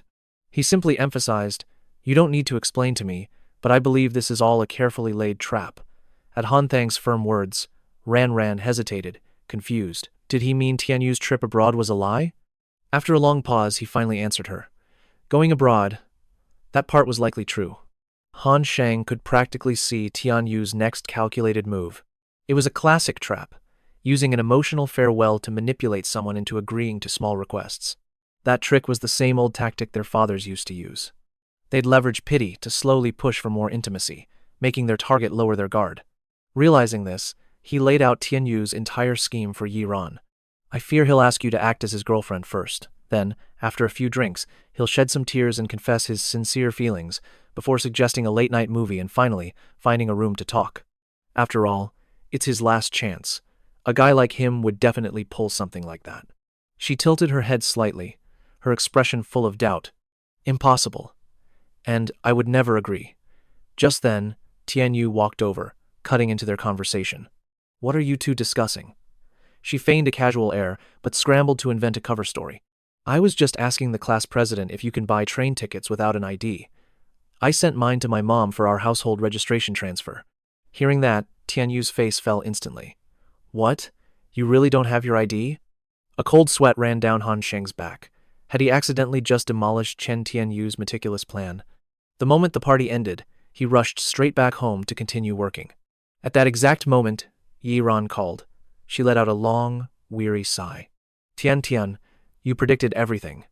Even the sequence of events was almost identical. Chen Tian Yu pulled me aside and sobbed. So what happened next? He said he was going abroad and wanted to talk with me all night. He let out a chuckle and asked casually, But you don't have your ID, right? Yi Ran nodded, completely exhausted. Exactly. He knew I didn't have it, so the movie was off. He just wanted to sit in his car and talk all night. The strange development made Han Sheng smirk. Right, I almost forgot he has a car. And you agreed? She snapped back, annoyed. Agree to what? Then, Yi Ran shyly confessed her thoughts to him. If you agreed to talk in the car with me all night, I would come downstairs right now, and I promise not to tell Shen Yuchu. Han Sheng decisively shut her down. A car is hardly the place.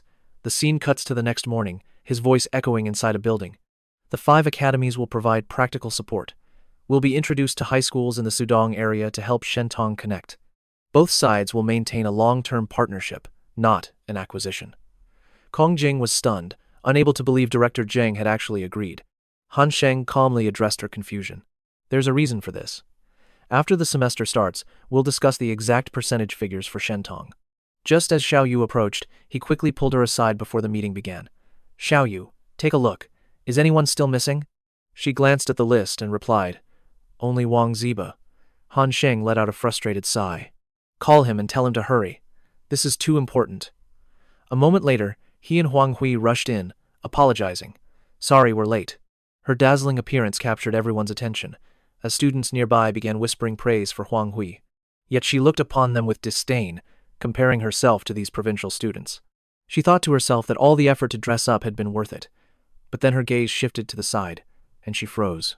Kongjing was sitting quietly in a corner, but her noble aura was undeniable, right down to her luxurious, red-soled shoes.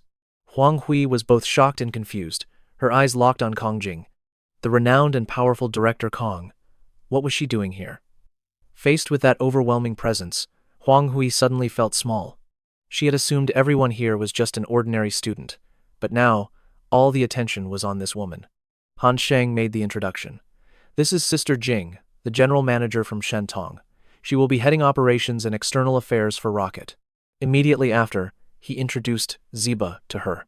He's a childhood friend of mine. The person sitting next to Zeba is his girlfriend. Huang Hui thought silently to herself. This was the real upper echelon, and a perfect opportunity to steer the conversation. Huang Hui smiled gently as she spoke. Did everyone see the news? A severe earthquake just hit the Middle East, causing 30,000 deaths, with over 100,000 civilians unable to return home. Over 20 nations have sent rescue teams and emergency supplies to the Middle East. The room fell silent. Not a single person uttered a word. Huang Hui tried to add, About 2 months ago, our nation made history by launching the Shenzhou 5-man spacecraft. It was a moment of immense national pride, yet everyone's expression remained completely unchanged. Flustered, Huang Hui continued, and over a month ago, Saddam Hussein was captured by U.S. forces near his hometown. A nervous sweat broke out on her skin as worry crept in. What was going on? Perhaps these topics simply weren't compelling enough. Suddenly, Han Sheng's voice cut through the silence. I heard Michael Jackson was arrested for child abuse, shaking public opinion. Xiao Yu was stunned. You follow that too? It's unbelievable. Ming Rong, who had been abroad, nodded. Same-sex love may be legal there, but how can they allow harm to minors? Immediately, the conversation shifted to Anita Mui, the one they called the Heavenly Queen of Music. Huang Hui grew even more perplexed. Wasn't this supposed to be a high-class gathering? She truly couldn't understand why they ignored politics and national reform, instead diving into glittering entertainment news. Suddenly, Han Sheng's phone blared. After hanging up, he immediately called Xiao Yu over. Han Sheng assigned her a task. New Century has paid the full 50,000 yuan delivery fee, plus an extra 6,000 as a New Year's bonus. Also, the total consulting commission is 250,000, nearly 300,000. It needs to be sent to my account. Before the holiday, make sure to transfer 250,000 to my card. Hearing this, Xiao Yu just smiled calmly, turning to Ming Rong. So, where were you in the story? Du Wenzhuo, the formidable ex-bodyguard, stood silently while Huang Hui observed from a distance, feigning disinterest. Her expression slowly darkened. Maybe the issue was her. This was still an elite circle. She just hadn't found the right way in. Before the next gathering, she'd have to catch up on some celebrity news. On the table, a luxurious banquet was already prepared. Amidst the chatter, a voice rose up. I just want to say 3 quick things. Then everyone can enjoy the party. Han Sheng raised his glass for the first point. Now, let's give a warm round of applause to welcome Sister Jing to our Rocket 01 family. What position Kongjing previously held, Han Sheng didn't even need to mention. Everyone knew she was a legendary senior in their field, a role model for them all to follow. Han Sheng moved to his second point. Let's repeat the first point one more time. Welcome, Sister Jing. He smiled warmly, his eyes fixed on Kongjing. For the third point, we'll repeat the second. Once again, a heartfelt welcome to Sister Jing. 1,000 words of respect were condensed into one deeply moving sentiment. Han Sheng truly couldn't function without Kongjing. Zebo observed this, thinking to himself that it was no wonder he never brought Xiao Yuer or Shen Yuchu along. Some things were just hard to explain. At that moment, a yearning ignited in Ming Rong's heart. When would Mr. Chen ever say something so full of emotion to her? For Ming Rong, a million thoughts became a single wish. I never want to be without you. Lost in her daydream, Ming Rong was suddenly pulled back to reality by Han Sheng. He gave Ming Rong a serious task. Prepare a new car for Sister Jing, at least 200,000 yuan. You have dealership experience. Coordinate with Xiao Yu to handle it. Elsewhere, Huang Hui was silently amazed by Han Sheng's sheer generosity. She nudged Zebo meaningfully. So when is Mr. Chen getting me a 200,000 yuan car? Zebo just stared back blankly. You'd have to bring in 2 million in profit for Rocket 01 first. Only then would he consider it. Afterwards, people gradually took their seats at the banquet, many eager to offer a toast to Han Sheng.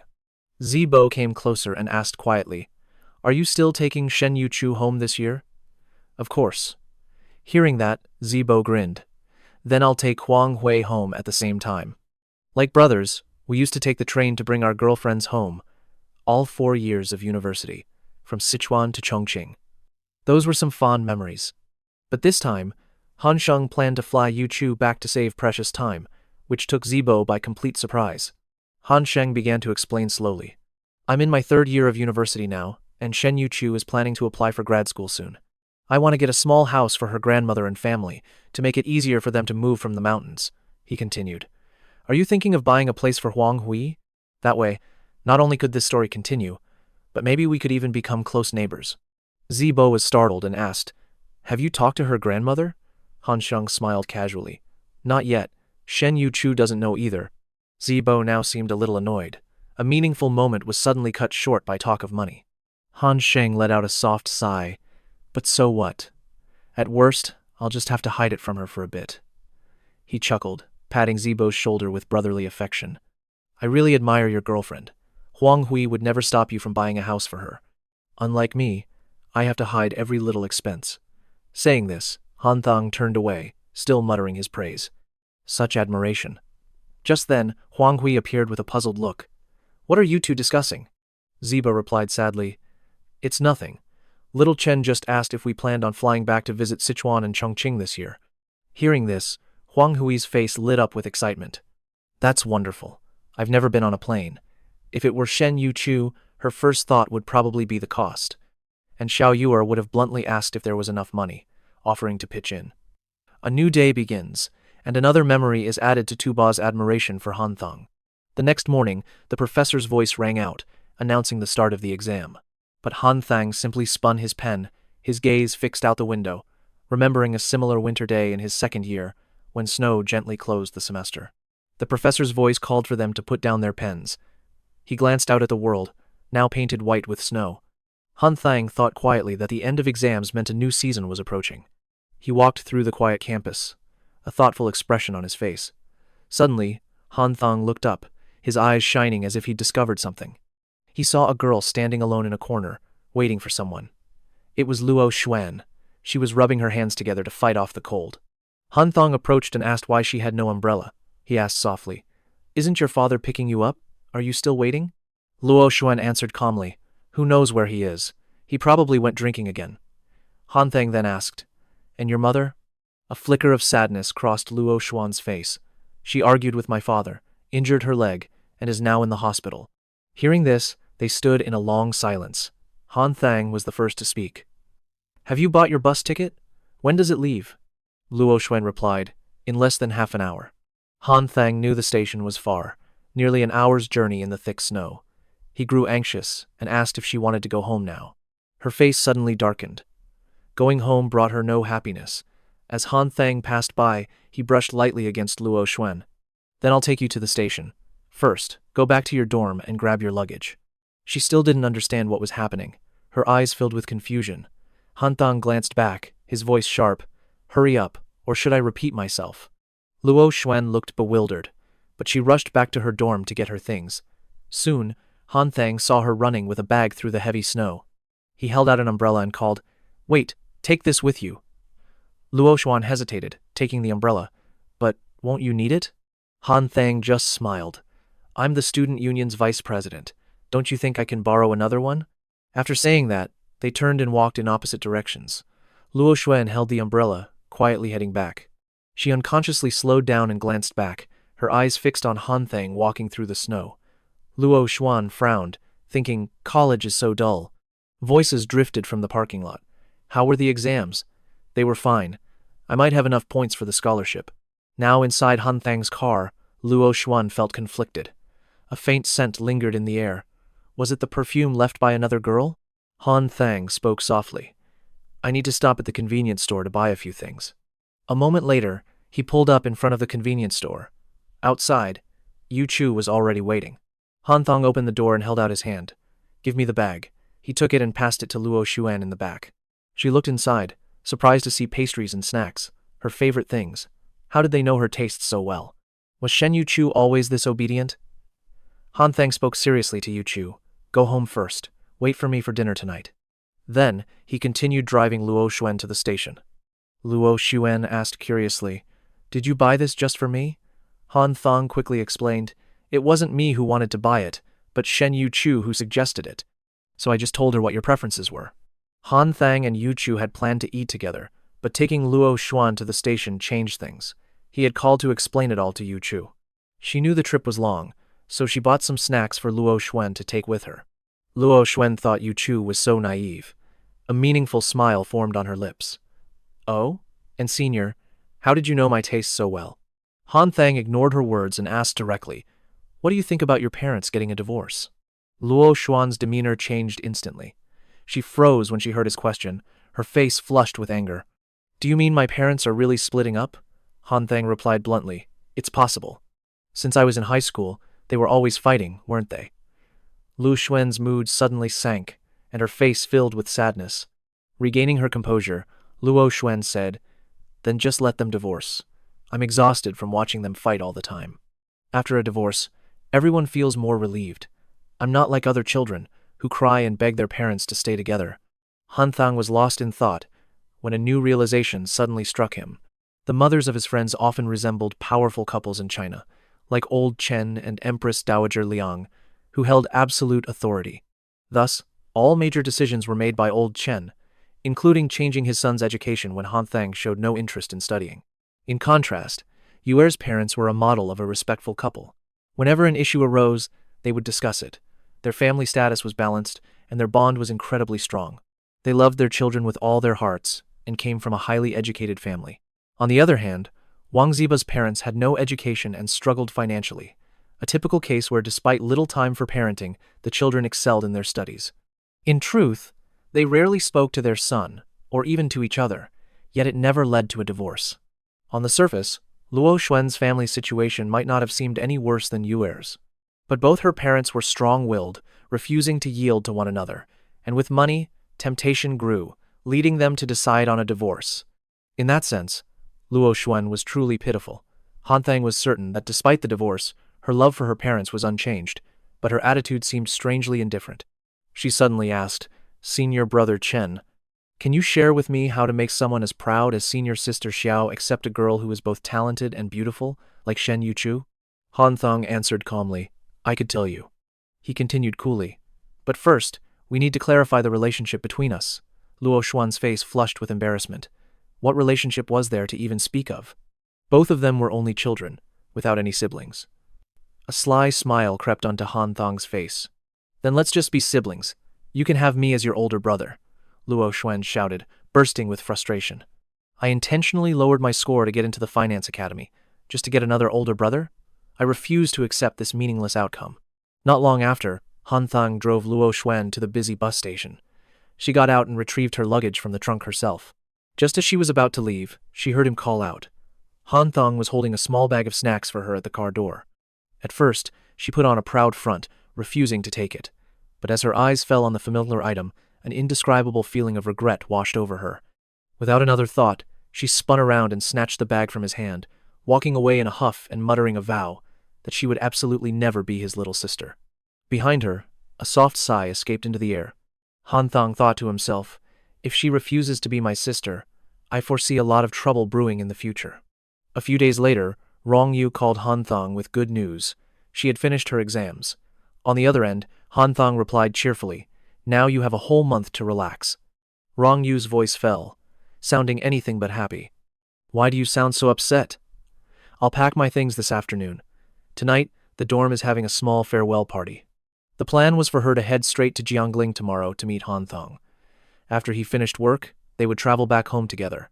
The phone call was filled with warmth and lively chatter, but after hanging up, Hanthong sighed wearily. "My God, it seems I still have to go." He took a drag from his cigarette, his mind a mess. He knew very well that Rong Yu couldn't come to the finance academy, because Shen Yuchu was still there. If she came, it would be like opening up an entirely new battlefront. His agreement was merely a necessary delaying tactic. Flicking his cigarette out the window, Hanthong felt no happiness. Having a few close friends meant nothing when he had no peace. One battlefield was already more than enough, let alone facing it every day. With that thought, he immediately called Mr. Xiao. "Hello, Uncle Xiao. Have you had lunch yet?" Hong Wei, holding a remote with his phone pressed to his ear, replied that he had just eaten. He then reminded him to come home soon after his exams and not to linger at school. Hanthong replied with weary resignation. "I don't really have a choice, but I still dream of quickly saving up 10 million. Hearing that playful tone, Hohenvi's brow furrowed. "Stop joking. What's the reason for your call?"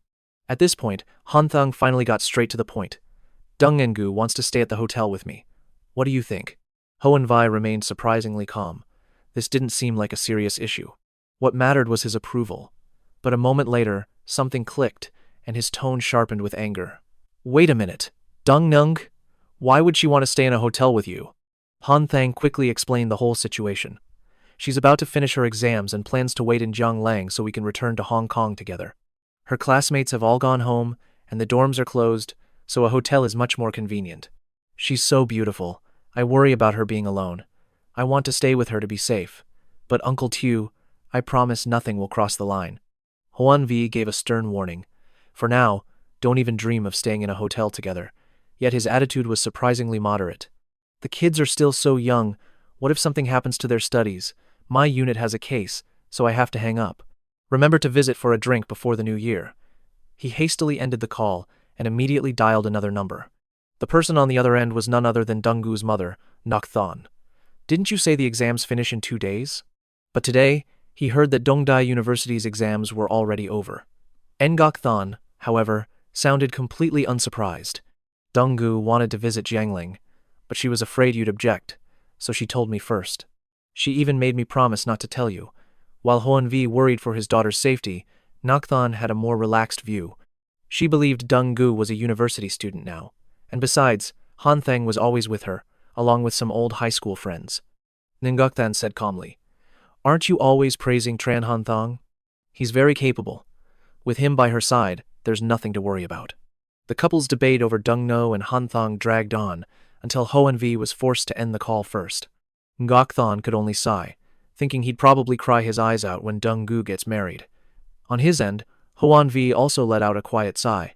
While he valued Han Thang's independence, he had to be wary of the boy's complex nature, or his daughter might get hurt. Still, thinking about it, Dong Gu was especially fond of him, and his family background was decent. Old Tran was a kind man. All things considered, it was a good match. With that thought, he angrily muttered that he wouldn't interfere anymore after they graduated. If she gets pregnant right after graduation, I'll wash my hands of it. At worst, I'll quit my job, stay home, and raise my grandchild for all to admire. With that, Huan Hui floored the gas, still reasoning with himself. Maybe because of the past, the boy was more cautious this time. At least he gave a heads up, which shows some respect. I shouldn't make things difficult. The scene shifts to another location, where Han Thang is on the phone with Dong and Gu. He was wondering what kind of gift he should get for Professor Tan. He first considered fruit for her health, but Dong Ngu reminded him she disliked that particular kind. Hearing that, Han Thang switched to gifting a box of water chestnut cakes. But Dong Ngu complained it lacked sincerity, as if it were just a formality. Han Thang felt that nothing was right. Then, a wild idea struck him. Introduce her to a cheerful old man. But ironically, after hearing his joke, Dong Ngu immediately hung up, leaving Han Thang both amused and helpless. A moment later, she reappeared, just as he had finally chosen the perfect gift.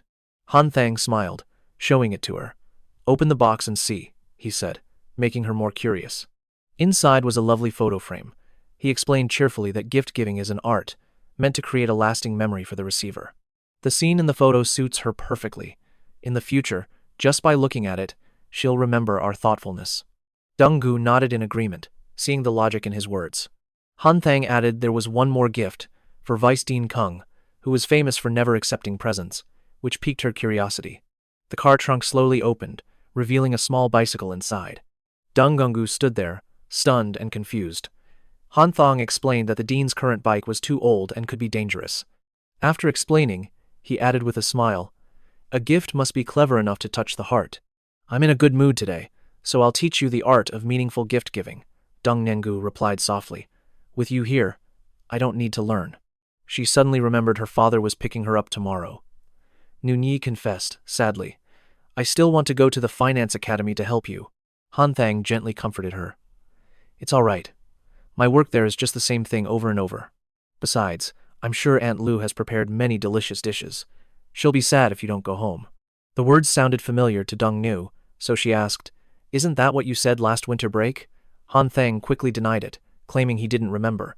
Seeing him avoid the question, Dong Nungu warned sternly, I remember every promise you've made. Don't even think about deceiving me later. Though he'd forgotten his habit of empty promises, Han Thong just laughed it off. You're exaggerating. I've never been one to boast. Seeing this topic was a minefield, he quickly changed the subject. Actually, there's a way to get closer to her. It takes time, but in return, she'll love you like her own granddaughter. Dong No heard this and asked cautiously, What scheme are you planning now? Is it something decent? Han Thang remained calm, unbothered by her suspicion. He confidently shared his idea. She has spent many New Years alone. With her stubborn personality, she'd never go home with a student. If we visit her on the 29th of Tet, help her clean and decorate, then share a warm reunion dinner, she'll surely be moved. Otherwise, Chen An's writing will be a total mess. Hearing this, Dong Nu felt the idea was good, but his motive seemed questionable. Han Thang replied, What's the difference? It's at least an 8-hour trip back to Jianye either way. Pleasing her must be quite the task. He was a simple man, never one for narrow minds. The people he'd sacrifice for without hesitation numbered only about 8. Dong Neng asked curiously, Besides Uncle Chen, Aunt Liang, and me, who else? Hearing her, he suddenly realized he'd forgotten her. Han Thang quickly corrected himself. My bad. With you, that makes 9 people. Suddenly, Dong Nu's anger flared. She pushed him away, yelling, We've barely started and you're already leaving me out? After their playful chase, the group headed over to Bidu's home. Seeing them, she was completely surprised. It's winter break. Why aren't you all home? Han Thong said casually. This place is like my home. Why would you lock the door? Weren't you afraid your nephew couldn't find his way back? Dong-no quickly explained.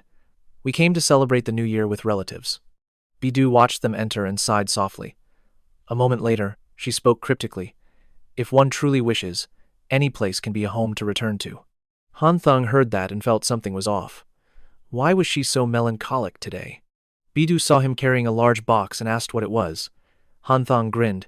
It's an unassembled bicycle parts kit. You shouldn't use that old bike anymore. It isn't safe. I'll build a brand new one for you. Bidu didn't object to the surprising gift. Her only question was why it was pink. Han Thang laughed without hesitation.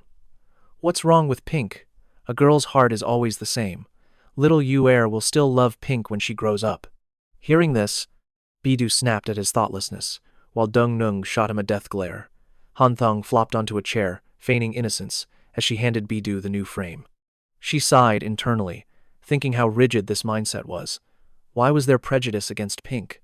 The silver-haired professor's son on a pink bike, full of life on campus, that would truly be an unforgettable sight. A short while later, as dinner was about to start, they gathered at the table. Suddenly, a frantic knock echoed from the door. Dung Nung urged him to go see who it was. Who's knocking? Han Thang asked as he opened the door. Before him were a pair of large, round, brilliant jade-green eyes, holding a strange beauty. The sudden appearance left Hanthong utterly frozen in shock. A second later, he let out a terrified shriek, startling the person at the door. Dung No rushed out to see who it was, only to find a small, delicate girl before her. She looked to be a foreigner, with blonde hair and blue eyes, and was incredibly adorable. The little girl was still dazed, her gaze locked on Shen Hanthong. He was just as surprised, staring intently at the person before him. After a moment, Han Thang asked softly, Are you of mixed heritage? Seeing the girl turn away awkwardly without answering, he pressed on. Hey, where are you looking? His voice turned stern as he asked. Why are you knocking on my door? The person behind her asked doubtfully. Your house? Yimin questioned with surprise. Isn't this the residence of Sun Bidu? Hearing that, he frowned and snapped. You should speak with a little more respect. Is Baidu a name you can use so casually? She retorted, So what? She is my mother. Her words left Han Thang completely stunned. Professor Sun is her mother? Just then, Bidu emerged from the house to see what was happening. Yi Min quickly prompted her child. Quick, call her grandma. Where's the Chinese your mother taught you? Tang Tang hastily mumbled a greeting. Before Baidu could reply, he quickly invited them in. Come in. We're all family. Don't stand talking in the doorway. Han Thang then turned to remind her. Dung Gu, stop spacing out and bring your little sister inside. In the cold hallway, he began helping them with their luggage. Han Thang bustled about, quickly carrying each suitcase into the house to assist them. Despite the sudden work, he didn't seem to mind at all. Just then, the door to the apartment across the hall opened. An elderly woman greeted Ye Min. Are you back home for the new year this year? She quickly replied, Auntie Qi, it's me, Wu Ye Min. How has your health been? The woman smiled happily. Thankfully, my health is still stable. It's been a very long time since you've returned, hasn't it, Ye Min? Why didn't your husband come with you? Overhearing them, Han Thang finally realized her full name was Wu Ye Min, and Professor Sun's husband was truly surnamed Wu. Yi Min hesitated before replying. His company ran into some trouble, so it's just my daughter and I who returned. She gently introduced her daughter. This is my daughter. Her Chinese name is Sun Tang Tang. Hearing this, Bidu seemed slightly annoyed, and told little Yuer, Let's go eat first. The food will get cold if we wait. Ye Min saw her mother's cold distance, and her heart sank with sadness. Auntie Qi noticed, and tried to comfort her. Yi Min, now that you're back, be sure to take good care of Professor Sunday. She's had a very difficult time over the years. Hearing that, she politely offered her thanks. Shen Hanthong had been silently observing everything, his eyes slowly assessing the situation. She was dressed like an Asian American, with a distinct white mark on her left hand. It was the clear trace of a long-worn ring, perhaps from a recent divorce. Her flight ticket showed multiple transfers, a method to save money, indicating her financial situation was quite ordinary. Hanthong let out a soft, deliberate cough and asked, Sister Wu, would you like to sit in the living room? Professor Tan is having a meal, Diepman replied, asking with a hint of confusion. You called me Sister Wu? He explained with a slight smile. I'm Professor Tan's student, so that makes us peers. She then slowly entered the kitchen where Dung Gu and Bichdu were eating, Diep Man walked over and softly called out Mom. Her voice choked with emotion as she continued, I'm back. But the woman just ate in silence, offering no reply. Deng Niu glanced at Tran Han Thang in confusion. He subtly raised a finger, signaling her. Hanthong's brow furrowed slightly as he motioned for Deng Niu to step outside. Understanding, she stood up and asked, Sister Wu, you haven't eaten, have you? Let me make you a bowl of hot porridge. The entire time, Duang's eyes remained fixed on him. Han Thang found it strange and tried to ignore her, but he couldn't resist turning to ask, What are you looking at, you monkey? She froze, completely baffled. Hanthong paused, realizing he couldn't remember the English word for monkey, so he changed his approach. What are you looking at, you dog? He thought to himself that substituting dog for monkey was fine, since he'd forgotten the word. After all, they were both hairy animals, so it sounded close enough. Duang instinctively covered her mouth, letting out a soft giggle. Han Thang suddenly felt annoyed, wondering if she was looking down on him. Or maybe there were no bad men overseas. Or had she never been taught a lesson by a scoundrel before? Soon after, everyone began to leave, giving Diep Man and her mother some quiet space. Bitch Du slowly spoke up, her voice steady as she asked, Why didn't you tell the truth? You're clearly divorced, yet you said there was a problem at your company. She replied dismissively, It's a family disgrace. I didn't want to air our dirty laundry. Her words clearly displeased her mother. Bishtu immediately challenged her. When you disobeyed us to marry him in America, did you ever consider your parents' honor? Diep Man shot back. Mother, we were in love. Before she could finish, her mother cut her off. If you were so in love, why the divorce? Isn't it because the assets haven't been divided yet? Hearing this, Diep Man fell silent. After a long pause, she quietly answered, Yes. Her mother let out a cold sneer. How truly ironic. Diep Man had to admit her mother wasn't wrong. She gripped the hem of her shirt, trying to suppress her roiling emotions. A moment later, Deng Gu brought out a bowl of rice, telling Sister Wu to call Duang to eat some dinner. Diep Man nodded in thanks and took the food. Just then, Bitch Du suddenly turned back, her voice turning to steel as she called out, In the future, you are absolutely forbidden from marrying a foreigner. Even marrying someone like Tran Han Thang is far better than a stranger. Do you understand? Deng Gu could only nod in frantic agreement. Hearing this, Han Thang was bewildered, thinking, Why drag me into your family lecture? Before long, the situation grew even more chaotic. She whispered that Sister Wu had started crying, and Professor Tun was visibly furious. Bishtu continued her harsh lecture. Back then, I introduced you to so many talented young men from our country. There was a military professor, and even a doctor. Yet you deliberately chose to love an American fraud. Diep Man covered her face, sobbing. Mother, why bring up the past? Seeing this, he whispered to his companion, We should get ready to go. It's not the right time to be here. Deng Yu asked worriedly if they should leave right away. Hanthong replied calmly, Their mother and daughter. After the tears, they will make up. However, she could see that Professor Tan's emotions were still far from stable. Hearing that, he snapped at her. Out here, are you going to listen to yourself, or to me? Han Thang calmly used an example to analyze the situation. Assuming Professor Tone and Wu Diep Man are arguing, who do you think is actually in the right? From your perspective, you would naturally lean towards Professor Tun. It's like a mother-daughter bond. Their relationship can't be severed. And once they've made up and things are back to normal, would you still have a reason to visit here? He continued to press her, his voice rising. It's such a small thing. Why do I have to repeat myself? What are you thinking? His tone made Deng No feel hurt, and she turned away angrily, muttering, Why are you being so aggressive? I heard you, that's all. Throughout this, Duang stood perfectly still, her eyes following the two of them. As they left Bitch Du's house, the evening shadows began to stretch. Sensing Deng Gu's distance, Han Thang silently blamed himself for losing his temper. She was definitely angry again. He swore he'd make it up to her tomorrow. With that thought, he approached her. Still mad? We can come back on the 29th of Tet to check on Professor Tun and Sister No. I'm not mad about that, she replied unexpectedly, turning her head. It was that mixed-race girl. She kept staring at you. Hanthong forced a laugh, denying it instantly. What are you thinking? She's not as pretty as you. I barely even noticed her. At his words, her anger flared up once more. She's not as pretty as you, so I'd definitely notice a girl like you. Her jab at his bad habits was crystal clear.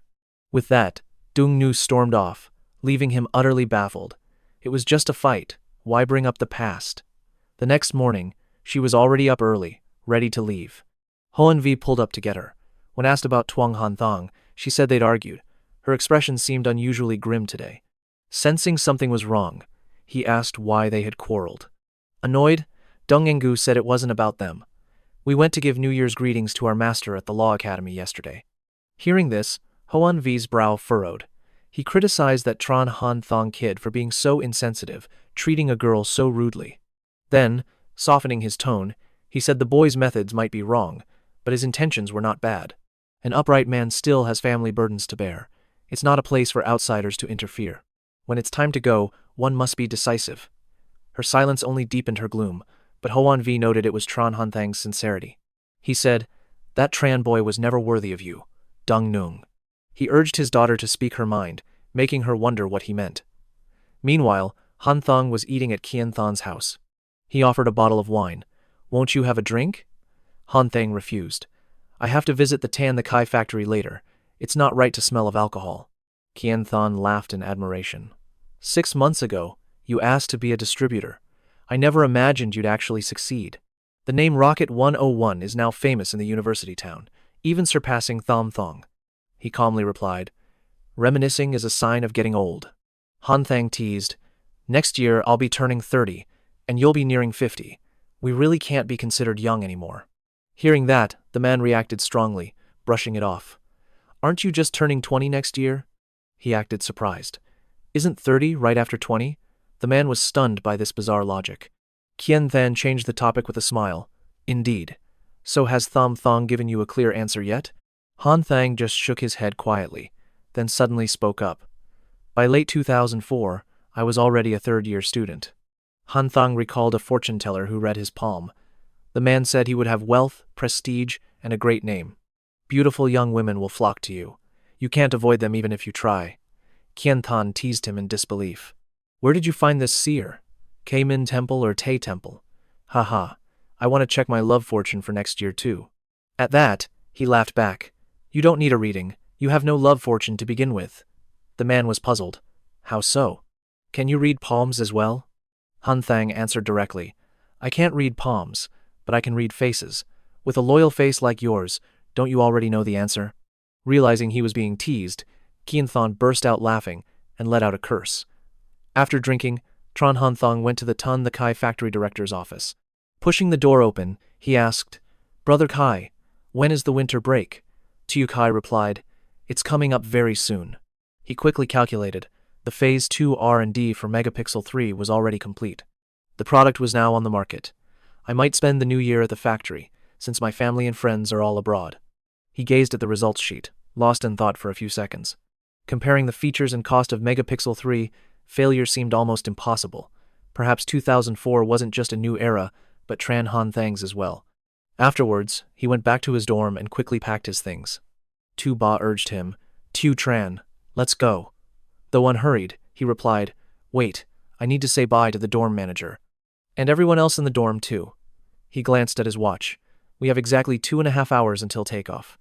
Looking at his two friends, Hanthong couldn't help but praise their sharp attire. He grinned and teased, "Tu Ba, if we walk together, people will mistake me for your driver and bodyguard." Tu Ba consoled him. "Don't feel bad. You dress well, just a little worse than me." He proudly pulled at his collar. "See this jacket? From Bakhua Dai Duong, over 900. Huang Hui herself picked it for me." Hanthong suddenly spoke up. "Really? It's a great choice. I say you two should get married right here. I'll even go get the certificate." The guy, taking him seriously, asked if that was possible. Then, feeling mocked, he laughed. "I'm a sincere guy. I just speak my mind." Huang Hui, who was listening nearby, came closer. "What were you two talking about?" Before Tu Ba could reply, Hanthong rushed them. "We still have to pick up Tham O, so from the cafeteria." She blushed and whispered shyly. Tu Tran said, "I have good taste in clothes for you." His whole outfit probably costs less than half of that long coat. Huang Hui felt a pang of guilt as doubt crept into her mind. How could that be? Tran Han Thang must have been trying to make her feel better. Seeing her silence, Tu Ba asked, "Why aren't you saying anything?" Huang Hui turned suddenly, her tone sharp. "I don't want to. I just don't feel like it." Startled by her sudden outburst, he could only stare back in complete confusion. Huang Tu sighed, explaining softly, I was just wondering, if Chen Hansheng is that rich, why doesn't he spend it on himself? He'd spend over 200,000 yuan on a car for Kongjing, yet he drives a cheap one himself. Even his clothes are incredibly plain. Gazing at his back, Zeba said, that's just how little Chen is. He never cared much for material things. While we fuss over our new clothes, afraid of getting them dirty, he just wears whatever's comfortable, not caring if Liang scolds him later. They quickly reached the cafeteria entrance. Shen Yuchu was dressed simply, yet she stood out effortlessly. Hung Tue couldn't help but marvel. Shen Yuchu's figure was absolutely perfect. Zeba quietly nodded in agreement, just as Hansheng stepped forward, offering to carry her bag. She'd always thought talent mattered more than looks, but Huang Tue now realized that was only because she herself wasn't a head-turner. When you're this beautiful, none of that matters. Understanding his gesture, Shen Yuchu handed him her backpack. Huang Tue couldn't stop herself from thinking he was actually quite charming. The affection between them was so obvious. She was surprised that even Chen Hansheng would act so decisively for a girl's sake. Soon enough, the four of them were at the airport. The massive hall was a sea of people, with flight announcements echoing overhead. Passengers, please have your documents and baggage ready, and prepare to proceed to the boarding gate. Huang Tu slowly took in the entire scene. So many foreigners. She regretted not bringing a camera. She could have snapped a few photos to casually show off to her friends later. She suddenly turned and asked, besides, Chen Hansheng, is this the first flight for the rest of you? Then, with an air of expertise, she began explaining the procedures. First, you have to find which check-in counter is for your flight. You can find it on the departure board, then just go to the counter with your ticket and ID to complete the process. As she walked, she told herself to act calm and relaxed.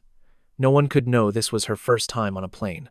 Just then, Zeba suddenly asked, I wonder what it feels like, flying for the first time. Huang Tu frowned, snapping back. Can you please be quiet for a second? Everyone was already silent. Later, on the plane, Yuchu asked Hansheng if he wanted a pastry. He gently declined.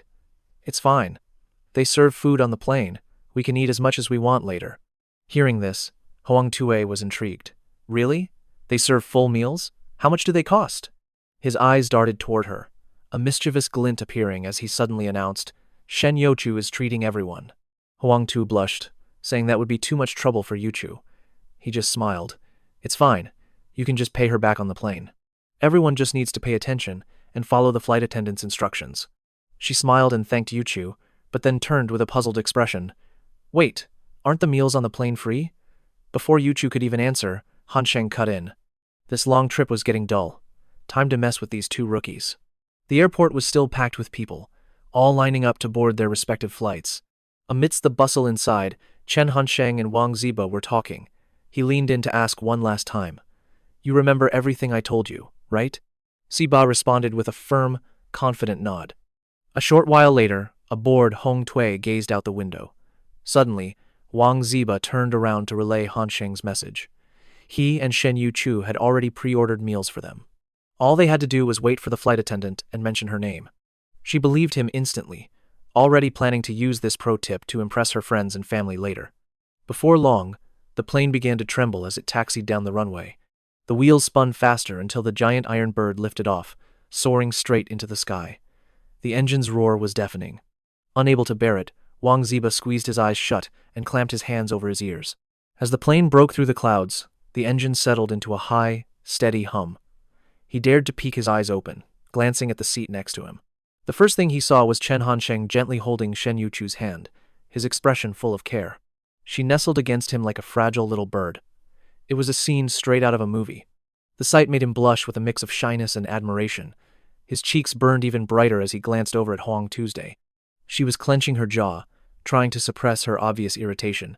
Zeba watched her for a moment before swallowing hard, mustering his courage. Model. Then, he gently reached out, slowly inching his hand closer to her. Just as Tuba's fingers were about to make contact, Huang Tue's eyes shot open. She instinctively slapped his hand away. What do you think you're doing? She snapped. Consider your actions and their consequences. Does anyone else on this flight act like that? Her stinging words left him completely stunned. Instinctively, Tuba's gaze darted toward Tran Han Thang. Over on the other side, the two were huddled closely. Han Thang gently covered Aoso's ears, and she tenderly did the same for him. Seeing this, Tu Ba could only lower his head, a bitter disappointment washing over him. The plane soared on, gliding smoothly through the clouds like a giant bird carrying dreams across the sky. The natural scenery below was magnificent in its own way, vast, silent, and utterly breathtaking. Soon, it was mealtime. A flight attendant gently pushed her cart down the aisle, asking passengers if they preferred rice or noodles. Watching the others get their food, Huang Hui wondered why no names were being called. Tu Ba guessed blankly. It's because they paid for themselves. Since Shen Ao so treated us, they have to announce her name. She immediately accepted his logic. Turning away proudly, she told him not to let others pay for them again, as if they couldn't afford a simple airplane meal. Before long, the flight attendant reached their row. Vuong Tu Ba confidently announced, Shen Ao So, then calmly requested the rice. Though puzzled by the name drop, the attendant maintained her professional smile. She nodded as usual, handed Tu Ba the meal, and leaned in to ask the next person. Huang Tu smirked, as if ordering at a 5-star restaurant. My meal? Courtesy of Shen O, so I'll have the noodles. This time, the attendant's smile vanished, a giant question mark materializing above her head. From across the aisle, Tran Han Thang had witnessed the entire exchange. He clutched his stomach, trying to suppress his laughter. He couldn't believe the two fools actually fell for his prank. Meanwhile, the supposed host of the meal was quietly eating her noodles, thinking she should pay up front next time to avoid looking like a first-time flyer. In what felt like no time, the flight touched down at the international airport. Later, on a sidewalk in Chongqing, Sichuan, Tran Han Thang's voice rang out. Well, I guess this is where we part ways. He casually declared that he and Shen Aoso were heading to Liangshan, while the other two were going to Suining. The entire group froze. Vuong Tu Ba was instantly flustered. Han Thang knew perfectly well he was also going to Liangshan, but had deliberately said otherwise. But before Tu Ba could utter a word of protest, Huang Tu hastily shot the idea down. After she claimed it was inconvenient, Han Thang's voice turned cold. Isn't he your boyfriend? What's so awkward about bringing him home for the new year? His question left Huang Tu speechless. Stunned, she fumbled for an excuse. My cousin just got married. Things are too busy. It's not a good time to introduce someone. We'll plan for another time. Han Thang pretended to be convinced and simply nodded, his eyes following her car until it disappeared from sight. Only then did Vuong Tu Ba turn to him and ask, Why did you do that? Han Thang just smiled. I was creating a chance for you to meet your future mother-in-law. Aren't you happy? At those words, the image of her slapping his hand away flashed through Tu Ba's mind. His face fell. He sighed, muttering, Maybe. It's not the right time. Seeing his friend's dejection, Tran Han Thang walked over, patting his shoulder with a mix of comfort and teasing. If I were her, I would have accepted just to save my boyfriend's face. He then laughed it off. I was only joking. I didn't expect her to react so harshly. A moment after Han Thang turned to leave, it dawned on Vuong Tu Ba. Han Thang had predicted her refusal. He set this whole thing up for him to see the truth. Realizing this, he quietly voiced his thought. Tran Han Thang's back stiffened. He slowly glanced over his shoulder with a look of nonchalance, feigning surprise at the accusation. You two have been through so much, and yet she still won't let you meet her family. If it were me, I would have ended things long ago. Hearing that, sadness clouded Tu Ba's face again, but he still defended her. It's because Sister Huang too wasn't prepared. It was just too sudden to meet my parents. The more he talked, the deeper he sank into his own clumsy justifications. So, Tran Han Thang sent Shen Yuchu to buy water. Once she was gone, a mysterious smile crept onto his face. Then, Han Thang suddenly called out Zibo's name, startling him. He began to explain that he dated many girls, but bringing one to meet his parents proved they held a special place in his heart. If it were just for fun, they wouldn't even know his real name. Zibo didn't grasp the hidden meaning, focused only on him using a fake name. At the thought, he frowned in annoyance, unable to believe he was seeing other girls with Yuni and Shen Yuchu around. But Shen Hansheng calmly dismissed it, saying it was just a dream. A past life story. Zibai instantly fired back. He, too, dreamed that Huang Hui cried to marry him, but he never agreed. He found this amusing, a slight smirk playing on his lips. Stroking his chin, he noted that day would come sooner or later. Just then, Tom Ao So returned with drinks, resting her head shyly on his shoulder. Tran Han Thang gently let her be, but the sudden display of affection was too much. Tu Ba pursed his lips in annoyance, muttering his displeasure. Aside from his tangled love life, he had everything else planned out. Soon after, He was seen buying expensive health tonics. Tam Ao so quickly tried to intervene, but Tran Han Thang held her hand firmly. After all, he had helped their relationship before. Tu Ba really should have felt more grateful. Ah So hummed a soft reply, her eyes drifting down to her small hand gripping his thumb. Her heart fluttered with joy and confusion as a blush crept up her cheeks. Before long, the vast expanse sank into deep darkness, lit only by the poetic glow of distant stars. At that moment, their car arrived back at the familiar village. As they stepped out, a collective sigh of relief was heard. The long journey was finally over. At the gate, Nin and Ao So's grandmother were already waiting for them. They rushed over to greet them. Tran Han Thang immediately lifted Nin high into the air, playfully teasing that she'd gotten chubbier. The little girl giggled and pouted, pretending to scold him. It showed Ao So an incredibly endearing side of Han Thang she hadn't seen. Her cheeks flushed with shyness. Han Thang then looked closely, noticing how much Nin had changed. He was startled when the girl called him by his name. He never imagined Nin would still remember him. The girl innocently repeated her grandmother's words, saying they had delicious meat to eat, all thanks to Tran Han Thang's help. Hearing this, Han Thang glanced at Ao So's grandmother, who was watching with a kind smile. He quickly passed the credit to Ao So, who stood behind him. Suddenly, the dog in the yard began barking wildly, as if trying to chase Han Thang away. Ning turned and snapped at it. Then she hopped down from his arms and darted inside the house. Ao So stood by the kitchen, carefully tying up her long hair. Outside, snow began to fall, blanketing the roof and the narrow courtyard in white. The girl stood by the stove stoking the fire, the intense heat bringing a rosy glow to her face. Tran Han Thang had to take off his jacket from the warmth, sitting down to play with a noisy dog. Nin was still too embarrassed from his earlier teasing to even look. A moment later, Vuong Tu Ba called out to Hanthong, and the dog seized the opportunity to escape. The little girl was moved to tears of joy, while he shyly pointed toward Ao So by the fire. Seeing this, he responded casually, "It's nothing strange. The villagers' lives have improved." Soon the table was filled with delicious, fragrant dishes. Looking at the tempting meal before her, Nin gasped in amazement and praise. She didn't forget to thank her sister for preparing such a heartwarming meal. A sharp knock echoed at the door. Ao So's grandmother opened it to a beaming, middle-aged man. Tran Han Thang saw him and asked with curiosity, "Who is that?" "Uncle, Tham." Ao So replied simply. Tran Han Thang instantly understood his status. "So, he's a family elder." He nodded, rubbing his chin, then stood up. He walked over to offer her uncle a pipe as a friendly gesture, but the man spoke in a local dialect. Hanthong couldn't understand a single word. Ao So keenly translated for him, explaining that her uncle was inviting them to his daughter's wedding feast. The event was tomorrow. Hearing the word tomorrow, Tran Han Thang hesitated. His eyes wavered, as he'd planned to return to his own family then. Just then, Vuong Tu Ba reminded him from behind that he and his mother were scheduled to go back the next day. He nodded, finding the enthusiastic invitation hard to refuse. After a moment of thought, an idea struck him, and he announced he had a question. Vuong Tu Ba looked on, confused about what his friend was scheming. He only saw Hanthong rub his chin with a mysterious look, then approached Tham Ao So's uncle to ask about the bride's beauty. Before the uncle could even reply, little Nin quickly interjected. She stated with certainty that the bride's beauty was second only to Tham Ao So's. The unexpected praise sent a sudden blush across Ao So's cheeks. Seizing the moment, Tran Han Thang used Vuong Tu Ba as an excuse to stay for the celebration. The move instantly annoyed his friend, who began to question him. However, a moment later, Vuong Tu Ba sighed in defeat, explaining he had to go home or face his mother's wrath. Facing his friend's helplessness, Tran Han Thang simply raised a fist, showing he wouldn't force him.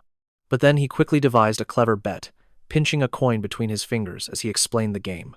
Guess right, and you can leave tomorrow. Guess wrong, and you must stay another day. Vuong Tu Ba naively fell into the well-laid trap, agreeing immediately. He was certain the outcome depended purely on luck. The coin was tossed into the air, spinning and glinting, before he snatched it cleanly from its flight. Han Thang challenged Tu Ba to guess the coin's year of issue. The question landed on him like a heavy stone. Tu Ba cried out in frustration, asking why Han Thang would pull such a cruel, rule-breaking trick. With a cunning smirk, he simply said that Tu Ba was too young and inexperienced. Once you accept the game, you must accept the outcome. Then, Han Thang gave a candy to Nin, claiming it was from Tu Ba, leaving his friend utterly speechless. At that moment, Tu Ba's attention was caught by a conversation between a woman and Shen Yuchu's uncle. The man's relaxed smile only deepened his curiosity. After listening in, the usually sharp Annin suddenly hesitated, her head lowered. She finally relayed the uncle's words. Next year, it might be Shen Yuchu's turn to get married, and he'd have good wine ready. The news made Wang Tuba freeze on the spot. Guessing Hanthong wouldn't be happy, he forced a laugh and tried to change the subject, saying the uncle's own daughter must be of marrying age. All the while, Shen Yuchu was still completely lost in her books. But the innocent. And Nin immediately corrected Tuba, saying the daughter was 2 years younger than her sister, having just turned 18. Wang Tuba was stunned that Shen Yuchu's cousin was marrying at just 18. In contrast, Tran Han Thang found it completely normal. He remembered back in middle school, some friends had quit to marry back home, having kids by the time they were 20. The memories returned, making him realize he'd seen this sort of thing before. A while later, in a room tinged with melancholy, flickering firelight cast shadows on the walls. Firewood was stacked neatly on a rack. Shen Yuchu gently added wood to the fire while tenderly holding the sleeping Nin in her arms. Her gaze fell upon the child's innocent face, her heart stirring at the sight. Unable to resist, she gently stroked her soft hair. After the little girl was sound asleep, Shen Yuchu quietly went to Han Thang and Tuba's room to help set up their bedding. Late that night, Tuba lay awake, staring blankly at the ceiling. Beside him, Hanthong lay on his side, eyes closed as if deep in a dream. But when Tuba quietly asked if he was asleep, Hanthong instantly reacted. He needed to know how he planned to handle his relationships with Rong Yu and Yu Chu. Did he actually dream of marrying them both? As he spoke, Hanthong opened his eyes, glancing back slightly and asking what Tuba had just said. Thinking he wasn't heard, his friend repeated himself, but Hanthong asked for the first question. Confused, Tuba asked again, "Are you asleep?" This time, Hanthong simply replied, "I was," and said nothing more, ending their talk. The next morning, Shen Yuchu's uncle's home was filled with a joyous, festive air. He brought out a plate of hot pastries for them. While nibbling on a pastry, Tuba wondered where Tran Han Thang had vanished. Hearing he went to see the bride, Tuba was speechless at his friend's audacity. Speak of the devil, a figure then appeared. Han Thang stumbled forward looking dazed, muttering that the bride's family were heavy drinkers.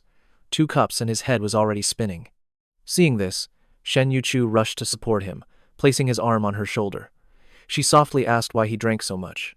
Tran Han Thang slowly recounted the story. The groom was too young to handle the drinks, and when they were blocked at the door, he had to help. Just then, Tuba cheekily asked if the bride was pretty. Han Thang gave him a half-joking look. "I asked you to come, but you refused. You'll see for yourself when they serve us drinks." A crowd had already gathered around the bride. Tuba felt it was improper for university students like them to be gawking. Tran Han Thang retorted sarcastically, "If you went to some prestigious tech school, I doubt this planet could even contain your ego." In the end, they both moved toward the crowd to watch the bride and groom serve wine. The moment the bride saw him, she smiled at Han Thang, thanking him for taking that difficult drink. He smiled back, wishing them 100 years of happiness. Wang Tuba felt the bride's beauty and aura were worthy of being the campus belle at the University of Architecture and Technology. Even at a top school like Dongda University, besides Xiao Rongyu, probably no one could match her beauty. Despite this, his expression suddenly grew heavy. Such an amazing girl, trapped in a mountain village, unable to see the world, marrying that groom. The thought saddened him, and he could only murmur that she was pretty. Hearing this, Han Thang told him to look closer, and he'd realize all the women in this village were beautiful. At his words, Tuba immediately turned his head, scanning the surroundings. Just as he said, though the women here wore little makeup, their presence was striking and captivating. Then he noticed another detail. All of their husbands seemed a bit simple-minded. The more he thought, the deeper his brows furrowed. For some reason, his voice dropped to a critical whisper, stating the groom wasn't worthy of the bride. Hearing this, Chen Hansheng paused mid-sip, his brow furrowing slightly. Whether they're worthy isn't your call to make. Even if they're a mismatch, you don't say that at their own wedding. Huang Zeba brought up the past, how he once insisted on marrying a beautiful TV host, feeling entirely justified. Chen Hansheng just smirked at that. Then by all means, stay and marry one of Shen Yuchu's cousins. Huang Zeba's chin tilted up with arrogance. Are you trying to provoke me? That's not entirely impossible. But when Chen Hansheng hinted that Huang Hui was the one who was unsuitable, he froze for a few seconds. Before he could finish, Zeba's brows shot up. Our worldviews are perfectly aligned. We connect on a spiritual level. Amused, Chen Hansheng calmly watched the staff clear tables, remarking how vague these so-called worldviews were. But Huang Zeba argued that shared values were the only way to build a life together. His gaze shifted to the sizzling food on the stove. Chen Hansheng could only think of his own parents. Their core beliefs were almost completely opposed, yet they managed to stay together until the very end. That's when he slowly rose to his feet. Zeba, we're just ordinary people. We can be clever or sincere, but we should never be arrogant. A braggart only fools himself. Chen Hansheng's words seemed aimed at no one in particular, until he used Huang Hui's name as a prime example. Huang Zeba was still oblivious, only catching his friend's sidelong glance and helpless expression. The most fake person I know is her, and she happens to be your girlfriend. He reminded Zeba of his parents' grueling work, selling pickled vegetables out in the freezing cold. Do you think Huang Hui could ever endure that? Just then, as the feast was served, the room filled with chatter and laughter. Conversations mingled with the clinking of glasses and cutlery, creating the familiar, bustling air of a wedding feast. The groom was again being pressured by relatives to drink, a scene that continuously baffled Zeba. So why was Chen Hansheng suddenly pouring a glass? He calmly said he'd take a few rounds for the groom. Zeba rushed to stop him. Why get involved with strangers? Chen Hansheng simply raised a brow. This is the difference between us. Chen Hansheng sighed softly, patting Zeba's shoulder. When you should be confident, you act small. When you should relax, you worry about face. When you should help, you turn away. And when you must be firm, you show weakness. With that, he even took Zeba's glass, fearing that if his friend got drunk, no one would be left to carry him home. Then, Chen Hansheng calmly joined the table, skillfully helping the groom escape the endless toasts. Shen Yuchu, busy sweeping, heard the noise and looked up. She saw him drain his glass to the loud cheers of the surrounding elders.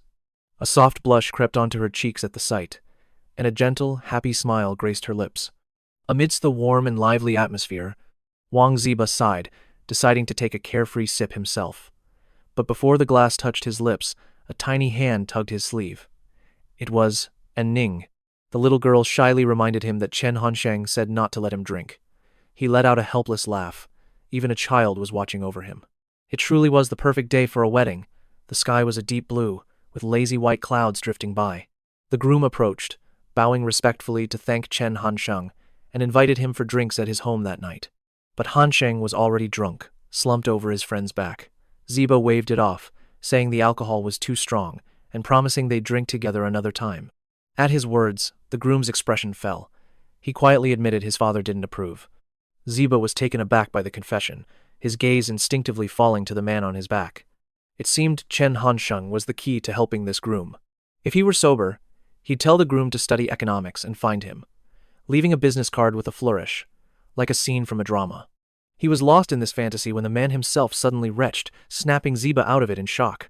Chen Hansheng immediately roared in his face, ordering Zeba to get moving, now. Shen Yuchu rushed to support him, her face etched with worry. Soon, they arrived at Shen Yuchu's familiar little home, where her kind grandmother sat smiling peacefully in her chair. As they entered, Ning ran ahead, joyfully calling for her grandma. At that moment, Chen Hansheng groaned from Zeba's back, begging to be put down. Huang Zeba watched him stagger. Why aren't you resting? Shen Yuchu moved to get him some water, but Hansheng insisted he had brought a gift for her grandmother. Hearing fruit, Zeba imagined a rare tonic, then chuckled. Nearby, Shen Yuchu carried a water basin when she suddenly paused. Shen Yuchu's grandmother was sitting there, as Ning rested against her lap. The grandmother watched with a curious gaze as Chen Hansheng reached into his pocket. She didn't attend the wedding, but he clearly hadn't forgotten her. He kept talking while rummaging through his jacket, as if searching Doraemon's magic pocket. Finally, he found it. Chen Hansheng smiled, revealing a handful of vibrant candy. Zibai stared, bewildered. He'd expected a rare elixir, like using a cannon to swat a fly. Huang Zibai sighed, saying it was just wedding candy. If she liked it, he could get plenty more. But Hansheng scoffed softly. Unwrapping a piece, he said Zibai missed the point. He then offered the candy to the grandmother, a wedding treat for good fortune. His simple act left the old woman speechless for a moment. After a pause, Yuchu's grandmother gave a gentle smile. Watching the scene, Shen Yuchu's heart trembled, her eyes shimmering. The innocent, Ning didn't understand, simply cheering because she thought Grandma liked candy. Just then, Hansheng began hesitantly. There's something else I must tell you, Grandma. At school now, she can hold her head high. Did you know that? His words made the grandmother freeze as he continued passionately. Weren't you the one who worried she was too pretty, telling her to always keep her head down? Well now, she walks with her head held high. No one dares disrespect her, not even with a whistle. Emotion swelled in Chen Hansheng's voice as he declared it was his doing. She's no longer looked down upon or filled with insecurity. Her life ahead, he couldn't finish. A sudden wave of nausea hit him, and he vomited on the spot. He had to stop to recover. Shen Yuchu quickly draped his arm over her shoulder, slowly guiding him inside. As she was removing his shoes, Ning rushed in. The little girl cried out that grandma was crying. Hearing this, a shocked Yuchu scrambled to her grandmother's side. She saw Zeba standing awkwardly, unsure what to do, while her grandmother sobbed into her hands. Yuchu knelt, taking her hand gently. Are these sad tears? At that, she slowly lowered her hands, saying these were tears of happiness. Her frail hands gently caressed the girl's face. Yuchu's parents had passed away so long ago. Yuchu was always so gentle. I was terrified she'd be bullied, so I told her never to raise her head. But no parent ever wants their child to suffer with their head bowed. Hearing her grandmother's regret, tears streamed down Yuchu's face. Yuchu squeezed her grandmother's hand, gently insisting she was never bullied. Shen Yuchu assured her school was fine, and that Chen Hansheng treated her with kindness. Nearby, watching the exchange, Huang Zeba also couldn't hold back his tears. As she finished, the grandmother pulled Yuchu into a tight embrace. The first time that boy brought you home last year, I understood everything. Who else would travel 1,000 miles just for you? As long as you are safe, I can leave this world with no regrets. Huang Zeba stood silently aside, listening to the poignant conversation. He remembered back in his school days how his mother sold pickled melons to get by. They liked setting up on the busy streets for better sales. But Zeba felt deeply ashamed, often seeing them on his way home from school. One day, he finally exploded, arguing with his parents. He called them incompetent, unlike the parents of his classmates, hoping a girl might see him differently. That night, his father beat him black and blue. His mother hid in her room, crying silently, heartbroken. After that, his parents never sold on that street again, even though it was their most profitable spot. Looking back now, Zeba cursed himself for being such a fool. As the afternoon sun faded, Chen Hansheng was still lying in bed. He faced the wall, tired eyes barely open, and mumbled softly, his eyelids too heavy to lift. He heard Ning's curious voice ask, "When is he going to wake up?" Then came Yuchu's reply, saying she wasn't sure either. Chen Hansheng kept his eyes closed, hearing Yuchu gently refuse Ning's help to take off his coat, saying she was a big girl now. He closed his eyes again, a faint smile touching his lips. He thought about leaving, but then Ning lay down, asking for a hug to sleep. To his surprise, he heard Yuchu agree, and his brow furrowed. The only light came from a small ceiling lamp. Shen Yuchu quickly switched it off, plunging the room into darkness. He heard her lie down beside him, realizing he definitely couldn't get up now. Ning giggled, burying her face in her sister's embrace. Yuchu hushed her softly, signaling for her to let Hansheng rest. The room fell silent at her words. Only the wind whispered outside, while Hansheng kept his eyes firmly shut. But he wasn't asleep. He slowly opened his eyes, his mind now perfectly clear. Ning's innocent voice called for her sister. Yuchu answered tenderly, as the girl teased that she was heavier than their family's pig. Hansheng ground his teeth in mock anger. Ning suddenly grew curious, asking if she would be as beautiful as her sister one day. Yuchu nodded without a second thought, but the little girl's smile slowly vanished. Ning was still doubtful. Everyone said her sister was the prettiest, so much that her aunt worried about unwanted attention. At that, Yuchu's expression softened, her cheeks blushing. "Only him," she said shyly. The words made Hansheng let out a quiet laugh. He secretly glanced in their direction. Ning continued her questions. "Does he treat you well?" Yuchu confirmed that he did. The little girl immediately followed up. "Will you two get married, like my second sister did today?" The question made her freeze. Her cheeks burned an even deeper crimson. Hansheng's silent laughter died, replaced by a somber gaze. Yuchu bit her lip, lost in thought as Ning waited. Finally, she whispered that she hoped so, sighing as if a great weight was lifted. Hearing this, Hansheng quietly turned his back to them. Just then, Ning naively asked. He was snoring before. Why did he stop? A small smirk played on Yuchu's lips. Maybe he's all out of snores. The moment she spoke, their eyes met, and she froze. Hanthong was staring right at her with a knowingly smile. Her face burned like glowing embers. Red as a ripe tomato, her shimmering eyes revealed a shyness that was steeped in love. Suddenly, Yuchu called out her name. A confused Anning looked up and responded. She told the girl to sleep, or she'd be late tomorrow. Anning obediently nodded. Soon, she was fast asleep, leaving Hansheng and Yochu to gaze at each other in silence. Her gaze held 1,000 unspoken words. Then, she lowered her lashes, a flicker of sorrow in her eyes. Yuchu gently pulled the blanket over Anning, tucking her in carefully. Hansheng watched her every move in silence. He wondered if, years from now, they would still be like this, but with their own child sleeping between them. The thought suddenly soured his expression. He forced himself back to reality, desperately searching for a reason to reject the idea. Why was he even thinking about a life after marriage? He turned his back decisively. He couldn't let this warm atmosphere tempt him into wanting marriage, or even children. The thought was terrifying. Confused by his reaction, Yuchu sat up slightly. She watched him intently, wondering if he'd heard her tease about him being a heavy sleeper. Meanwhile, Hansheng was chanting a mantra to himself. I see you as a friend, but you want to be my wife, using family to chain me down. Suddenly, a gentle hand touched his back. Annoyed, he turned, his voice cold. What is it? She didn't dare speak. Instead, Yuchu quickly typed an apology on her phone and showed the screen to him. Hansheng's expression softened as he looked at her. She clutched her phone, her eyes fixed on his. He typed on his own phone and showed her. Why are you sorry? She turned her phone over in her hands, her fingers flying across the screen. Then she gently passed the phone back to him. On the screen, she had typed, You once told me when you're feeling down. Just hearing me say sorry helps a little. After reading her message, Hansheng hesitated before typing his reply. As he typed, he glanced up at Yuchu. She gently lifted her head, meeting his gaze. Suddenly, he put his phone down. I'm fine, he said, telling her to get some rest. Playfully, she poked his shoulder. He frowned, his tone almost harsh. What now? Yuchu simply offered a gentle, caring smile and held out her phone screen to him. Hansheng took it and quietly read her message. You were sick earlier, and you haven't eaten anything tonight. Let me go make you some porridge.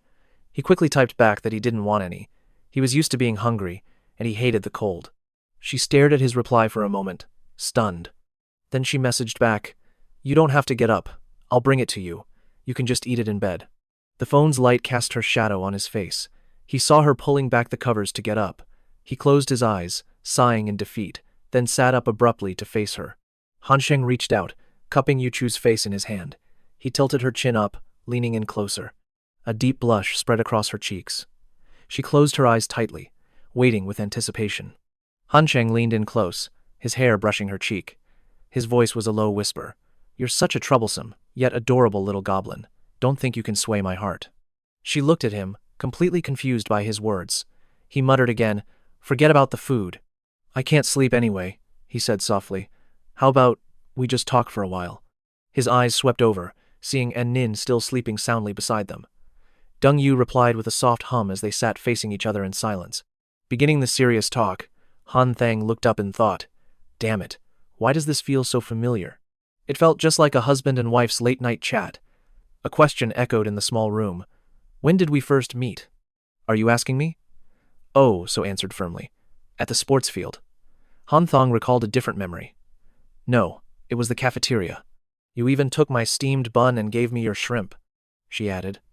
And at the freshman opening ceremony on the sports field, as if just remembering, Hanthong said brightly, If we count that, then there was the class introduction too. You stuttered several times during your line, she said, laughing softly. I'm just as nervous now. And Nin slept on, completely unaware of the conversation unfolding between them. After that, we saw each other daily during military training. I even spent all my savings to treat you to one fancy meal, remember? Then we went to the movies and ate wasabi. That time you suddenly texted goodnight, right before your mom came to find me at school. He stared at her, amazed she remembered more details than he did. Yet she never mentioned one thing, the matter concerning Deng Nu. Han Thang gently steered the conversation. Yesterday, young Tan Lang seemed very eager to work a field assignment. It seems he intends to ask for my help. Seeing he didn't reply, Ao so asked, Do you really need him? He explained, Next year, rocket number 1 will expand. Adding 1 or 2 people won't make a difference. He left the choice to her entirely. You decide this, just like when Vuong Tuba came to you before. I've considered it. Tan Lang just got married. Is it suitable for him to be away for work? If you think it's fine, then I'll agree, he said, looking at her intently. Also, I plan to bring Mom and Nin here during the first or second semester of 53. And Nin needs to start elementary school, and the education out here is much better. Suddenly, a small voice broke in. I don't want to. Both turned in shock to see Nin, awake and looking dazed. I don't want to go outside. Han Thang looked at her and asked, You weren't asleep? And Nin hugged Ao so tightly and whispered, Your voices woke me up, sis. I really don't want to go. I won't be able to see Mom. Ao So explained to Han Thang. Her mother remarried in a nearby village, so she can still visit. The girl looked at him with a pained expression. I'm definitely not going anywhere. Han Thang watched the child silently. After a moment, he turned his back to them. All right then. Let's get some rest. And Nin looked at Ao So with tear-filled eyes. Sis, are you going to leave me too? Ao So gazed at the little girl, replying gently, I won't go anywhere. Lying still on the small bed, Hanthong heard a familiar voice call his name. And Nin. The girl stood by his bed, her eyes glistening. She whispered, Don't leave me, okay? He nodded gently, agreeing with her. The next morning, Tu Ba saw him and asked curiously, Did you stay in Thamo So's room last night? Oh? And was I supposed to sleep alone? Han Thang replied coldly. You're already 20 years old. Do you still need me to sleep next to you? You need to get used to sleeping alone. Provoked, Tu Ba snapped. Get lost, you jerk. I've been used to sleeping alone for ages. He lowered his voice. How much money should I give to Auntie? You get it, right? Han Thang said. No need. You already bought supplements. Tu Ba quickly explained. I know they don't need money, but this is a gesture from my heart. He remained firm. It's really not necessary. But Tu Ba wouldn't back down. No way. I've prepared it, I just haven't decided on the amount. Hanthong then asked, So how much money do you have now? Tu Ba seriously counted on his fingers, starting from his salary and bonus, around 14,000 or so. But I bought a phone for Hoang too and some clothes for myself, plus the plane ticket. I only have over 6,000 left now. Han Thang put on his coat and said slowly, Give all 6,000 of it to Auntie. He changed tactics, adding, I just opened a milk tea shop, and Tham Ao, so is the owner. Although the account is in my name, she uses all the funds. I'm not sure of the exact profit, only that Ho Lam Nu usually manages it. She already has over 8,000 yuan. Do you think Tham also has any less? Tu Ba was stunned by the news. That much? He said quietly. You never treated Tu Nu Ni that well. Han Thang immediately retorted with a question. How do you know I didn't? He turned away, his face full of an expert's confidence. Tu Nguni's temperament is completely different from Tamo So's. Everyone's concept of happiness is different. How can you use the same standard to compare them? Besides, they and I were only high school classmates, and then university friends. Our relationship was simply grabbing drinks together. He waved his hand dismissively as he turned to leave. Tu Ba couldn't hold back his anger, cursing him as a scumbag. Really, just classmates? You looked at her like you were about to die of longing. So, her mother, and Anin smiled their farewells as the group departed. Their car rolled down the street, passing a tobacco and liquor shop. Hansheng eyed the pack in Zebai's hand. Crack one open for me. Let's see if it's fake. Zebai yelped. What? My dad's pack? That sounds awful. His anger grew as he spoke. Can't you tell Deng Huang anything? So I open one of my dad's cigarettes for you to try? Hansheng calmly asked back. Why are you getting so worked up? Wang Zebai still refused. The plane glided through the high, white clouds and blue sky. After a long journey, the two finally arrived. While getting a taxi, Hansheng carefully warned Zebai, Get your own cab home safely. Don't look for me for a while. I won't be home anyway. After seeing him off, Zebai pulled his suitcase down the road. He exhaled smoke, looking up at the sky with a sigh. A year had flown by, and the harvest was plentiful. He was secretly pleased with all he'd accomplished. A girlfriend, money, gifts for his parents, and his grades were stable. Gazing at the distant sky, his heart felt light. It had been a fulfilling year. As evening fell, the sunset painted the streets red. Hansheng arrived home, his eyes scanning the room. Taking off his shoes and flipping the light switch, he mumbled, Why are the lights always off in here? Zhao Jun, are we short on the electricity bill or something? Or are you saving too much? Don't ask me to buy you reading glasses later. Still focused on the movie, his father replied without looking. It's more comfortable with the lights off, ending the debate. He glanced around, but didn't see his mother.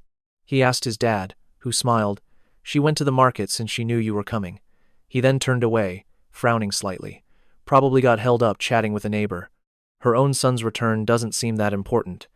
Just as he took a few steps, Zhao Jun called out, "Come here, I have something to ask you." His father's gaze was full of seriousness. Han Sheng met his eyes for a moment, then offered him a small box. "This is for you, Dad." Seeing him biting a cucumber, his father reminded him, "It's so cold, and you're eating something chilled like that." Han Sheng just laughed. "As long as it tastes good." He sat down, putting an arm around him. His father smiled faintly. "I want to have a talk with you." Looking him in the eye, he asked, "How much did you make this year?" Chewing, Han Sheng replied, "Probably over 800,000. In reality, it was nearly 900,000, but he'd given out bonuses and bought an employee a car for 200,000. His father was stunned. "That much?" He propped his feet on the table, leaned back, and slowly answered, "Next year will probably be even more." Zhao Jun's eyes fixed on a green jade bracelet near his son's feet. He warned sternly, "That's a new bracelet your mother bought. Don't break it, or you'll get an earful." Han Sheng picked up the bracelet to inspect it. It was clearly made from scrap jade. "I'll go to a shop and buy Mom a proper one another day." Zhao Jun's voice was firm. "That's not what's important." He asked cautiously, "Did you bring Xiao Shen home again?" Han Sheng quietly said yes. As he put the bracelet down, Zhao Jun continued speaking. "This is what I wanted to discuss. I think very highly of old Xiao's daughter. That girl is beautiful, tall, polite, and has excellent grades. Just 2 days ago, she saw us on the street and insisted on buying your mother a fur coat. Most importantly, our families know each other well." He paused, then slowly added, "However, your mother prefers Shen Yuchu. Of course, she has her reasons, and I like Shen Yuchu too. But right now, what truly matters is your decision." Han Sheng listened quietly as his father laid out his intentions. "If you choose Xiao Shen, I will speak frankly with old Xiao. That way, our families won't end up as enemies." He added with emphasis, "But if you choose Xiao Xiao, you must be decisive with Xiao Shen." His voice grew stern. "You must make a final decision." Han Sheng briefly closed his eyes and replied, "When I'm free, I might check out the art academy in Hong Kong. It's good to have nice handwriting, right? This is my personal business. I can handle it on my own." "So, what have you decided?" He simply said, "Let me think about it." Zhao Jun pressed, "Can you decide within this year?" Han Sheng dodged the question, saying he was sleepy and wanted to go to his room. Seeing him get up to leave, his father insisted, "Then just tell me clearly who you're leaning towards, so next time I see old Xiao, I'll know how to act." At his words, Han Sheng sighed internally. It seemed an answer was unavoidable. He dipped his finger into the teacup and said, "This is my answer." His finger began to trace a character on the wooden table. Zhao Jun watched, stunned, his eyes widening in disbelief.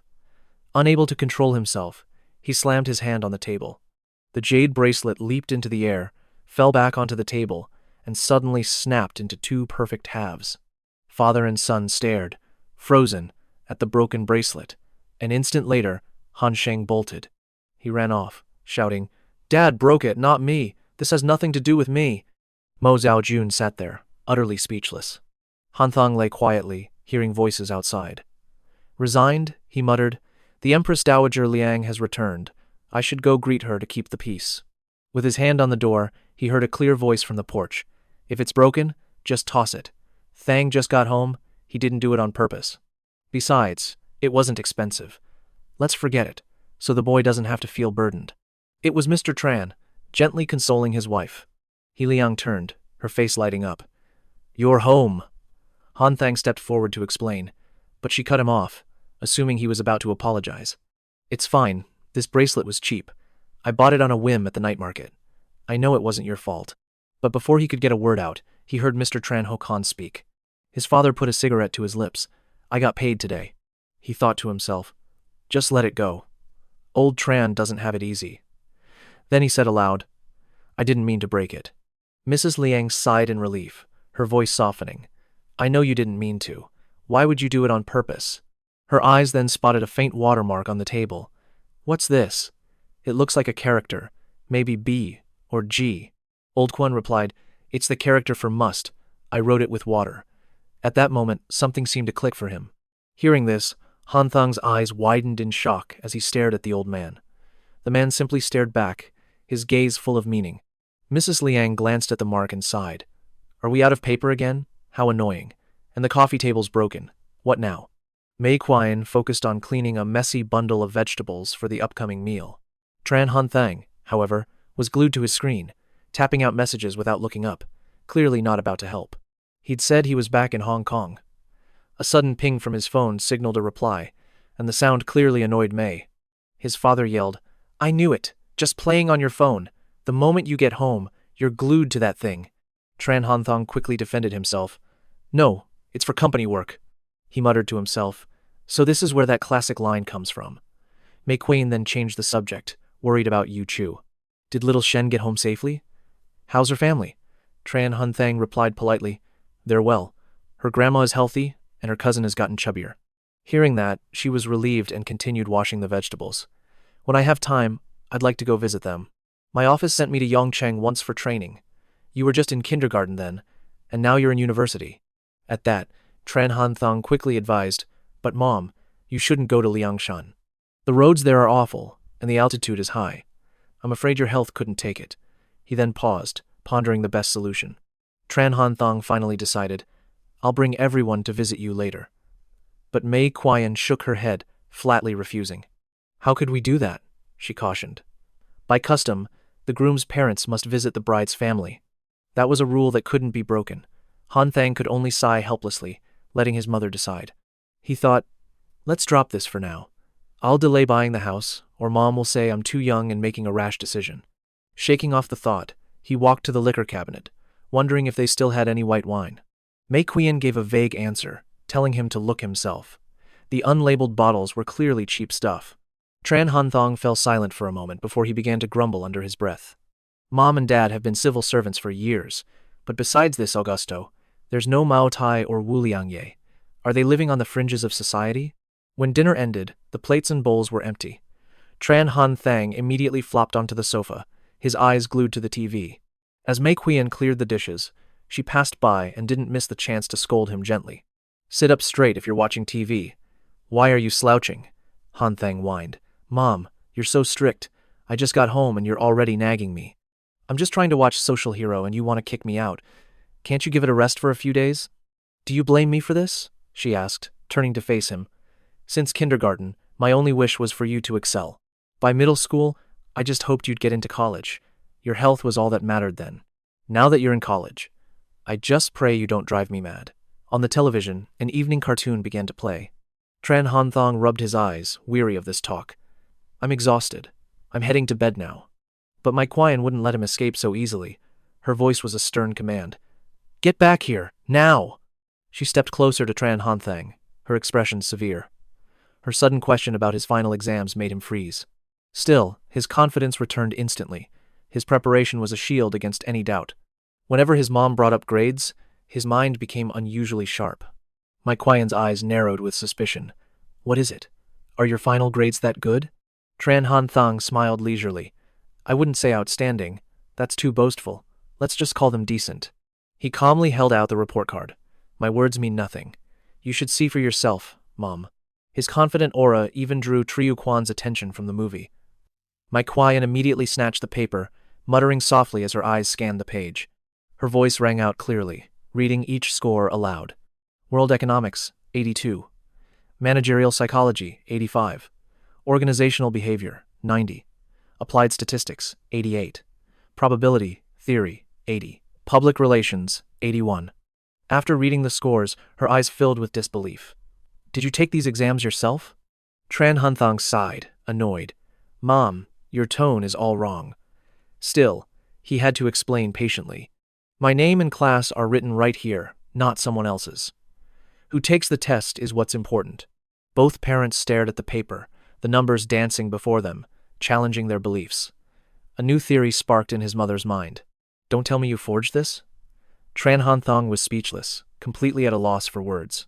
Can't you trust me just this once? He pointed directly to the bright red stamp. Mom, Dad, do you see this? This is the official seal of the Finance Academy's Youth League Committee. It's an incredibly powerful and respected department. The head is the academy's own vice president. This is a fair and impartial body that never shows favoritism. Mai Qian turned to her husband in astonishment. The school's youth league is that powerful? Triu Quan tried to recall his own school days. Did we have a youth league back in our day? I'm not sure. Then, he voiced another doubt. Shouldn't this report card have been mailed to our house? Then why is it in your school bag? Tran Han Thang quickly explained. It was mailed, but I got it from the mailbox. You two never check the mail anyway. Why are you being so unfair? Mai Qian was still not entirely convinced. Did you really take the tests yourself? Tran Han Thang raised his hand and swore a solemn oath. If I'm lying, may heaven strike me down. Just as he spoke, an earth-shattering boom erupted outside. Tran Han Thang jumped, his heart nearly leaping out of his throat. He had just sworn an oath to the thunder god. The family of three instantly broke into a cold sweat as thunder had been rumbling all day. Triu Quan coughed lightly, finally stepping in to clarify that it was just the sound of firecrackers. Tran Han Thang breathed a sigh of relief. A great weight lifted from him. He quickly steadied his mother's shoulder. Mom, were you scared? With that, he rushed off. How outrageous. I'll give them a piece of my mind.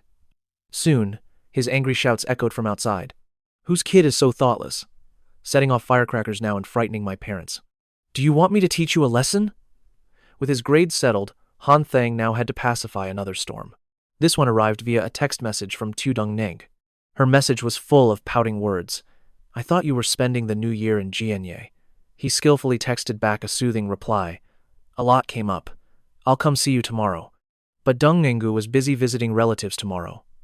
So, Hanthong decided he would visit her family another day. Tu Dongnu replied bluntly, My whole family is visiting relatives, but what does that have to do with you coming to see me? At that moment, he broke out in a cold sweat. Even through the screen, he could feel the sharpness in her tone. Asterisk. Heck, this girl is pretty fierce. Asterisk. When he didn't reply, she sent another pouty message. I knew it, you don't want to see me. Tran Han Thang sighed indulgently and typed, I'll come over for lunch tomorrow. We can have drinks with Uncle Tuo. Hearing this, Dong Nangu's tone brightened immediately. As long as there's alcohol, I'll be happy to see you.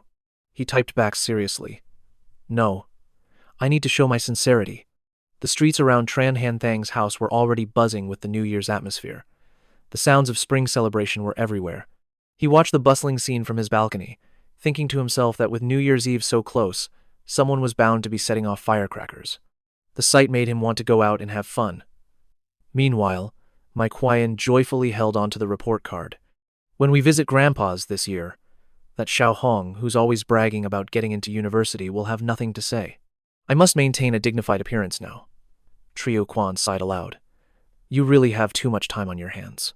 Her husband's words struck a nerve with Mai Qian. She immediately shot back. One cannot simply accept such rudeness and oppression in life. My son is obviously far more capable than hers. Tran Han Thang cheerfully slung an arm around his mother. Mom, take a guess how much money I made this year. Her curiosity was instantly piqued. What's the exact number? She pressed. He just smiled and held up 8 fingers. Mai Qian guessed blindly. 800 yuan? She scoffed, dismissing the small sum. Are you trying to joke with your mother? Tran Han Thang calmly dropped a bombshell of a number. 800,000. This only made Mai Qian more suspicious. She coldly shrugged his arm off, as if I'd believe that. If you just brought home good grades, I'd feel much safer than hearing these promises. Tran Han Thang heaved a weary sigh. I'm going to shower and sleep. Triu Quan and Mai Qian watched him leave, both of them utterly speechless. She turned to her husband, her voice low. 800,000. Their combined monthly income was only 4,000 yuan. Even if we saved every penny, how long would that take? She feared he was walking a dangerous path. Triu Quan broke out in a cold sweat but forced a calm expression. Tonight, let's discuss this in detail. He made a sincere suggestion to his wife. Maybe one of us should quit our job, just to look after the child. After the new year, we can figure out the resignation process. Mai Qian agreed without a moment's hesitation. I agree. I'd love to take care of our grandchild. In his quiet room, darkness fell, but Tran Han Thang's mind raced with grand ambitions. In the future, the Rocket No. 1 project would expand its scale, and with backing from the Finance Institute's leaders, its fame would skyrocket. His story, the student entrepreneur, would become a legend. It might even hit the national news, making him famous. With that thought, he finally drifted into a peaceful sleep. He wondered if that fame would attract the top girls from Qingbei University, and if they'd want to get closer to him. The next morning, as promised, Tran Han Thang got ready to visit Xiao Rongyu's house. Her urgent voice echoed from his phone. "Why aren't you here? Are you downstairs already? It's just a few minutes' walk." He grabbed the gifts and left. On his way to Xiao Rong's home, an unexpected sight caught his eye. A luxury Land Rover was parked near her apartment building. He couldn't help but stare. He mused to himself. It was rare to see a Land Rover in a small city like this. A 2004 Land Rover. So different from the 2019 model. Suddenly, Xiao Rongyu appeared right beside him. "Is that car really expensive?" she asked, her curiosity piqued. "Of course it is," Tran Han Thang smiled, happy to explain, "but it's nothing too special. I could easily afford one now, they're just rare to see." Hearing that, Xiao Rongyu explained, "Some distant relatives are visiting today. Very distant." Tran Han Thang raised a curious eyebrow. "That car guzzles gas. Did they really drive all this way just to show off?" Xiao Rongyu silently agreed. "That's exactly it. And they brought their blockhead son along too." He couldn't help but ask, "Blockhead son? What do you mean?" Xiao Rongyu paused, searching for the right words. "He's the type who drones on about climbing the corporate ladder and boasts about politics. Have you heard about this international incident?" Tran Han Thang couldn't care less, and had no idea about the guy's family background. "I don't really know. I heard it's a state-owned enterprise, but I've already forgotten the name." As they walked upstairs, he scoffed internally. State-owned or private, it doesn't matter. He just sounded like some fool. Xiao Rongyu called out cheerfully from the doorway, "Dad, little Chen has arrived." Tran Han Thang was used to these situations. Quick thinking was key, so he quickly scanned the entire room. 3 people sat on the sofa, Mr. Tuyenha, his wife, and a man named Quang Kak. All 3 of them stared at him. He wondered. They all looked about the same age. Asterisk, where's that blockhead, son? Asterisk, he thought. Mr. Hohenv spoke politely. "Why did you bring wine?" "We have more than enough wine at home." Tran Han Thang smoothly shifted the responsibility. "To be honest, little Yuer insisted that I buy it. She said she'd get upset if I didn't." Quang Kak silently observed the familiar, intimate scene. Xiao Rongyu pouted playfully. "I never said that. Last night I told you not to." Mr. Hohenv simply let out a warm laugh. "Next time you visit, you don't need to bring gifts. Do you even know where I'd keep all this?" Everyone settled down as the conversation began. Mr. Vi spoke first, introducing Tran Han Thang. "He's a sophomore at the Giait Institute of Finance, the son of one of our closest friends." He offered a polite, commercial smile, though his thoughts were far from it. What an interesting introduction. Mr. Vi then presented 3 other guests. "This is Uncle Liu's family, the cousin of his second aunt's daughter." Tran Han Thang sighed internally. How could anyone even call that being related? Still, that didn't stop him from acting courteous. Tran Han Thang quickly turned to Tuyen Ha. "Hello, Uncle Liu. Care for a cigarette?" Then he offered the pack to Quang Kak. "You must be Liu right? The 2 of you look so much alike, I guessed it right away." The moment he spoke, a painfully awkward silence descended upon the room. Huanvi and Tudong Nu were utterly speechless. She coughed a few times, trying to cover up the cringe. "What nonsense are you talking about? This is Liu Quang Kak, Uncle Liu's son." Her reminder hit him like a jolt of lightning. Tran Han Thang's eyes flew open in pure shock. The kid looked so serious and mature for his age. Luckily, his recovery was quick. "Oh, no, not at all. It's just that Uncle Liu looks so incredibly youthful. A father and son sitting together, yet you look like brothers. Brother Quang, would you like a smoke?" Tu Dung Nu had to intervene again gently. "The guy is just a freshman. He's even a year younger than you." This time, Tran Han Thang's quick wit completely failed him as he cursed his luck. Oh, for heaven's sake. Tran Han Thang had rarely been this mortified in his life. He screamed inwardly, wondering if this kid was Neja reincarnated, born after 3 years in the womb. Seeing his chance, as Tu Dungno's grandmother walked out from the kitchen, he quickly called out to her to break the tension. She smiled happily. "Isn't this Han Thang?" She set a plate of persimmon cakes before him. He tried to politely refuse. These things usually upset my stomach, but her poor hearing twisted his words. "What? You wet your pants this morning?" Tran Han Thang's mortified face made Tu Dungnu burst out laughing, and even Tuyen Ha and Quang Kak couldn't hold back their loud chuckles. The grandmother pressed on insistently. What was that you said, dear? My hearing isn't so good anymore. Tran Han Thang desperately changed the topic. Nothing at all. The weather is just beautiful today. Kwang Kak's gaze drifted toward them. Tu Dung No placed a hand on Tran Han Thang's shoulder, smirking as her grandma misheard yet again. What? You haven't eaten your fill yet? In truth, they hadn't eaten anything at all, but seeing the two so comfortable together, he couldn't help but feel a slight pang of disappointment. Toyan Ha shifted the topic to something serious, saying he heard the Jianye Institute was originally the Sudong Provincial Management Academy. A good number of leaders in our unit graduated from there. He took a drag from his cigarette and asked Tran Han Thang a question. I heard it's being upgraded to a university soon. Is that right? He nodded politely. Yes, that's correct. But just as he was about to explain, he was cut off by a sharp cough. Kwang Kak adopted a knowledgeable air. Generally, upgrading an institute to a university requires meeting very specific conditions. For instance, the number of lecture halls, the library's square footage, and even the stadium size. Plus, there are strict rules for professors and research funds, as he droned on and on. But if the upgrade is successful, it will first enhance the school's reputation, then increase education funding and solidify its industry standing. It could even be an administrative promotion, like a 2-in-1 merger. A smug look of satisfaction spread across Kwang Kak's face, and even Tran Han Thang couldn't help but nod in silent admiration. Not bad, he thought. He had really underestimated the guy. As a student there, he only knew the basics, yet this kid could recite the details flawlessly. Huang Hui and Zeba also gave some polite praise. So knowledgeable and promising, a perfect candidate for student council president. Tu Donggu, however, felt differently. She leaned in to whisper in Tran Han Thang's ear. To us girls, little Tran seems a bit rigid, you know?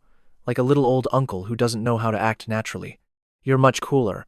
You should teach him some interesting tricks. Tran Han Thang scratched his nose, a bit flustered.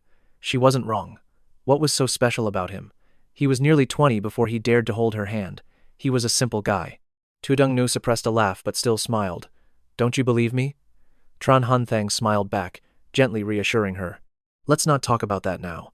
I'll peel you a fresh persimmon, and I'll buy you some tangerines when I get the chance. Once more, their intimate display drew attention, and a flash of envy was unmistakable in Kwang Kak's eyes. Tuyen Ha quickly turned back to Huan Vi. Old Xiao, you're set for a big promotion this year. The Deputy City Bureau Chief position is all yours. He spoke with absolute conviction, but his son's gaze was fixed only on Tu Dongno's radiant smile. Huan Vi sighed softly. Honestly, I've never cared much for my career or titles. He gently explained. The day my little Yu gets married, I'll retire immediately. My wife says I spoil her like a slave, and what's wrong with that?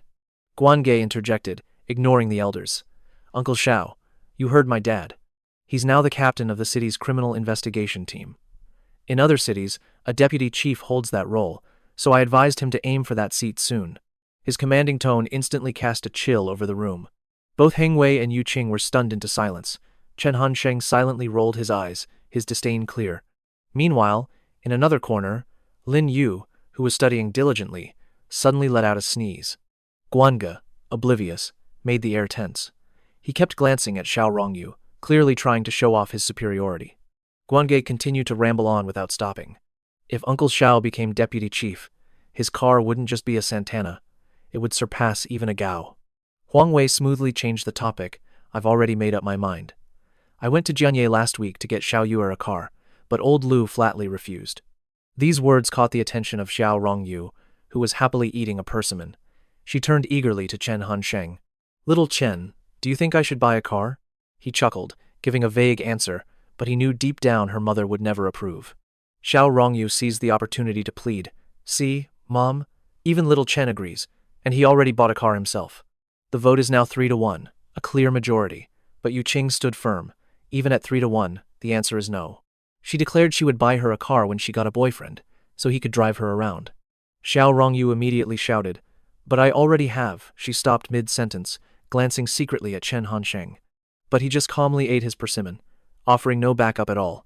Furious, Xiao Rongyu shot up from the sofa, her face a mask of anger. Chen Hansheng could only sigh helplessly, as Guangge chimed in, What was that, Lu? I think it's still too early for college students to be buying cars. Auntie has a point, I completely agree. In that moment, Huang Wei, Yu Qing, and Chen Hansheng all had the same thought. This was getting complicated. Huang Hui had to break the awkward silence.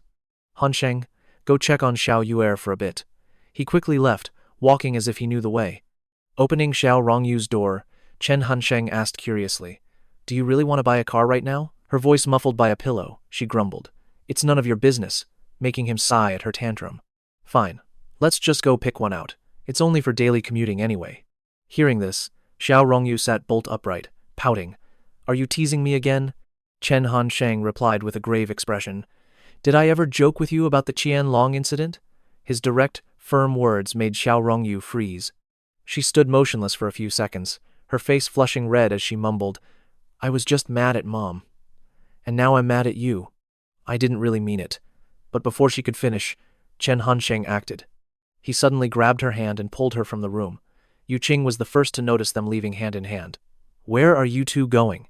Chen Hansheng said casually, "I'm taking her to buy a car." This statement certainly caught Guangge's attention. Yu Qing could only force a laugh. As if to herself, "They're probably just going for a walk. They can't be serious." Her father's voice was polite but laced with concern, while Huang Hui silently broke into a sweat, knowing Chen Hansheng's personality all too well. He wasn't one to make idle threats, but Guangge just sneered with contempt. All talk, promising a car while on foot. He's just showing off with empty words, not an ounce of sincerity in him. A car worth over 100,000 isn't something you just buy. If he really pulls it off, I'll walk back to Pengcheng. Xuan, he roared with laughter. Young people can be impulsive, but how could Huang Hui let them slander Chen Hansheng? A man must keep his word. If you promise to walk, you better be prepared. By lunch, hot, fragrant dishes were laid out on the table. Annoyed, Yu Qing called Xiao Yuer. "Are you going to make the whole family wait all day? Do you have any consideration?" Xiao Rongyu's helpless voice came through the phone. "Mom, stop rushing me. I'm already downstairs." Huang Hui turned to his wife, worried. Yu Qing sighed anxiously. "Yuer's downstairs, and it sounds like she's crying." The father and daughter duo were so distraught that Huang Hui let out a cry and rushed to the door, ready to settle things.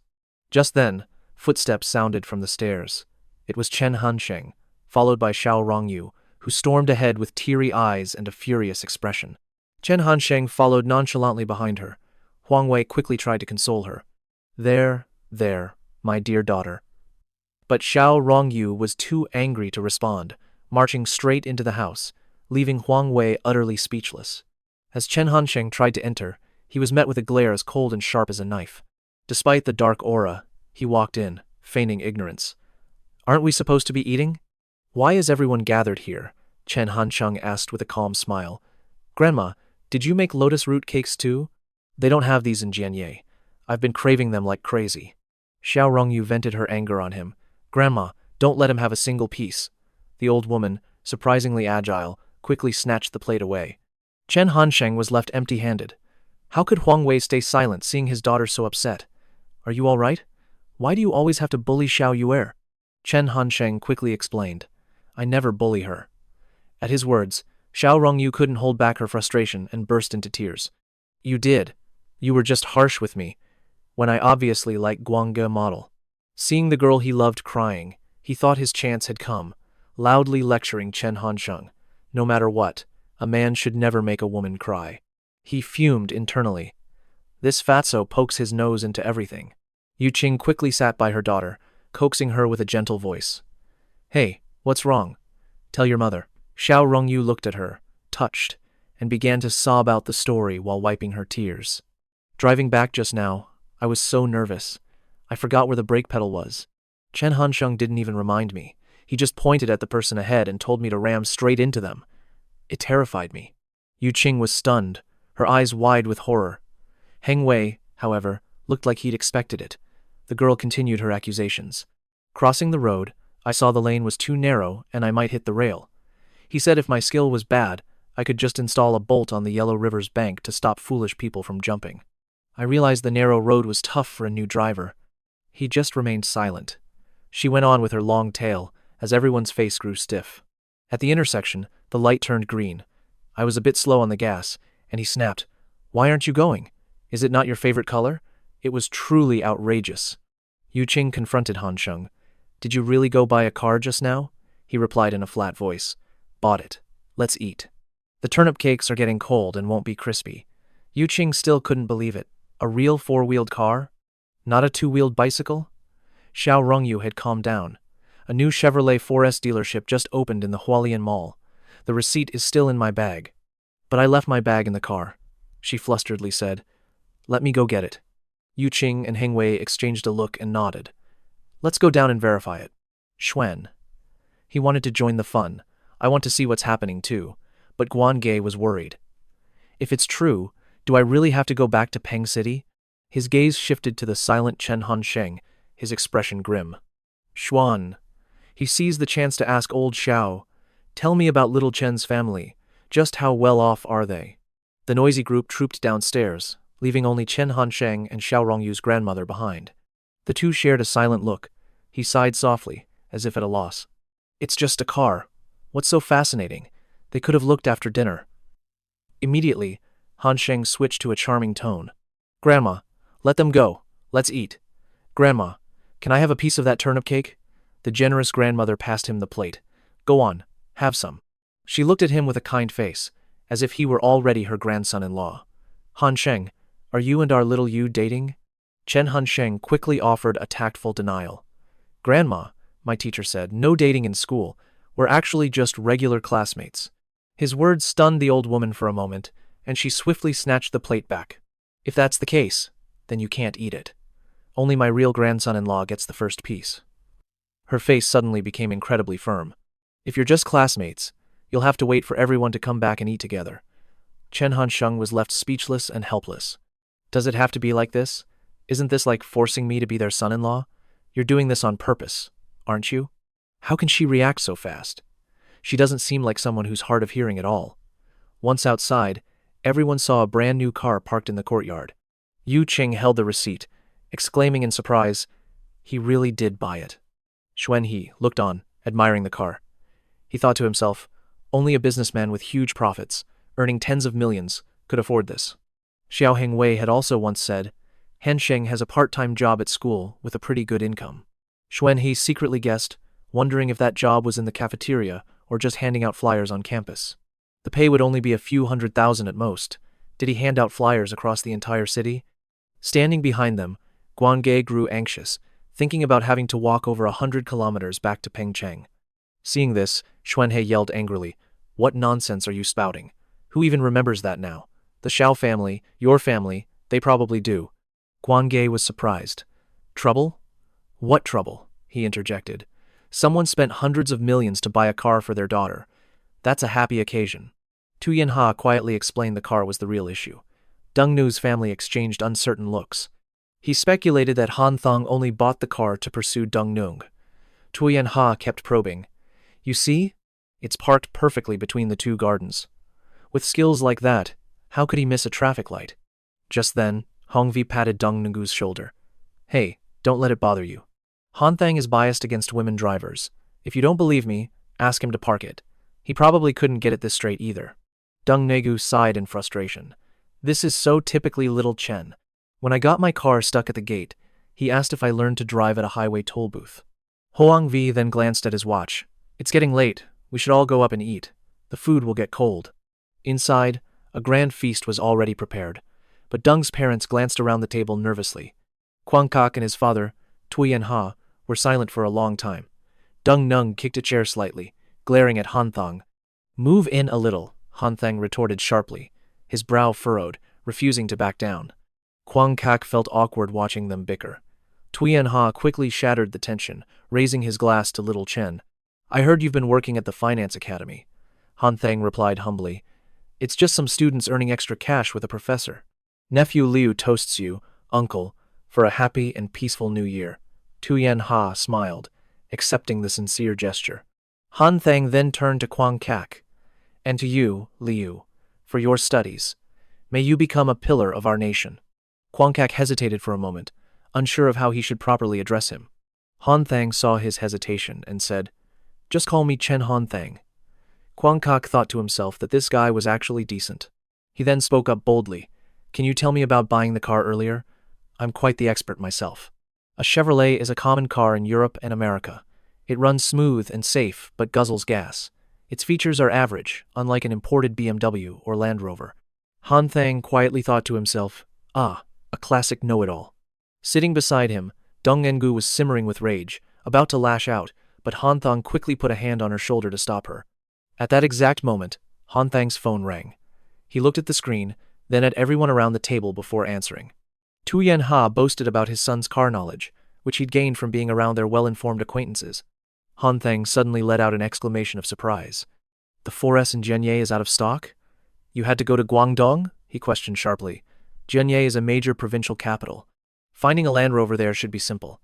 Why would you need to source one from Guangdong? Hanthang muttered, "Fine, whatever, that's acceptable." Deng Nungu's parents listened, completely lost, and looked around in confusion. The moment he hung up, a curious Deng Nungu turned to him, wondering what the call was about. Hanthang replied nonchalantly, "It's nothing. I just ordered a Land Rover, but the 4S in Jianye is out, so they have to get it from Guangdong." Instantly, Deng Nungu smacked Hanthang's back, making him jump. "Are you insane? Why are you buying a car?" Tuyen Ha and Kwang Kak watched the intense argument unfold, while Deng Nungu's parents could only stare at each other, bewildered. The thought flashed through their minds. A Chevrolet costs thousands, but a Land Rover costs hundreds of thousands. How much money does Chen Han Thang actually have? Seconds later, his phone, sitting on the table, buzzed again. He picked it up with a look of clear annoyance. "Stop bothering me. Just call me when the car is ready." Then he began complaining. "The service at these 4S dealerships gets worse every day." The whole table watched Hanthong, speechless. Kwang Kak coughed lightly. "Brother Chen, you're getting a Land Rover?" Hanthong's expression remained unfazed. "What's the big deal about a Land Rover? It's not that rare." At that, Zibo on the other end of the line fumed. "Damn it, what's wrong with Ju Zhen? Why is he even talking about a Land Rover? Has he been drinking too much?" On the drive home, Kwang Kak asked, "Dad, which Land Rover do you think Chen Han Thang will get?" Tuyen Ha mused that they should focus more on Han Thang himself. "How does he have money for a Land Rover?" Kwang Kak's face darkened. "I really can't figure that guy out." Tuyen Ha continued to instruct his son, "Consider this an opportunity to observe and learn. Han Thang speaks and acts with a simple sincerity. If you want, you could befriend him. You're both college students. You'll find plenty to talk about." Kwang Kak replied grudgingly, "If I actually tried to befriend him, Chen Han Thang would probably be over the moon."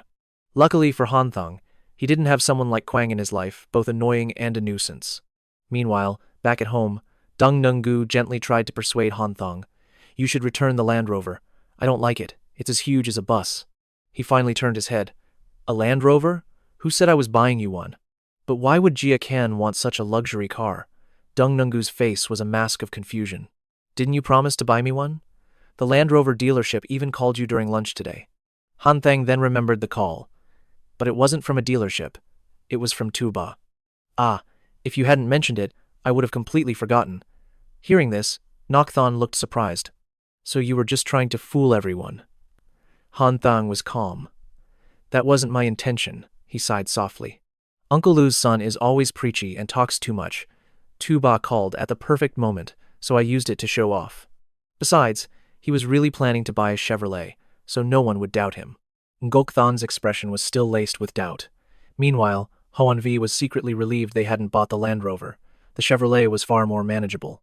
Deng Ninggu shot Han Thang a furious glare. "You're such a deceiver. If I had known, I never would have advised you.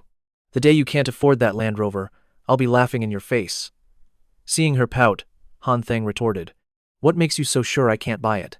Want to bet on it?" Deng Ninggu huffed, saying she wouldn't bother betting with him. "You're just a professional trickster, always playing with people's hearts." With that, Han Thang quickly changed the topic to the new year. "Do you want to visit Professor Tan's home in Kien Giep?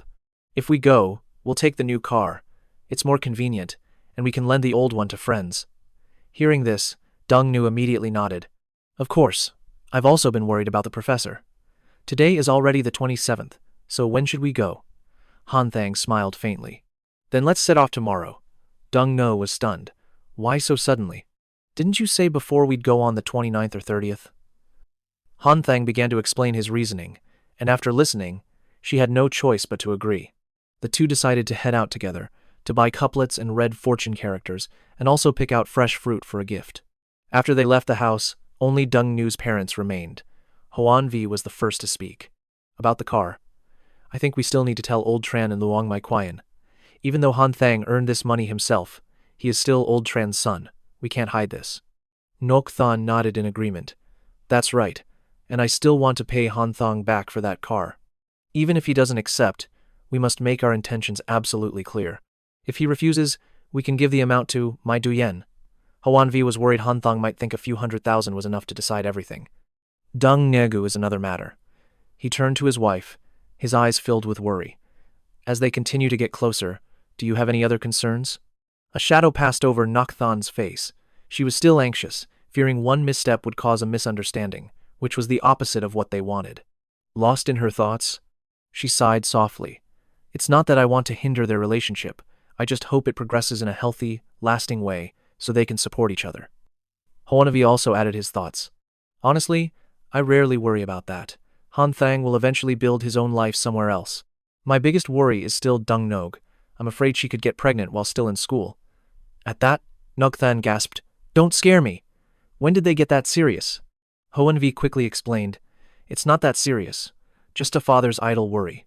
He also warned Nogthan not to press Dung No on small matters, fearing she might react badly. Just then, Dung Nengyu's grandmother entered and placed a plate of apples on the table with a thud. The three of them fell silent, not daring to speak. Hoanvi, flustered, forced a smile and said, Mom, I'll take a walk in the park with you tonight. She shook her head, not wanting his company, wanting only to speak her mind. Nogthan broke into a sweat, her voice trembling. Mom, please, just say it. Her voice was firm. I just want to ask you both. As parents, what are you trying to achieve by constantly pressuring these two kids? In truth, she was very fond of Han Thang. The boy was lively and mischievous but also clever, and he knew how to care for Dung-ung. The grandmother began to scold them, telling them not to mess with the kids' feelings. If you make Dung-engu unhappy, you will regret it. Only after she went inside did Nogthan dare to speak. Mom's hearing is incredibly sharp, she whispered. She heard us from the kitchen, even with the door closed. Normally, when I say hello, she pretends not to hear a thing. The conversation ended there. The scene shifts to the next morning, when the jarring sound of an alarm clock shattered a peaceful dream. Han Thang glared at the clock in annoyance and muttered a few words, thinking of trivial high school matters. My Quian had just entered the bathroom, surprised to see him awake so unexpectedly early. He rushed to put on his shoes, leaving a note saying he wouldn't be home today. My Quian took the news calmly, as she had already wanted to send her son over to his maternal grandparents anyway. She paused, staring at the clothes Han Thang was wearing. His mother reminded him it was below 0 degrees outside, but Han Thang insisted he wasn't cold. As he was just a few steps from the door, he could still hear his mother's nagging. Just wear the down jacket, son. You'll understand when you're older. You only feel regret when you reach your parents' age. As Han Thang got downstairs, he noticed 2 small children getting into mischief. The boy lit a lighter and held it near a firecracker. When the spark caught, he immediately tossed it and watched the firecracker explode. Han Thang was intrigued by their somewhat dangerous but interesting game.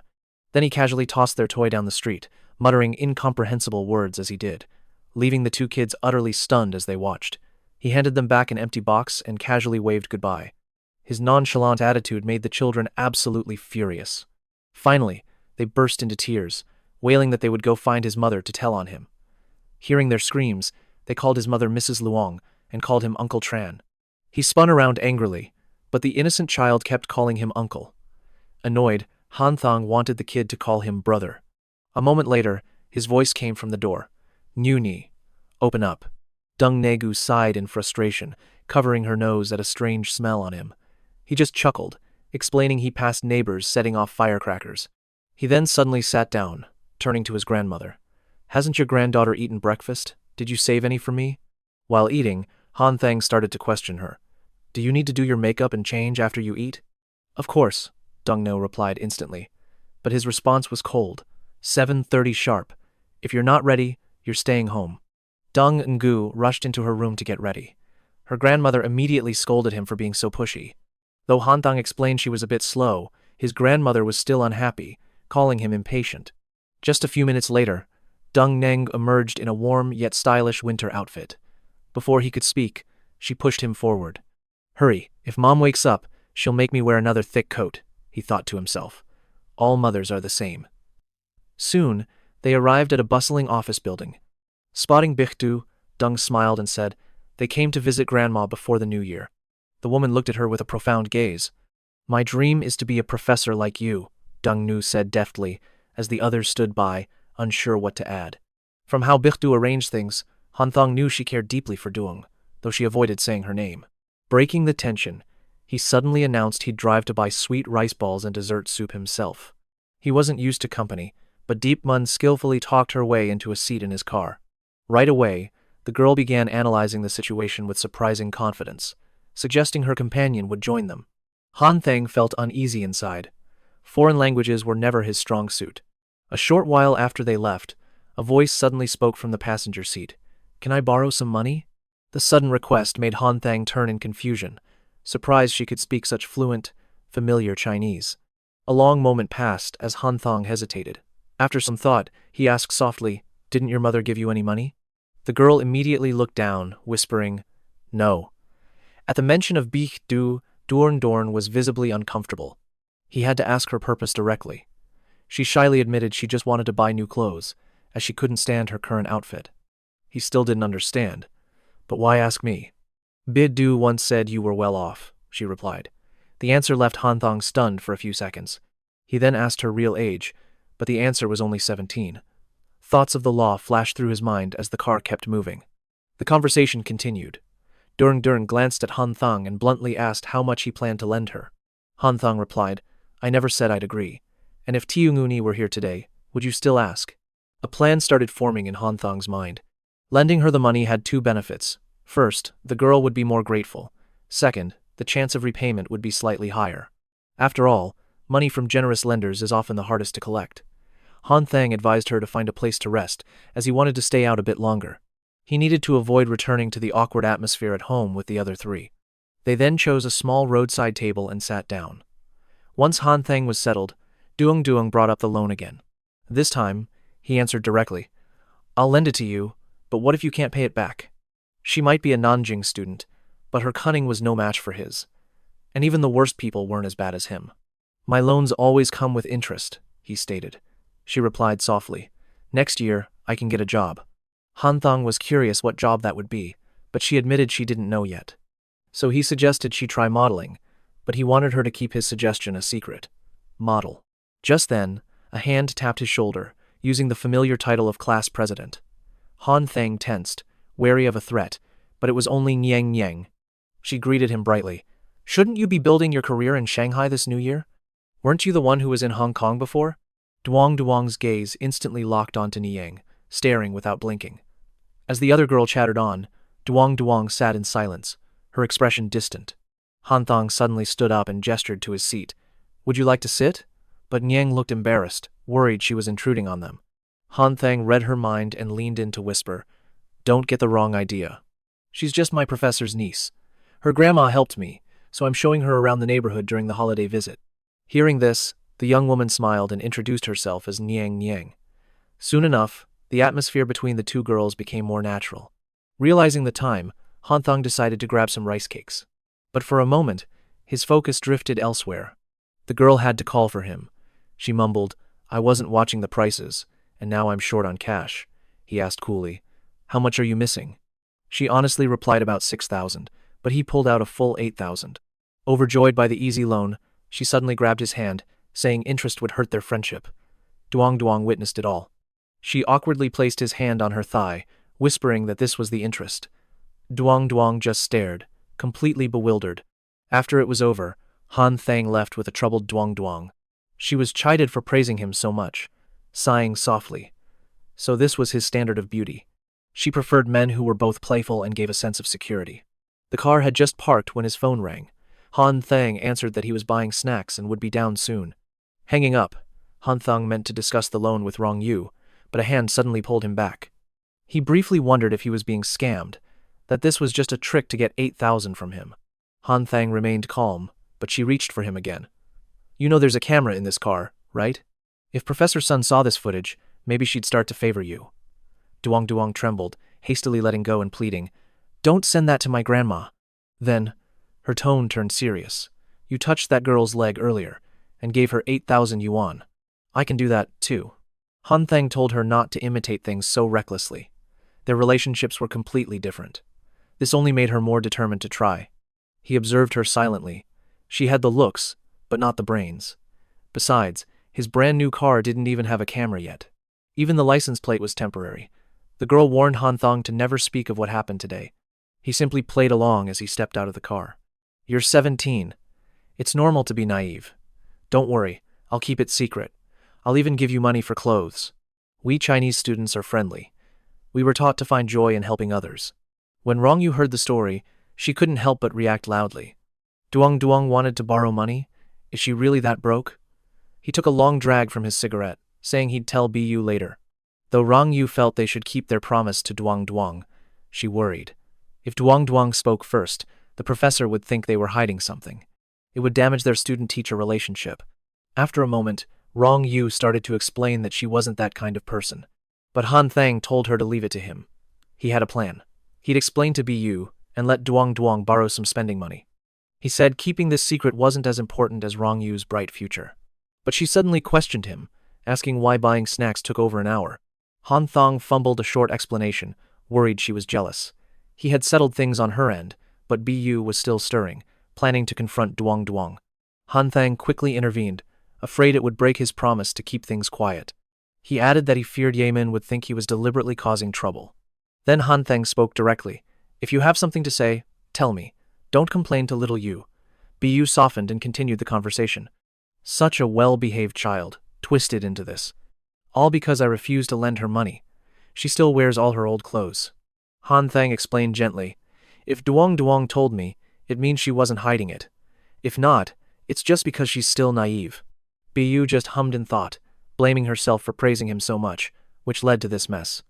But Han Thang skillfully replied that this incident showed him how much she truly cared for him. He then immediately changed the subject. With the new year so close, this is great news. The year would feel meaningless without a small gesture of sincerity. Let me handle the money, and let little Yu handle the emotional support. They talked for a long time, until after 3 o'clock. Rong Yu handed a thick stack of cash to Duong. "This is your first new year in China. We weren't sure what gifts to prepare. So please take this red envelope instead. May you be even more beautiful next year." But Yemin immediately refused it. "By rights, we are the seniors to the younger generation.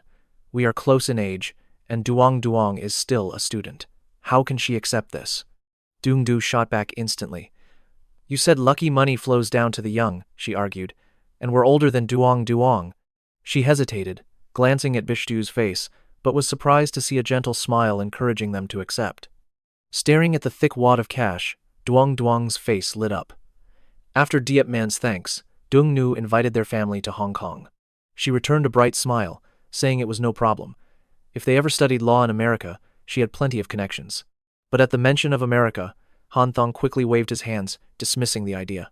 He then swiftly pulled Dungnu away. The family of 3 watched as the young couple walked off, bickering playfully. Once they were gone, Diep Man murmured, "Little Ningju Ni is such a great girl. But why a boyfriend like Tran Han Thang?" Bishtu interjected. "Is he really that bad? He's the man who stands behind that woman, after all." Elsewhere, feeling something was off, Dungnu quietly asked him to pull over at a rest stop. After she entered the restroom, he stood guard right outside the door and lit a cigarette.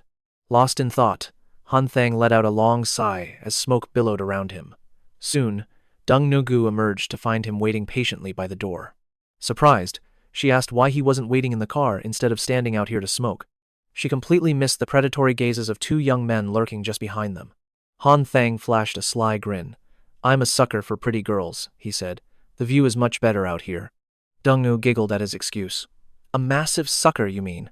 But I know you were really just worried about my safety, weren't you? This place is crowded and sketchy. And you had me give out the lucky money on purpose today, didn't you?" Han Thang smiled, taking her hand. "For a girl, you have absolutely no shame. I was just admiring the view. And don't forget to return that 1,000 yuan. That's over a month's living expenses for me." Hearing this, Dungnu pouted. "I'm not giving it back. Why can't you just be honest with your feelings, little Tran? It's so obvious that you care about me." As they bickered on the drive home, Hanthong mentioned that Tu Ba had called, inviting his parents over for a casual dinner tonight. Dungnu's face fell. "So your families are getting together," she sulked. "And Tu Ba, Didn't even think to invite mine? Seeing her expression, Han Thang couldn't let his friend be misunderstood, so he quickly tried to explain. Tu Ba might seem a bit dense, but you can't blame him. For one, our parents don't know each other, and two, your mom wouldn't have gone anyway. Dung sulked.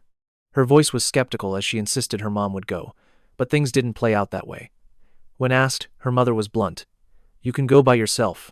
I'm staying home. Crestfallen, Dung Nangu turned to him. She said she'll just eat something at home. Han Thang could only let out a heavy sigh. After a moment, Han Thong explained, Sometimes, I think I understand your mother better than you do. If the gathering were at my place, your aunt would come. But since Tuba's parents don't have stable jobs, she'd feel out of place. Hearing that, Dung No bristled. Are you saying my mother looks down on the poor? He answered softly. That's too harsh. It's just a deeply ingrained social habit. Think back to the high school parent meetings.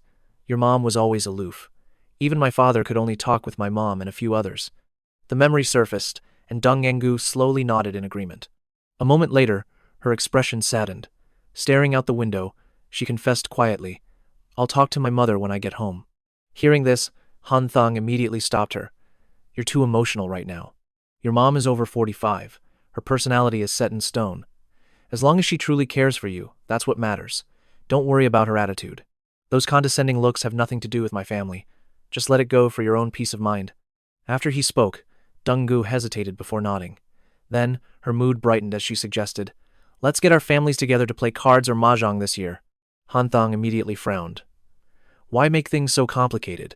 But when he turned and saw the vibrant, youthful glow on her face, the words caught in his throat.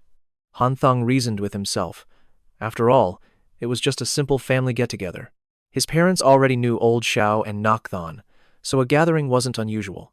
In the end, he found himself yielding to her again. Han Thang sighed softly. All right, I'll talk to my parents. Then he added, but we have New Year's visits starting from the 3rd. Hearing him agree, Dung Nu smiled. My family too, so the 1st or 2nd day would be perfect. The talk of gatherings reminded Han Thang of something else. He suddenly asked, Why aren't we having a high school reunion this year? Dung Nu glanced at her phone, then said nonchalantly, Actually, Jia Luong contacted me earlier. I was busy, so I already declined for both of us. Hearing this, Han Thang shot to his feet. I rarely get angry, but why did you decide for me? She shot back, undaunted. I've already decided not to go. Do you still want to? Keithy already made it clear. Now that we're in university, we should join new events and limit these old high school reunions. They just become breeding grounds for romantic drama. Though he simply mumbled that it was fine, his mind raced in protest. After all, they weren't an official couple, so it wouldn't count as cheating. A moment later, Han Thang laughed. Reunions are just comparison contests. Bragging about schools or scholarships is one thing. Even campus positions are fine. But comparing how many partners you've gone through is just bizarre. Dung Ngu replied coolly, Only you guys are obsessed with showing off and comparing. We girls just stick to petty gossip. After a beat, Han Thang began to boast. I'll skip this year since I have nothing to flaunt, but next year, Project 101 will be known throughout the province. I might even get famous from it. When that happens, don't you dare decline for me again. The reunion isn't about achievements. It's about seeing old friends again. Dung Ngu gave a half-hearted reply. Seeing her indifference, he flared up. What's with that attitude? Do you think I'm just being vain? Remember that physics teacher who always criticized me? Next year, when I'm famous, I'm going to pay him a little visit. On the way to Tuba's house, Hanthong shouted a greeting before they even reached the gate. Auntie Six, we've arrived. Seeing the two of them, Auntie Six replied with a warm welcome. Hurry inside, your aunt is here as well. The moment Tuba saw him, he whispered urgently, Hey, little Chen, when you see my mom, don't you dare reveal a thing. You must keep what's between me and Hoang Tue an absolute secret. Han Thang smiled. You can relax. But his hands deftly snapped off a twig as he added softly, You still don't trust this mouth of mine? The naive Tu Ba still considered him his most trusted brother. Moments later, Han Thang stepped inside the house and announced loudly, Auntie Six, did you know Tu Ba has a girlfriend at university? She's a big spender too. Tu Ba even bought her a phone that cost over 6,000. Mai Qian listened to her son snitch on his friend while calmly sipping her tea. She stated flatly, her reputation isn't good, and she already has a past. Han Thong thoughtfully added, Auntie Six, you can use this willow branch on him later. I'm told it has a very satisfying sting. Tuba finally snapped, unable to stand his friend's big mouth. Rage flashed in his eyes. Hanthong, you asked for this. Don't blame me for what's next. With that thought, he decided to expose a secret of his own. Just yesterday, he bought Little Nungu Ni, a car worth tens of thousands. It's parked right outside. At those words, Mai Qian was so shocked she spat out her tea. The warmth in her eyes instantly turned to ice. A shiver ran down Hanthong's spine as he stammered, at a complete loss for words. Mai Qian turned to Auntie Six. After you're done with that willow branch, please save it for me. I intend to take it home. A chilling anger descended upon the room, causing both Tuba and Hanthang to freeze in sheer panic. Golden afternoon light slanted across the yard as furious shouts echoed from the room. Why did you have to tell my mother about Huang Tu? Hanthang took a long drag from his cigarette before answering. I didn't reveal everything. I still left you with a little bit of dignity. If I had told her everything, just imagine what she would have done to you in front of us all. Tuba's anger flared, his brows knitting together. What are you even trying to accomplish with this? Hanthong answered coolly. A preemptive strike. Hanthang offered his friend a cigarette. This way, he said. Auntie Six will have nothing left to nag you about. Hanthang, aren't you Tuba's best friend? How could you stand by and watch him get played by a woman without a single word of warning? Tuba pulled a cigarette from the pack. Hearing the endless lecture, he snapped in frustration, telling him he was overthinking things. Lighting their cigarettes, they watched the evening glow. Tuba found it strange that his final exam scores were so high. A full 90 points, he bluntly stated. I already altered the records. That Empress Luong has no idea the kind of power I wield in this academy. A sly grin spread across his face. I have to show a little progress, right? Soon, I'll adjust all my scores to be above 85. He added a piece of advice. Fourth uncle should learn from this. It doesn't pay to be too greedy. As the luxury car sped along the road, Mrs. Luong asked about its price. Hanthong replied, exactly 100,000. Mrs. Luong immediately yelled, then why did Wang Zeba say it was over 100,000? If you don't believe me, I'll bring the receipt tomorrow, he quickly pledged. Zebo only gave a rough price. I swear I didn't lie to you. But Mrs. Luong was still suspicious. Her voice softened as she asked, how much money do you have left now? He immediately offered the 600,000. Mrs. Luong looked him in the eye, stating, let your mother hold on to this for you. She continued to explain, besides, everything your father and I own will be yours anyway. When you need the money later, just ask. I won't delay. But about the car, I hope you learn from this. This applied to Shen Yusuo and Xiao Yuer as well. He simply nodded, I have no objections. His quick agreement took Mrs. Luong by surprise. She watched him, stunned he wasn't pleading. Hanthang chuckled. Is this really worth begging over? I thought it was something serious. He handed her the bank card. The 600,000 is in here. The pin is my 6-digit birthday. You keep it. Mrs. Luong took the card, still expecting him to put up a fight.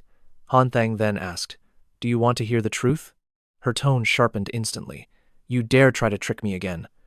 As they stopped at a red light, he said, I don't really need the money. It's better if you just keep it. Mrs. Luong reiterated, remember, all of our assets are considered yours. Hanthang replied cheerfully, actually, my money is your money too. No reasons, no conditions. If you ask, I will always agree immediately. Then he added, but there's one thing. You can't manage my life, even if you say it's for my own good. The money I earn in the future will belong to the family, but you can't interfere in how I choose to live. After saying this, he asked softly, on the 1st or 2nd, let's have a small gathering, go ice skating with Uncle Xiao's family. Are you and Aunt Chen free? Mrs. Luong didn't answer, instead pressing, so you've chosen Xiao Yuer? The light turned green, and Hanthang quickly clarified, Mom, don't overthink it. It's just a family get-together for ice skating. The night sky was ablaze with brilliant, shimmering stars. Mr. Tran lowered his newspaper. Hanthang is a filial son, that's certain. But he's always had his own mind. He's grown up now, so don't be so controlling. But Mrs. Luong was still restless. She rubbed her forehead and sighed. We can only wait and see what kind of woman will finally be able to handle him. Mr. Tran picked his newspaper back up and stated bluntly, I think that will be very difficult. On the 30th, the sky glittered with stars, while fireworks flickered below. Hanthong sat inside, feeling utterly bored. A new year without snow just lacked a certain excitement. On TV, festive greetings rang out. His parents gave him a red envelope with blessings for the new spring. Mrs. Luong just hoped he would find a strong girlfriend, someone who could manage him. Only when he was settled would her heart be at ease. Suddenly, a frantic knocking came from the door. Mrs. Luong was stunned. Who would visit at this hour? Mr. Tran walked quickly to the door. Could my words be coming true so soon? Mrs. Luong's face lit up. Could it really be a girl capable of reining in their boy? The door opened, and all three looked to see who it was. Upon seeing their New Year's guest, all three of them froze. Hanthong's expression darkened instantly. Latuyen spoke in a weak voice, pleading, Senior Brother Chen, my parents officially divorced yesterday. Now, neither of them is at home. Tonight, I have nowhere to go for New Year's Eve. Mrs. Luong groaned internally. Oh, heavens! I was only joking. A daughter-in-law from one of those other two girls would have been enough. If I were greedy, I would honestly take them both. But if that's not possible, him being single for a few years is also fine. Please, not another one. We're just an ordinary family. We really can't handle one more. Seeing Latuyen eating so hastily, Mrs. Luong urged her to slow down. Her eyes filled with worry as she watched Latuyen. The parents turned to Hanthong for an answer, but he just shook his head, signaling he knew nothing. A moment later, Latuyen slowly began her story. Every time I went home, there was only shouting and breaking things. Sometimes, they would even fight physically. Tears welled in her eyes. One time, I couldn't take it anymore and told them, just get a divorce. I'm in university now. You don't need to endure it any longer. I am so tired of this house. At first, I didn't dare say it, but Senior Chen gave me the courage. He also supported my parents' decision to separate. Hearing this, Mrs. Luong shot Hanthong a look as sharp as a dagger. She frowned at him, scolding him for giving such bold and reckless advice. Hanthong fumbled, struggling to explain. He tried to clarify. Mom, it's not what you think. I only meant she should be prepared to adapt if her parents divorced.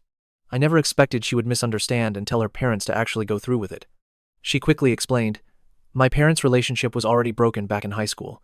They argued constantly, sometimes even at my school. He sighed, asking, do their offices really work like that? Rushing things at the end of the year? Approving a divorce on the 29th day of the new year?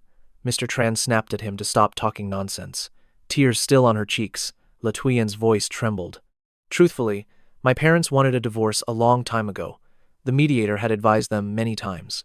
Yesterday, they dragged the mediator out, threatening not to let anyone leave until the papers were stamped. Left with no choice, they finally approved the divorce. She woke up to an empty house. Latuyen wandered the lonely streets. The New Year vendors had packed up, and the thinning crowds began to fade away. A sudden silence fell over the road. Only then did Latuyen realize she hadn't eaten all day.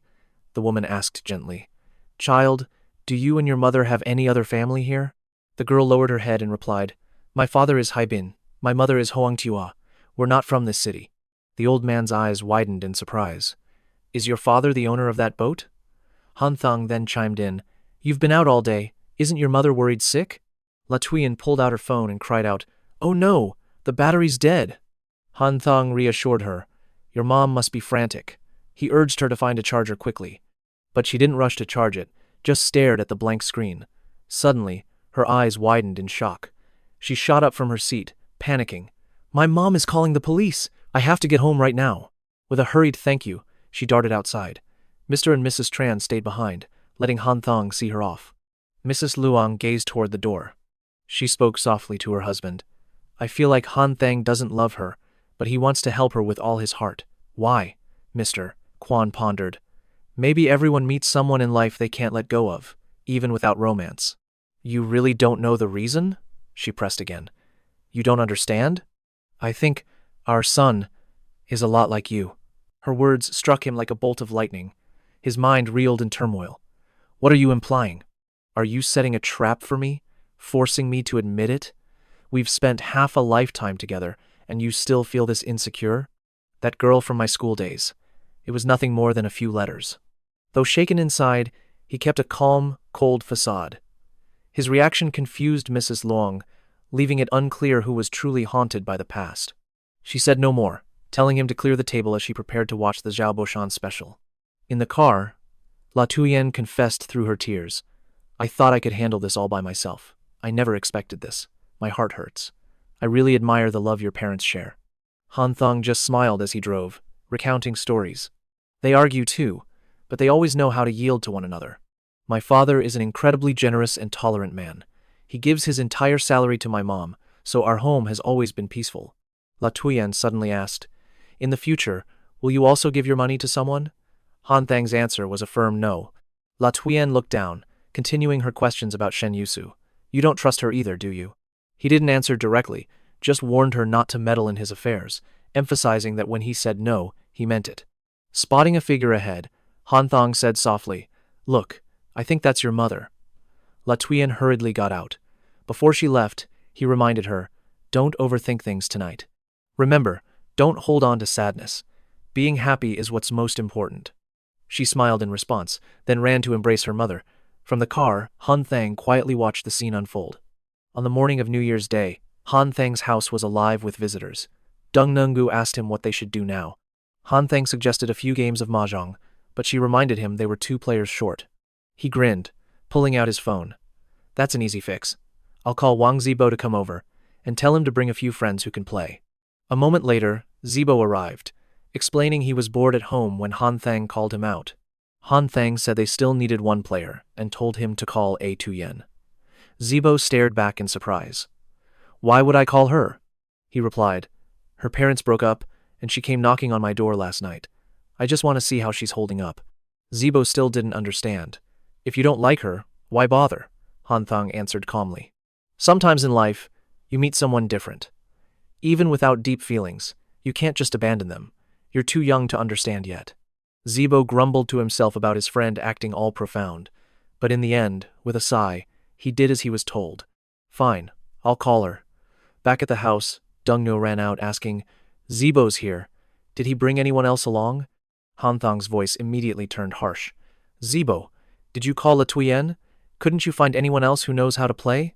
Zebo could only stare at him, baffled. This guy changes his tune faster than flipping a page. He thought for a moment, trying to find an answer. "Among everyone I know, she's the only one free to play." Han Thang shook his head, still protesting. Dung Nu placed a hand on his arm to placate him. "It's all right. It's just a few games of mahjong. Besides, La Tuyen is our junior. Let the past stay in the past." But Han Thang remained stubborn, his face a mask of annoyance. "Zebo, call her back right now," Zebo replied. "She's probably already on her way here." Dung Nu got frustrated. "Little Chen, I don't mind, so why are you making this so complicated? Just trust me." Only then did Han Thang finally nod in agreement. "Fine, let her come." Inside, he smirked to himself, pleased that his plan was unfolding perfectly. Tuba couldn't help but remark, "You're putting on quite a show." Han Thang smirked. "What would you know?" He brushed back his hair, striking a dazzling pose, his voice brimming with confidence. "This is the art of drinking. A performance so skilled even a wife would fall for it." Just then Ngok Thon arrived asking, "Chen Han Thang, you have a wife?" He quickly explained, "No, my father's just drunk and talking nonsense." He turned to Tuba, saying, "Luo Xuan will be here soon. Go down and get her. I'll stay here and watch Xiao Yuer." Hearing this, Rong Yu spoke up, "You don't need to do that. We met her last November. I'm sure our junior sister understands." Tuba gave Han Thang a helpless look. As they say, what you see isn't always the truth. The reality that Xiao Yuer and Shen Yuchu witnessed was merely a scene directed by Chen Han Thang. He stood, pacing and pondering, but the Chevrolet downstairs and the plan to take Shen Yuchu away, that was a real price to pay, not some act. The more he thought, the more irritated he became, muttering a curse under his breath. "I don't even get what that means." His phone rang. He answered, then told the others, "Ah, junior sister is downstairs. I'll go greet her." Han Thang nodded, giving him a satisfied wink. A radiant Luo Xuan appeared, smiling as she asked, "Senior Tuba, was it actually Senior Chen who called for me?" Tuba was stunned. "You already knew?" She smiled warmly. "Well, since you and I aren't that close, Senior Chen must have called because he was worried about me." Tuba seemed a little awkward, admitting, "Xiao Chen knows your family is having problems. He wanted to check on you, and secondly, to get you out for a while." He sighed, then added, "We have to be at Xiao Yuer's house later. He told me to remind you not to say too much." The two had met quietly last night, to avoid the New Year's commotion. Hearing that, Luo Xuan looked surprised. Her expression shifted as she walked right past Tuba. "I know. Even Yang Zhan knows that Senior Chen cares for me, and I'm very happy about it. If I were to betray him now, with his personality, he might just ignore me forever." Tuba, confused about Yang Zhan, watched her and asked, "Are you still planning to compete with Shen Youchu?" She shot back, "What else is there to do?" Luo Xuan cheerfully greeted Rong Yu's parents, who smiled in return. Afterwards, she continued by giving New Year's greetings to Han Thang's parents. Huan Hui quietly asked Chen Xiao, "Do you two know this young lady?" Chen Xiao cleared his throat and replied, "She is Luo Haiping's daughter." It was a harmonious gathering of young people. Chen Xiao appeared quite satisfied. Seeing the youths gathered together was a true joy, for they were the future and a precious asset. Huan Hui observed, "Hanthong is clearly the center of this group. Whatever he says, they all follow." Chen Xiao sighed, saying the topics were nothing new: games, movies, and pizza. Mai Kuai gently nodded in agreement. "It's true. I don't even want to talk about my exhausting son. I even dream of having a daughter like Xiao Yuer." Nok Thon laughed and said, "A fine idea, Mai Kuian. I'll trade my daughter for your son, but you'll have to add an extra 166.66. Suddenly, silence fell over the four parents. Hanthong's mother and father were thinking the exact same thing. Currently, the highest bride price for couples in Hong Kong had reached 160,000, even making headlines in major newspapers there. The hidden meaning was profound, and Mai Kuian instantly thought of Shen Youchu. Chen Xiao chuckled. "Then, we should play more mahjong. 1 point per loss. When we hit 160,000, we'll bring Xiao Yuer home." Mai Kuian smiled and nodded, giving her approval. "Yes, that's right. Playing more sounds fun." At another table, Luo Xuan looked at her game pieces and announced, "My mother booked a table for lunch nearby and invites everyone to join." Hanthong immediately set down his piece. "Then what are we waiting for? Let's go eat." Rong Yu cut in, "I was about to win." Tuba laughed, exasperated. "Xiao Chen is so shameless." Mr. Xiao then said, "But there's still plenty of food at home." Hanthong replied, "It's the new year, we should have a proper feast." He put on his coat and told Tuba to call Auntie Six. Tuba replied, "My mother isn't suited for places like that. She's not very good at making small talk." Han Thang slung an arm around his friend. "You're overthinking it. She won't need to say a thing. This time, I'll let my dad and Uncle Xiao do the talking. I'll just chime in with pleasantries. It's good for Auntie Six to come. Next year, Uncle Xiao will be promoted to Deputy Chief of the city's Public Security Bureau." He continued logically, "You're not just some small-time merchant. It would be good for Uncle Xiao to meet your mother. This way, it will be easier to ask for help later on." He added, "We study so far from home, it's hard to handle everything. Connections must be used skillfully." Hearing his logical explanation, Tuba happily agreed and offered his thanks. The restaurant buzzed with energy. Auntie Six ate carefully, and Long still appeared uncomfortable. Tuba held her hand, gently soothing her. "Don't worry, you're just meeting Uncle Xiao." Auntie Six let out a sigh of relief and gave a small nod. Auntie Huang approached, holding the paid bill, and confronted Han Thang. "Are you looking down on your mother?" "Not at all," he replied with a smile. "Just a habit. I handled it while I was there." He added coolly, "Just wait. This afternoon I'll unleash my real power and win our meal money back from Luo Xuan." But Mrs. Hoang was not satisfied, urging, "No, you have to get it back." He tactfully refused. "We're leaving soon. I'll just win it back later."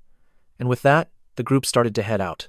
Watching Han Thang's family of 3 walk ahead, Mrs. Hoang quietly spoke to him. "He's truly worried about us, afraid we'd be lonely.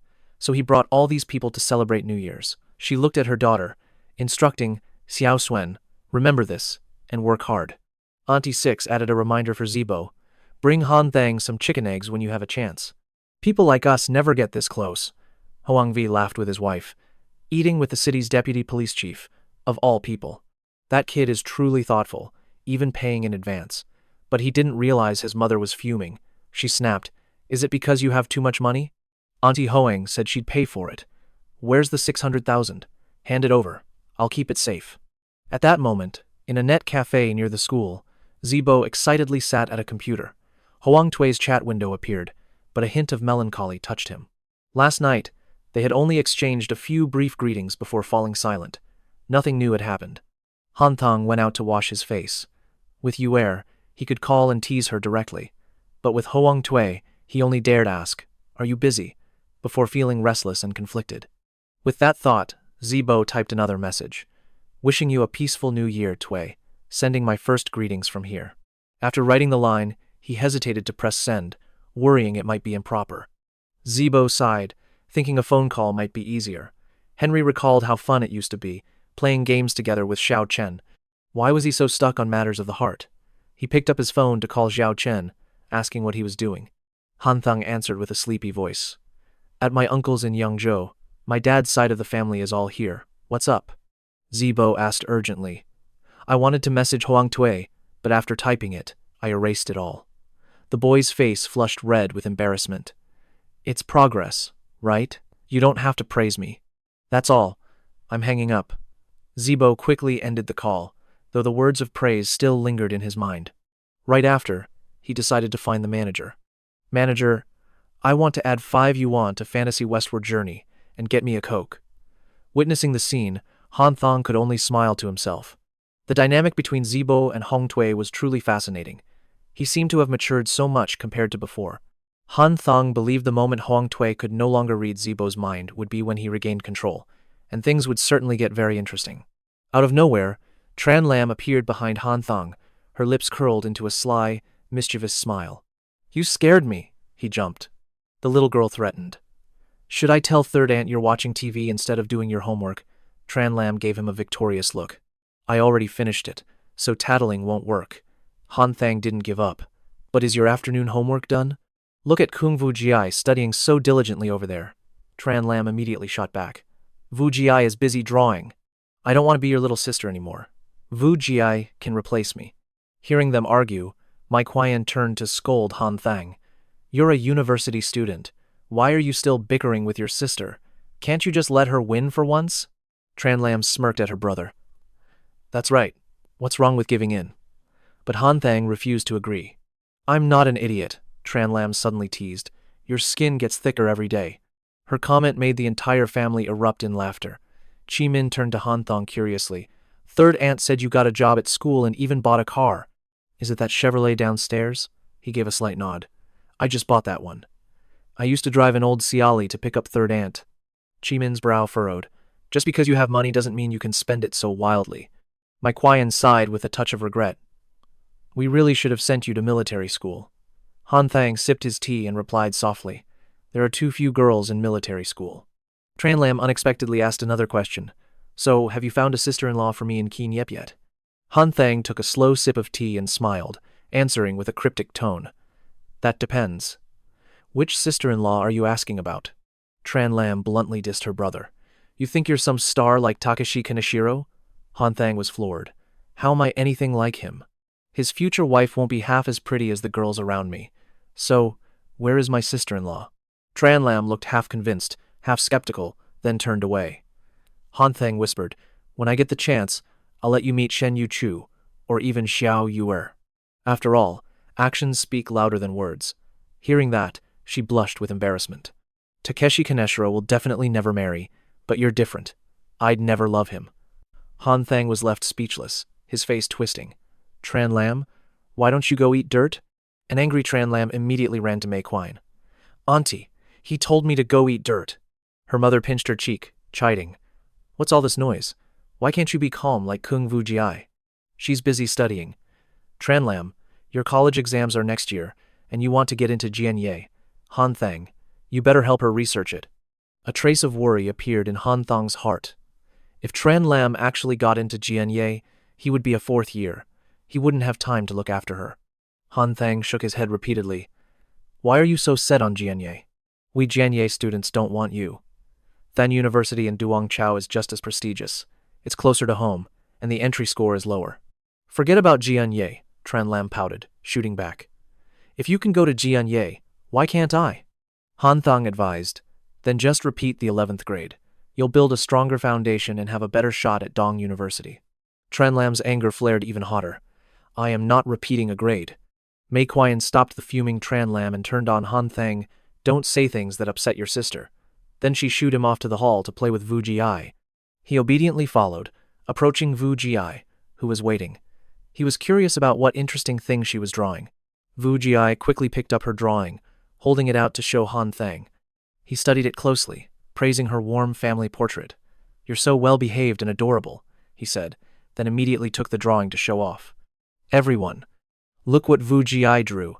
he said, not forgetting to mock Tran Lam. Unlike some people who only cause trouble. Tran Lam grumbled that she was his real sister. Qian Khan praised Wu Jiai's artistic talent, noting her third sister had raised a gifted girl. Suddenly, Van Tu remembered something, exclaiming, Wu Jiai's doll has a broken switch. Hanthong, can you try fixing it? He agreed in an instant. No problem at all. Hanthong took the doll and began tinkering. Just then, Wu Jiai drew closer, wanting to watch him work. The little girl timidly asked if he could fix it. Hanthong replied with confidence, Don't worry, just leave it to me. He thought to himself, I have to fix this, or I'll lose face as an older brother. He discovered the battery's poles were reversed, which was why the Sailor Moon doll couldn't dance. Afterwards, Hanthong affectionately called out to Van Tu as third aunt. As the words left his lips, Wu Jiai's small hands tugged at his shirt, her eyes pleading with him to say no more. Hanthong was slightly surprised by Wu Jiai's innocent gesture. He seemed to understand, his gaze landing on the small doll. Van Tu rushed over, worriedly asking what had happened. Hanthong blurted out a lie. This toy is truly broken. It's impossible to fix. You'll have to buy a new one, but avoid this brand. Van Tu sighed, annoyed. I just bought it recently. What terrible quality. Maybe when we get back to Tushao, I'll buy her another one. After saying her piece, she turned and left. A delighted Wu Jiai immediately thanked him. Thank you so much, big brother. Hanthong just smiled. It's nothing. But his inner thoughts were completely different. These two little sisters were truly a handful. A few days later, Tran Lam complained, No other older brother is that weird. He played cards with us while secretly hiding and swapping them. Mei Qian just laughed and said, He was only teasing you and Wu Jiai. As long as you had fun, that's all that matters. But Tran Lam was still not satisfied. He said it's not interesting without betting, and then he treated us to chicken with his winnings. Just you wait until I get into Jianye. I'll beat him until his pockets are empty. After the chicken meal, as they returned, the sun was high. Hanthong slung his backpack on and said with determination, Mom, I'm heading to Sunluang. Hearing this, Mei Qian quickly told him to wait a moment. She handed him a red envelope, explaining, This is a gift from your youngest aunt. The amount isn't much, but it comes from the heart. Hanthong teased her back. Perhaps I should ask for a few more siblings. Mei Qian angrily snapped, You little devil. After being scolded, he just laughed and hurried to catch his flight just in time. Later, Hanthong traveled a bit further by truck, listening to a stranger's tale. By late afternoon, he finally arrived in Sunluang, right on schedule. Hanthong raised a hand to shield his eyes, trying to see the distant village more clearly. Suddenly, he noticed figures approaching. It was Ao So and Anin, hand in hand, coming to greet him with a smile. Seeing them, a warm smile lit up Hanthong's face. His heart soared as he strode closer. How did you all know I was coming back today? Anin chuckled, glancing at Yusu. Ever since you left, she's been out here waiting every single day. Yusu's face flushed red as she pretended not to hear. She reached out, trying to take the backpack from Hanthong. He reached for her waist, hoping for an embrace. But Yusu deftly snatched the bag, playfully dodging his arms. Unable to embrace her, a flicker of disappointment crossed his face. Hanthong teased, Looks like you gained some weight this winter. Yusu quickly shook her head. No way. Watching from the side, Anin couldn't help but chuckle as the girl seemed to grasp his plan. You clearly tried to hug my sister but failed. Seizing the opportunity, Hanthong quickly embraced Aso and asked smugly. Anin laughed, giving him a thumbs up. Your acting was flawless, truly impressive. Hanthong burst out laughing and took them both home. It's freezing out here, let's hurry inside. The sky was darkening, and inside, the house was warmly lit by a glowing fire. Hanthong patiently added more wood to the flames, while Aoso's grandmother rested quietly behind them. Anin ran to her, crying, I can't bear to leave you. Aoso gently soothed her. Hush now, I'll still be here to braid your hair tomorrow. At home, you must listen to Grandma and study hard. And Nin nodded obediently, then called out for Hanthong. The girl ran to him, clutching his shirt with a tear-streaked face, whimpering, I don't want to leave you either. Hanthong was suddenly reminded of his own two siblings from his memories, Tran Lam and Wu Jiai. If those two were here, they'd surely see this scene. He wiped her tears, but Nin continued to sob. He asked softly, Do you really not want to leave your sister? Through her sobs she whispered, Yes. Hanthong smiled reassuringly. In half a year, I'll bring you and Grandma to Kien Nyep, where you can see your sister often. You might not return to this house. Do you agree? And Nin shook her head, refusing. He immediately teased her. You just said you didn't want to lean her. Why the change of heart? Are you a little liar? The girl fumed. And Nin is not a liar. Hanthong then turned to address Aoso's grandmother. And Nin is starting first grade soon, and getting to school means crossing a long mountain path with treacherous cliffs below. So, how about this? Next year, when my work is stable, I'll buy a house in Kien Nyep for you and An Nin. The medical care and education there are better than in the mountains. Everything is more convenient. Han Thang then added that Oso had already agreed. Hearing this, she froze for a moment. Oso looked at her grandmother and gave a slight nod, confirming Han Thang's words. In the kitchen, the fire crackled brightly during their conversation.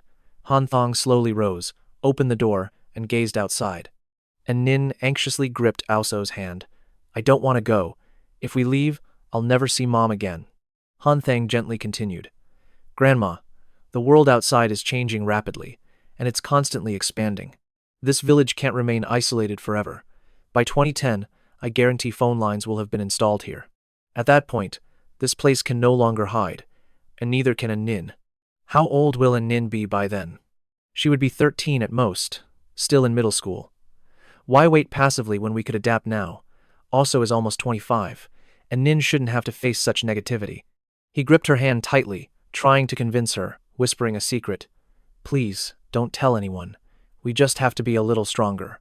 The world is like a gentle girl, but now you have a bad guy like me here to protect everyone. Aoso's grandmother considered Hanthong's words, her gaze shifting to a worried Aoso and a Nin. She looked over at Hanthong, who was awaiting her answer. Finally, she made her decision and spoke. If we leave, then everyone will have to depend on you. Hanthong smiled, his eyes filled with gratitude. He confessed to her, truthfully, I'm just an ordinary, greedy, and sometimes weak-hearted man. Did you know? Just the sight of Aoso's face is enough to make me cherish her for a lifetime. Oso's grandmother nodded softly as a Nin suddenly burst into tears.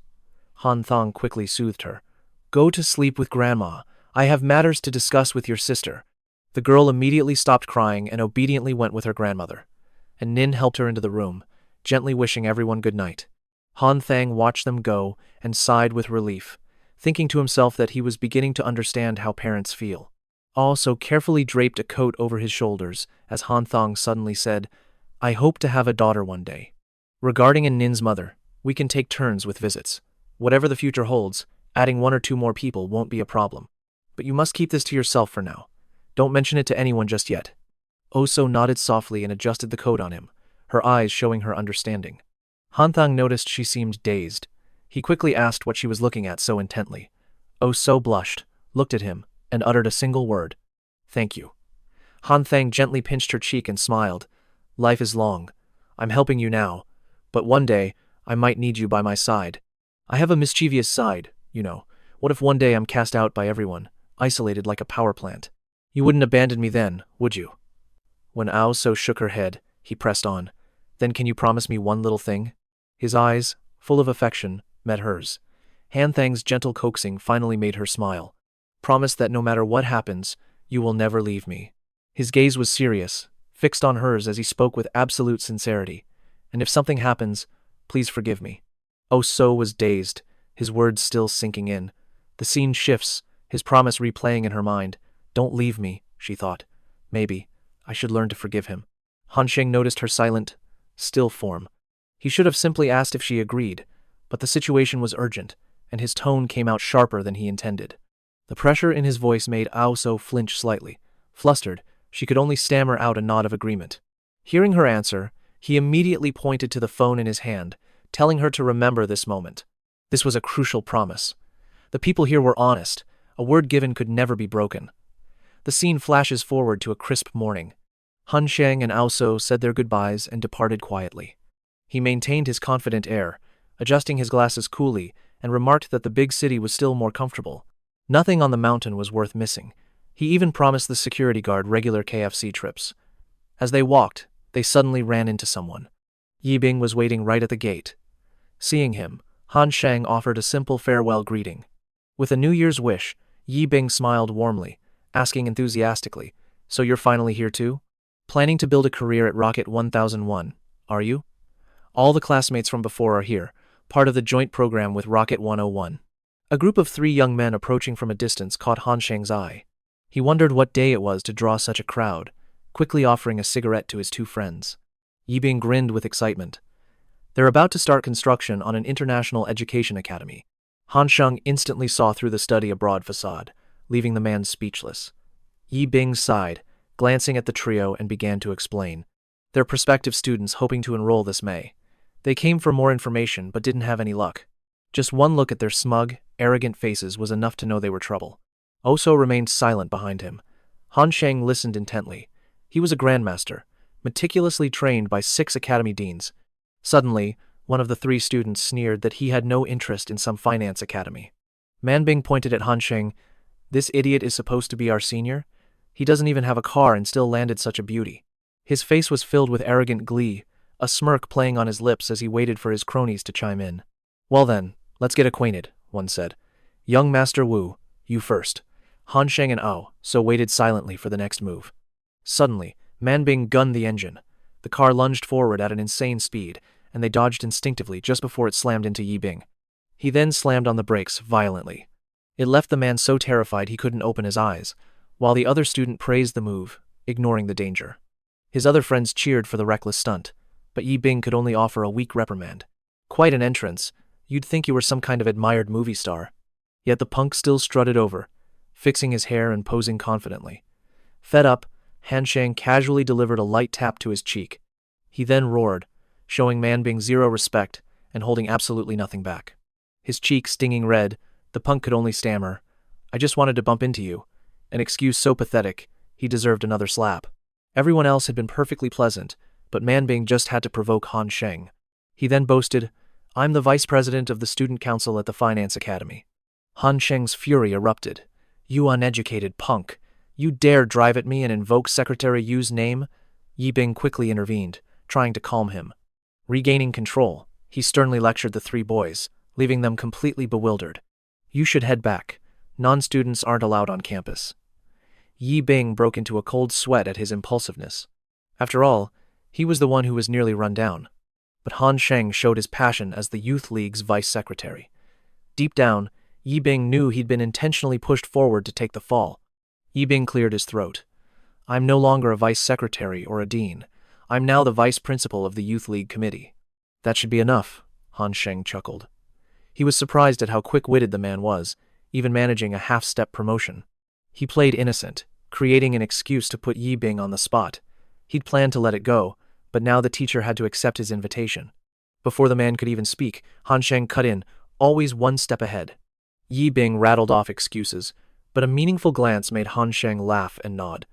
In that case, please, be my guest.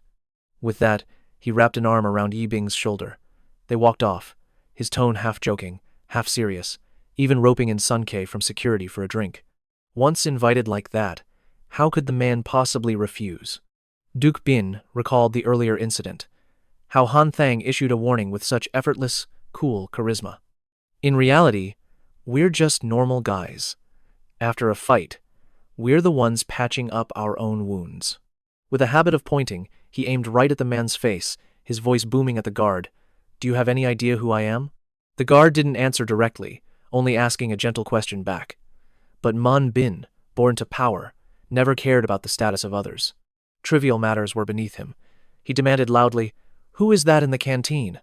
Meanwhile, Hanthong smoothly pulled Duke Bin away for a drink, but the man still worried that slap would create a bitter grudge. He calmly approached To Hui as if for help, since this affair was really for their teacher's sake. Duke Bin dared not accept the gesture, knowing they were just putting on a show for that person. He knew this, but being proper didn't mean always yielding. Hanthong saw his actions as the correct move. Duke Bin himself wasn't scared, just breaking a sweat over the tension between these two. Conflicts within the school were never good. He maintained a smile, but his words were laced with hidden meaning. As long as others didn't provoke him, Hanthong wouldn't lift a finger. Anyone who deliberately started trouble was asking for it. To Hui chuckled at those words, as if Hanthong were the big brother of the entire academy. Hanthong took a casual sip of water, replying that Principals Thai and Luke were the true bosses here. He stated his intentions plainly. Whether the finances were a mess or not, his approval was all that mattered. The 3 talked until evening, when To Hai spoke up. Hanthong offered red envelopes for their kids, but was immediately refused. He insisted on giving the small gifts to the children, not even mentioning the adults. That money had to reach the kids. Deeply touched by his heart, Duke Bin took the envelope, hesitantly mentioning student support policies and promising to help with a petition for new computers. As for anything else, he couldn't make any promises. Hanthong just smiled lightly, with the friendly air of a student. He thanked Duke Bin and also Old Vu for being understanding. The scene shifts to Osor's dorm. That night, she was recounting her entire trip to him over the phone, making Lumgur listen in even more closely. "Don't forget to tell Brother Hanthong to set aside my lucky money." But the expression on the other end turned to stone. He bluntly asked, "No lucky money. How about I offer myself as collateral instead?" That audacious line was only meant for certain ears. Hearing it, Lamna let out a startled shriek. Only Osir would be teased like that by him. Lumgur, still single after 2 years, was driven mad with envy. After the ear-splitting ordeal, he returned to his room late at night. Suddenly, Hanthong opened the door and entered. Seeing Queen Nam alone in the quiet, he jumped as if caught doing something illicit. He quickly said, "You scared me to death, Brother Tran." Hanthong was even more confused. He sighed, looking at Queen Nam's trembling form. The kid had the heart of a rabbit, it was obvious. The boy was instantly relieved. With fourth brother here, everything was fine. Hanthong gave a firm nod. Fourth brother was always so considerate. He thought for a moment, then decided to help Queen Nam snap out of his shock. Hanthong offered to tell an interesting story. And just like that, Queen Nam immediately focused, straightening his posture to listen seriously. Before starting, he suggested dimming the lights to add to the mysterious mood. Now, a private space enveloped them, with just the two of them. Hanthong began his strange tale with an opening image. A group of people struggling to climb a majestic, snow-covered peak. But tragically, her boyfriend was buried deep within an avalanche. The tense journey to find him had begun. Suddenly, as the group gathered, the boyfriend appeared, covered in blood. He rushed forward, grabbing the girl's hand and pulling her away in a panic. He frantically warned that their climbing companions were already dead, that they weren't truly human anymore. And so, the two fled that place, leaving behind strange shadows that danced around the flickering firelight. Hanthong's expression suddenly grew incredibly tense. He emphasized every single word as he turned to Queen Nam. Should the girl trust her lover, or the rest of the group? While trembling in fear, how could she possibly think straight? Queen Nam sat in thought, lost in confusion, not knowing how to answer. It was an agonizing choice. Queen Nam could only focus on the poor girl's tragic fate. Hanthong laughed, saying it wasn't important, then suddenly switched topics. Guess if this Hanthong is real or fake, leaving the boy utterly flustered. As he pondered, Hanthong teased him for being afraid of ghosts at his age. But then, at only 19, it wasn't so strange to be scared. Then, the two decided to tidy up around the house a little. As Queen Nam was sweeping, a memory suddenly made him pause. He turned to Hanthong and said, "Do you remember? On the first day of school, you were the one who volunteered to clean the balcony first. You mentioned Lao Duong, and he came to help, but Lao Quach and Lao Duong are lazy, and Lao Doi is even worse." Hearing Hanthong remembered him, Queen Nam blushed slightly. At first, he admitted, "We all thought you were just a simple, honest guy." Then he pulled out 2 boxes of homemade dried tangerine peel, surprising everyone. He knew Han Thang smoked, offering it to help his lungs. Genuinely touched, Han Thang quickly expressed his thanks. After cleaning up the room, the two decided to play some games together. A shooter game lit up the bright computer monitor. Watching Han Thang play, a strange anxiety stirred in Quai Nam. "We're both in the 2nd semester of our sophomore year. I feel like I can't focus on my studies. I'm just so anxious." He glanced at the focused Hanthong. "Have you ever felt that way?" Hanthong replied gently, "But you have a part-time job, don't you?" "Earning money isn't exactly fun," Quai Nam sighed. The image of Kim An Duong flashed in his mind, and he chided himself for having no hobbies besides gaming. Hearing this, Hanthong laughed. "Then fall in love, Queen Nam." Speaking from experience, he strongly encouraged him to try it. If college life feels bland, lonely, or sad, find love. There's almost nothing a relationship can't soothe. With a nonchalant expression, Hanthong added, "And if it doesn't work out, break up and find someone new." The scene shifts to a bustling student election. Preparations were immense, from event structure to selecting the 30 judges.